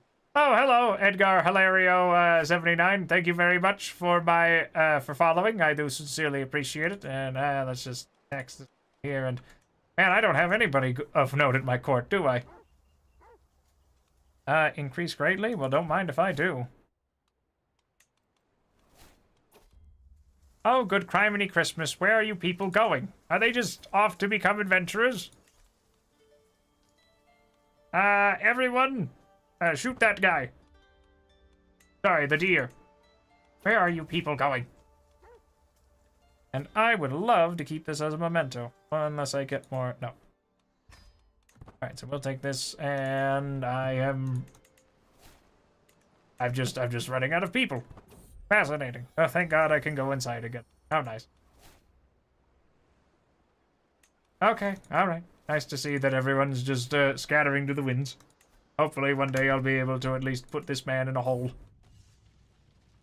I could certainly use more people like you. Let's see.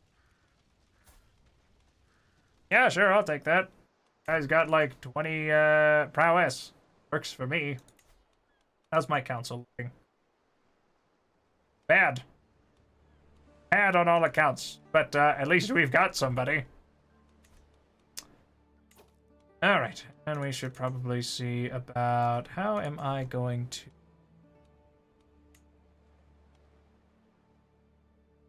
Mr. Pope? No? Okay. Maybe someday. Let's see. What do I have that I can press? Titles... Blah, blah, blah. Middlesex. Yeah, because I still have to start as the Count. But I don't have to stay the Count forever.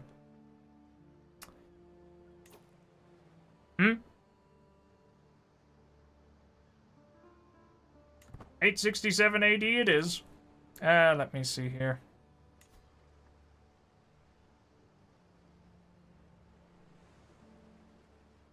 I'm sure we'll figure something out. Just the real question is... Mail thread. I am in line to... Question is, what title is to... Hopefully this murder scheme goes well. Oh. Oh, that's not going up very fast at all, now is it? Golly gee willikers. How's it true? Well, you see, is that I am going with the, what's the word? The, rags to riches to rags for this one. So, just need to get the Empire. I figured it might be easier to try and get... though I suppose you might have a point there. Let me see here. Again, there is... but I don't know who's going to be so young. I think I have to do it in a single life, right? Am I crazy?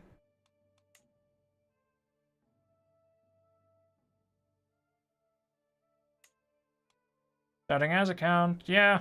Well, I mean... I think I have to end up being, all through one life. Remind me, I should probably equip these stag antlers. Let's...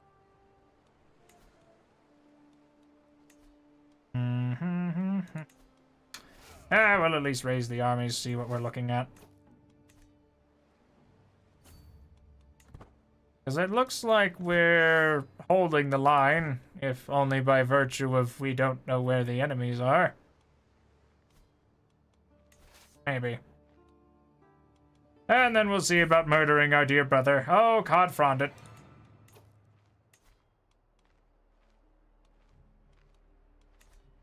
Oh, let's just get this out of the way then. We're just gonna abandon that. And nobody was none the wiser. Eventually, we'll have to try and deal with him some way or another. Oh, and I've been appointed the Master of the Hunt. How nice. And also Chancellor. Ah, yes. Yes, I am. Alright, is there anybody interesting in my court that I can invite? Well, there's a dwarf. Let's see here. Yeah, whatever. I'll take you. Let's see here. You'll make a good spy master, and... What do you mean I can't appoint a dwarf as my steward? This is incredibly, How horrifying indeed. Oh, that does remind me. I should have you as me. Go for court politics then, I suppose. Where the devil are they? Guess they're fighting up there. I might as well go see what's what. I'm more than a little concerned of what I'm going to see. Oh, that does remind me. Council, what do I have you? Yep, organizing the army. Yeah, looks like it's okay. Let's take a look. Don't mind me. I'm just gonna be, coming up here and seeing what's going on. I see, yeah. 51 from occupied holding. Yeah, and Dunholm. Where are we looking at over here?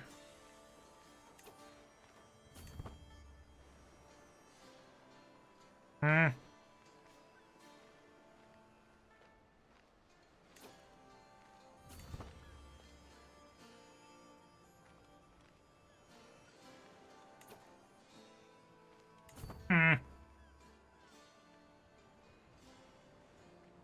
I don't think about it. Where the heck are my allies' armies? Even have their levies raised?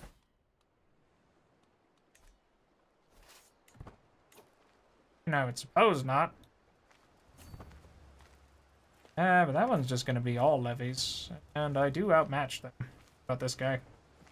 I can at least maybe see about peeling him off of that siege. Never mind, that's too many of them. I think I'm instead going to go anywhere else.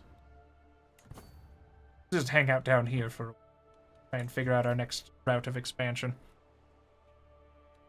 I guess Cornwall.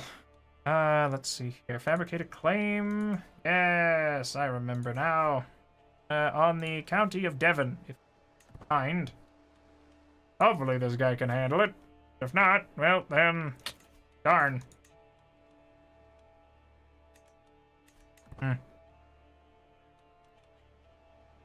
I'll leave here. See where I can.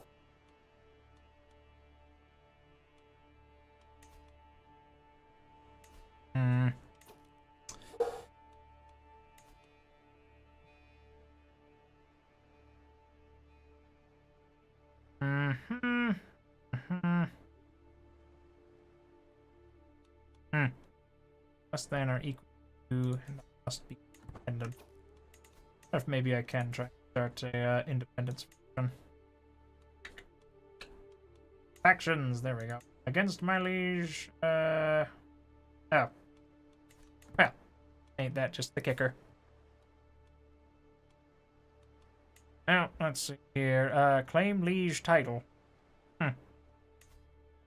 Fascinating, but I'm pretty sure I already have a claim on the petty kingdom of Wessex, so I don't think I'll need to deal with that. Then again... if I manage to get myself a hook... Current opinion of current regent. There is no regent. I don't think he has a regent. Well, there's some people down there I might be with. I think those are just raiders. Or rather, run-of-the-mill raiders. But I can at least drive them from my shores. Maybe that'll give me a little something. Project Caesar eggs the basket? You know, I think so. Probably.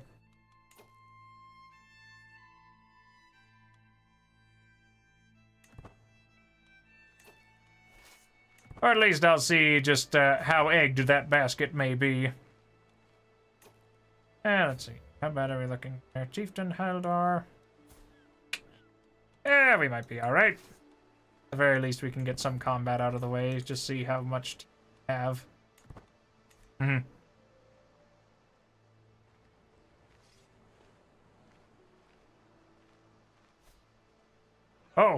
Oh, never mind.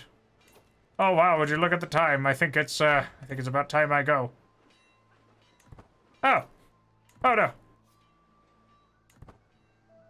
This was a mistake. Oh wow, would you look at the time? I might have been a little spoiled on playing adventurous. Kinda forgot how rough it is with counties. Then again, I guess Ireland might be a good place. Yeah. As I recall, I can still at least declare war. Yeah, I'm not really sure if Mr. Alfred Aethelwulfson of Dorset might be the best for this kind of challenge. I'll tell you what, I might call that one a mulligan. Let's... Here. Oh, let's just play as any ruler down in here.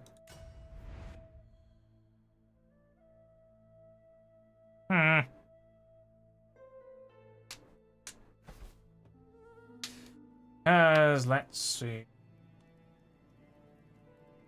You know, it might actually be easier up here in the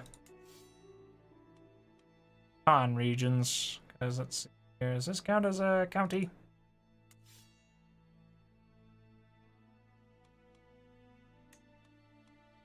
Ducal titles, realms. Oh, just a county I would be so kind with. Okay. Who's a young man around here? Or just a young person? Hey, you might be okay.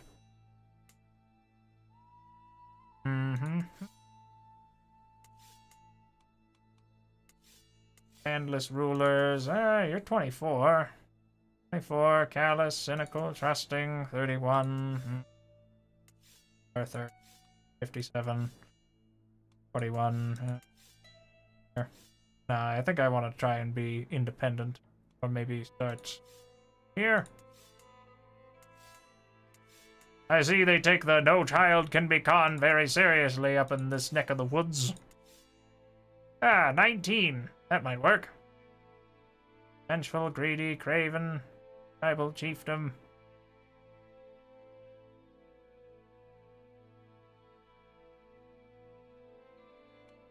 You might work.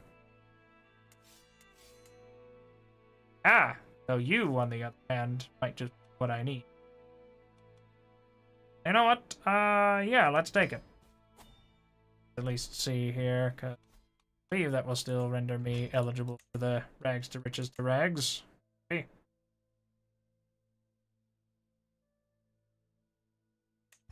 Yeah, I think so. Alright. Yada yada. Alright, and no player heir. Well, I'm sure we can make that easy enough. Okay, let's see. Adult? Yes. Age difference, blah blah blah. Max age. Traits. Let's go for, Herculean. There's nobody around here with such traits. The, genius. How about, strong? No. Anything in, maybe the beautiful? Help! I'll take her.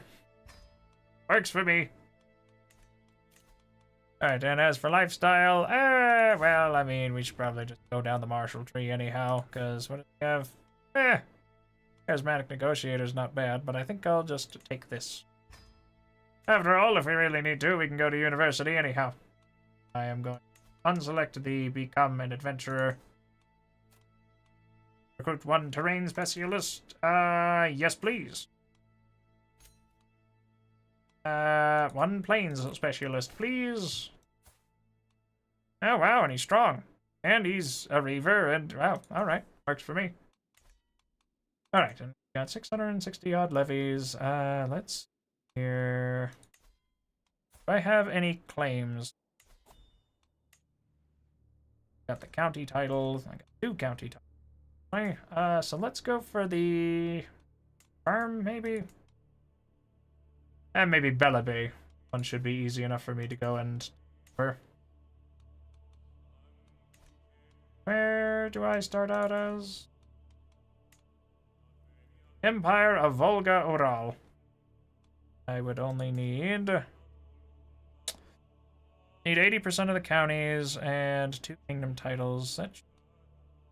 Kingdom of Volga, Bulgaria is probably what I'm going before, but first, also see got any ducal type. Inside my realm. Okay. Should be alright. Then I can flip into being an adventurer, and then we'll hopefully just be able to take this right back over before I expire. Let's see about personal physics. No. Think of it, I don't have nearly enough money for that, so I'm not going to worry about that. And in fact, let's create, more light horsemen, you say? Well, don't mind if I do. These guys, okay, they're going under full maintenance. Replenish. Let's go for... let's see. Conquer the county. Yeah, that works for me. So I will give it a little time while I wait for my... Ah, perfect, good. Oh, whatever. Legitimacy, schmegitimacy. We'll get more of that in time. Probably.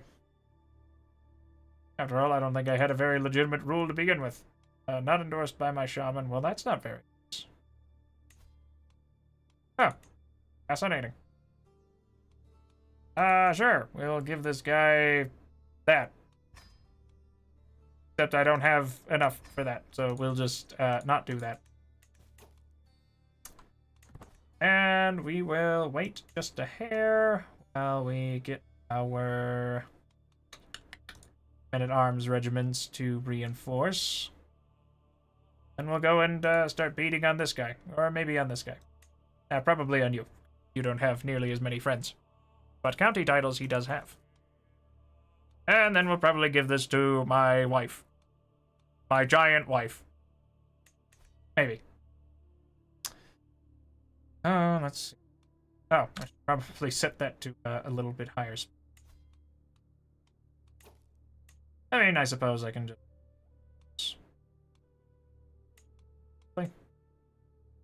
Yeah, I'm sure I'll... So he does have his army raised for whatever reason. Where he's going. Ah, he's off to go and fight, which means that there's no better time for me to declare a conquering of the county than now. Probably. Alright, and let's... Yeah, well, I guess we'll...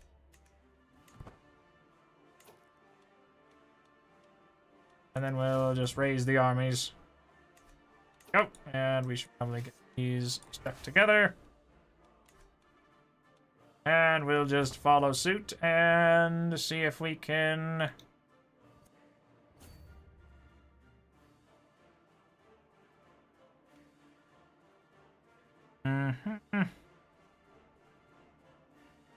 Well, we do have a slightly better...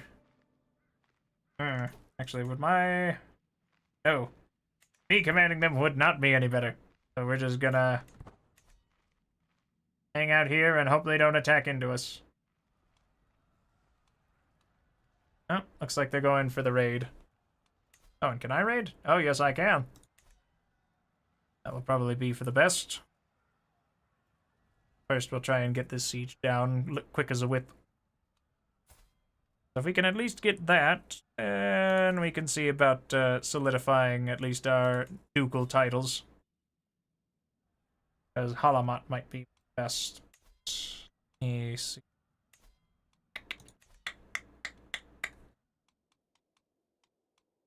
What do I need to create that one? 50% of the Dazur counties. 3. 1. How could you? Stealing my stuff? I need that. Oh, and it looks like they're going to be scrapping here, maybe. Oh, no, never mind. Looks like they're not. But hopefully we'll be able to siege this down faster than he can. Or then he'll just wander off as they are wont to do at times. Also gonna have a quick sip of water.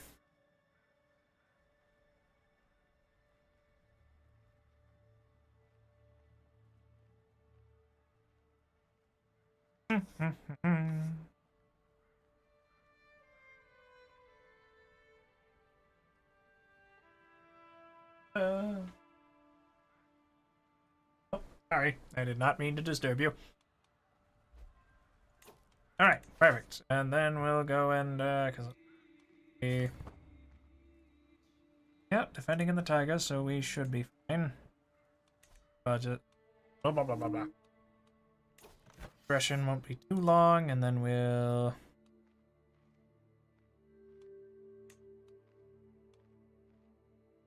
I don't know, we'll also take a hostage in the party. Why not? Then we'll probably go down for Samar, because... yeah, he doesn't have too much juice left.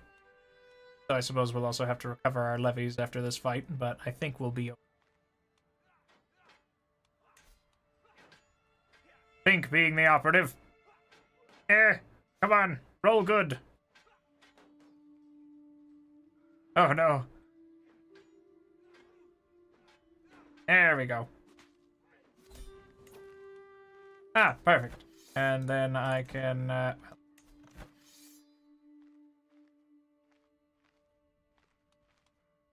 wonderful. And we will, take that. Punch. Oh, good. And I'm not over my, my domain ties. Okay, and then we will quickly armies. And we'll see about fire more.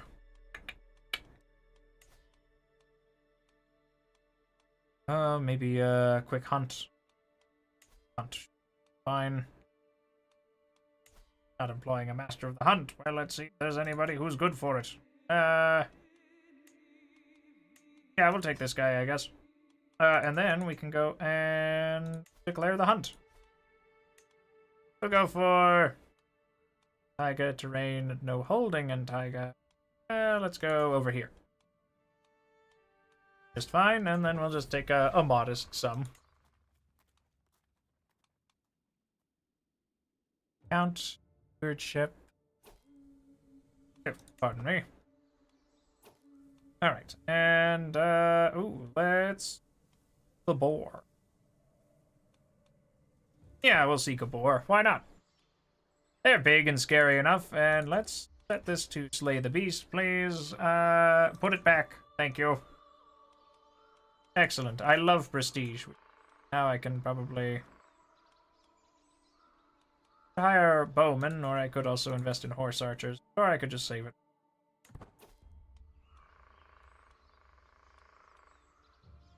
Let's...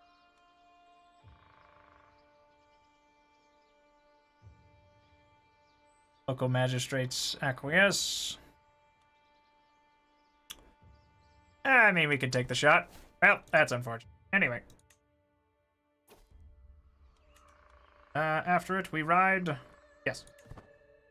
I'm sure we'll be fine. Accidents more likely to occur. It'll be...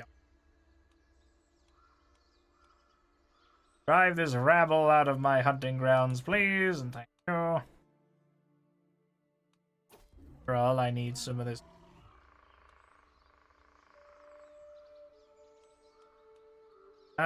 Let's see here. Hounds bring it down, but are savaged. Yeah, let's go and unleash the hounds. How nice. And it looks like the boar we got. Yes, I would love to keep Bento. One dangerous beast slain, don't mind if I do. Get this, and then we will raise up, rather increase the size of both of these men-at-arms regiments. Okay, and we'll see about dealing with Count Vakrim of Samar. How long? Alright, and we'll give that just a little bit more time so that we can replenish our men-at-arms just a bit.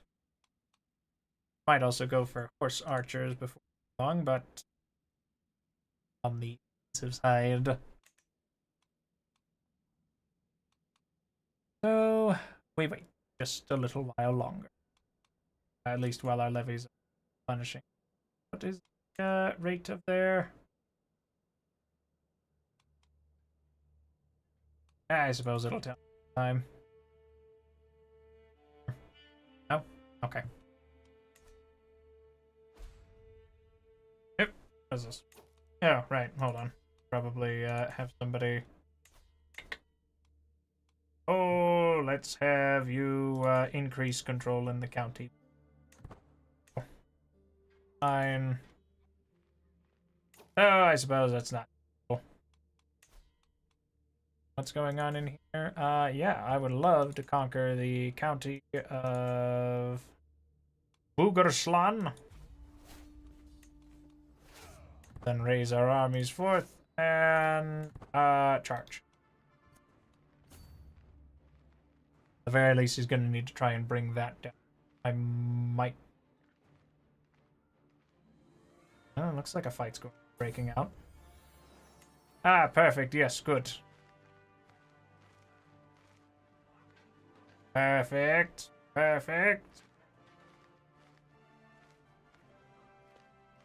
We will be able to intercept in time. See? Yeah, that works for me. Yeah. Yeah. Get him. Get him. Beat him down.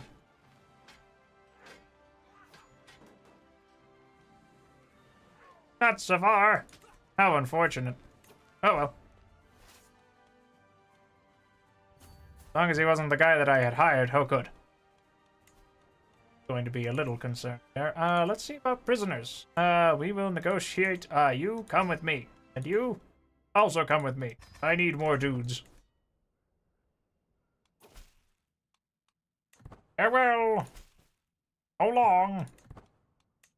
Could declare war.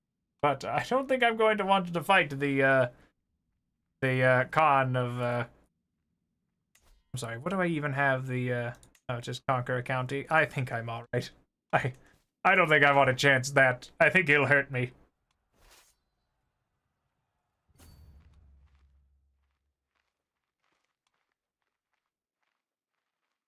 This doesn't have any hold.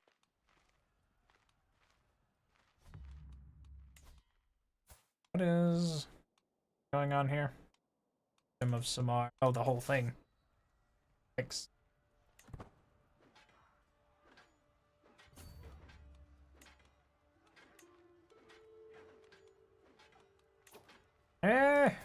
This might work out for me, but we're gonna have to see. That reminds me. How many more champions can I have? How are my knights looking? Might actually give him an accolade then of Outrider and Disciplinarian. Sure, why not? Yeah, that looks alright. Size of like... Oh, hello. Alright, alright, alright. Well, then we'll just keep this guy, because at least it helps him feel a little bit more.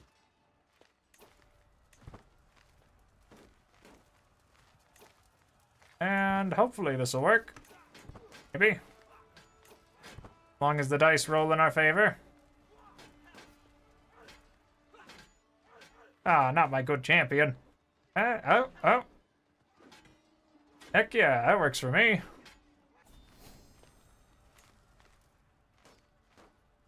Try and get this taken over properly, and then we'll, I should probably see about maybe getting a, yeah, we'll just put you in there. We'll say that you're a doctor. You look like a doctor, right? I could use more people like you. Or, this peasant and my soldiers will get a lecture on honor. Yeah, that works for me. Fresh mesh, right? We'll just... yeah, sure, whatever. How good is he? Well, he's comely, but I'm not really planning on being anybody else. Oh. Yeah, that's gonna take them a hot minute. Hopefully these rampant diseases should be fine. Then we'll take this, and then we'll go over here towards Bashkira, I suppose, because Alamat. 50% of the de jure counties, and then I need 125 duckery dues. I suppose I can get more cash by raiding, so that'll be fine by me. Ah, perfect. Ooh. I'm not one to back away from a challenge. I'll try and take that horsey. After all, what is a proud knight of...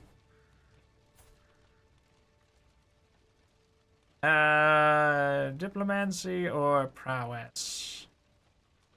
Well, prowess is my highest, so I'll at least try that.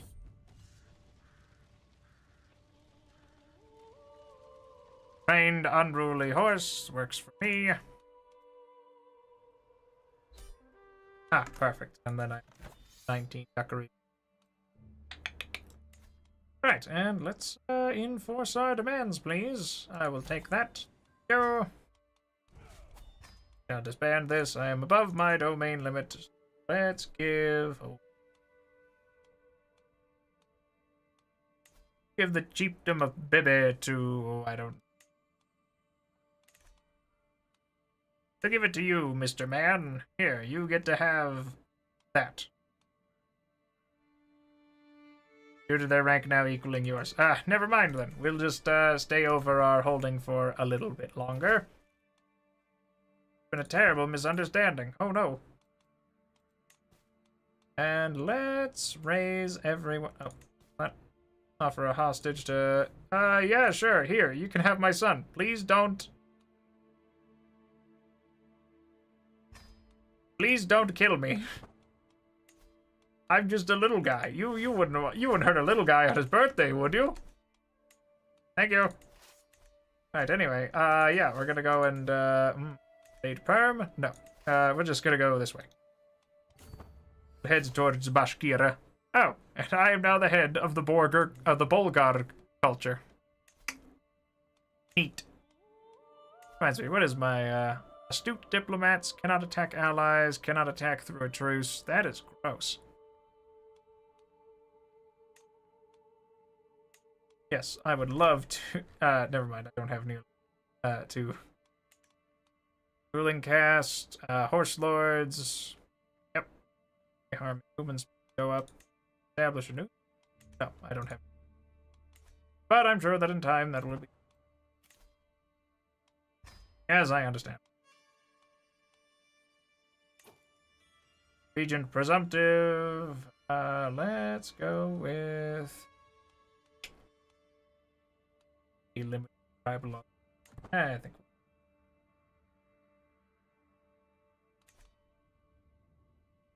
Oh.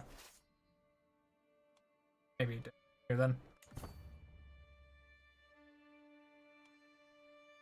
Yeah, this looks like a place to raid, probably. Oh, never mind. They were recently raided. Ah, everywhere's been recently raided, including me. Then let's head down here, maybe?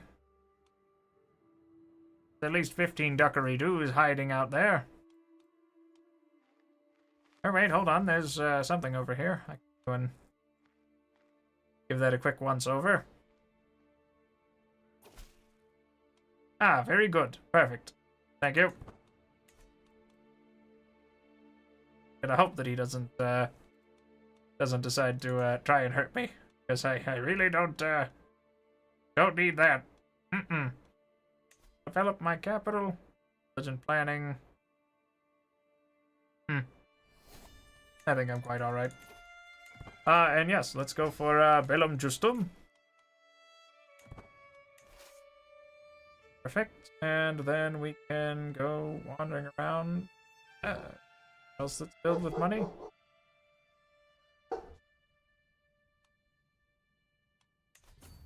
To the tribe of Kazan. Hopefully they won't be able to.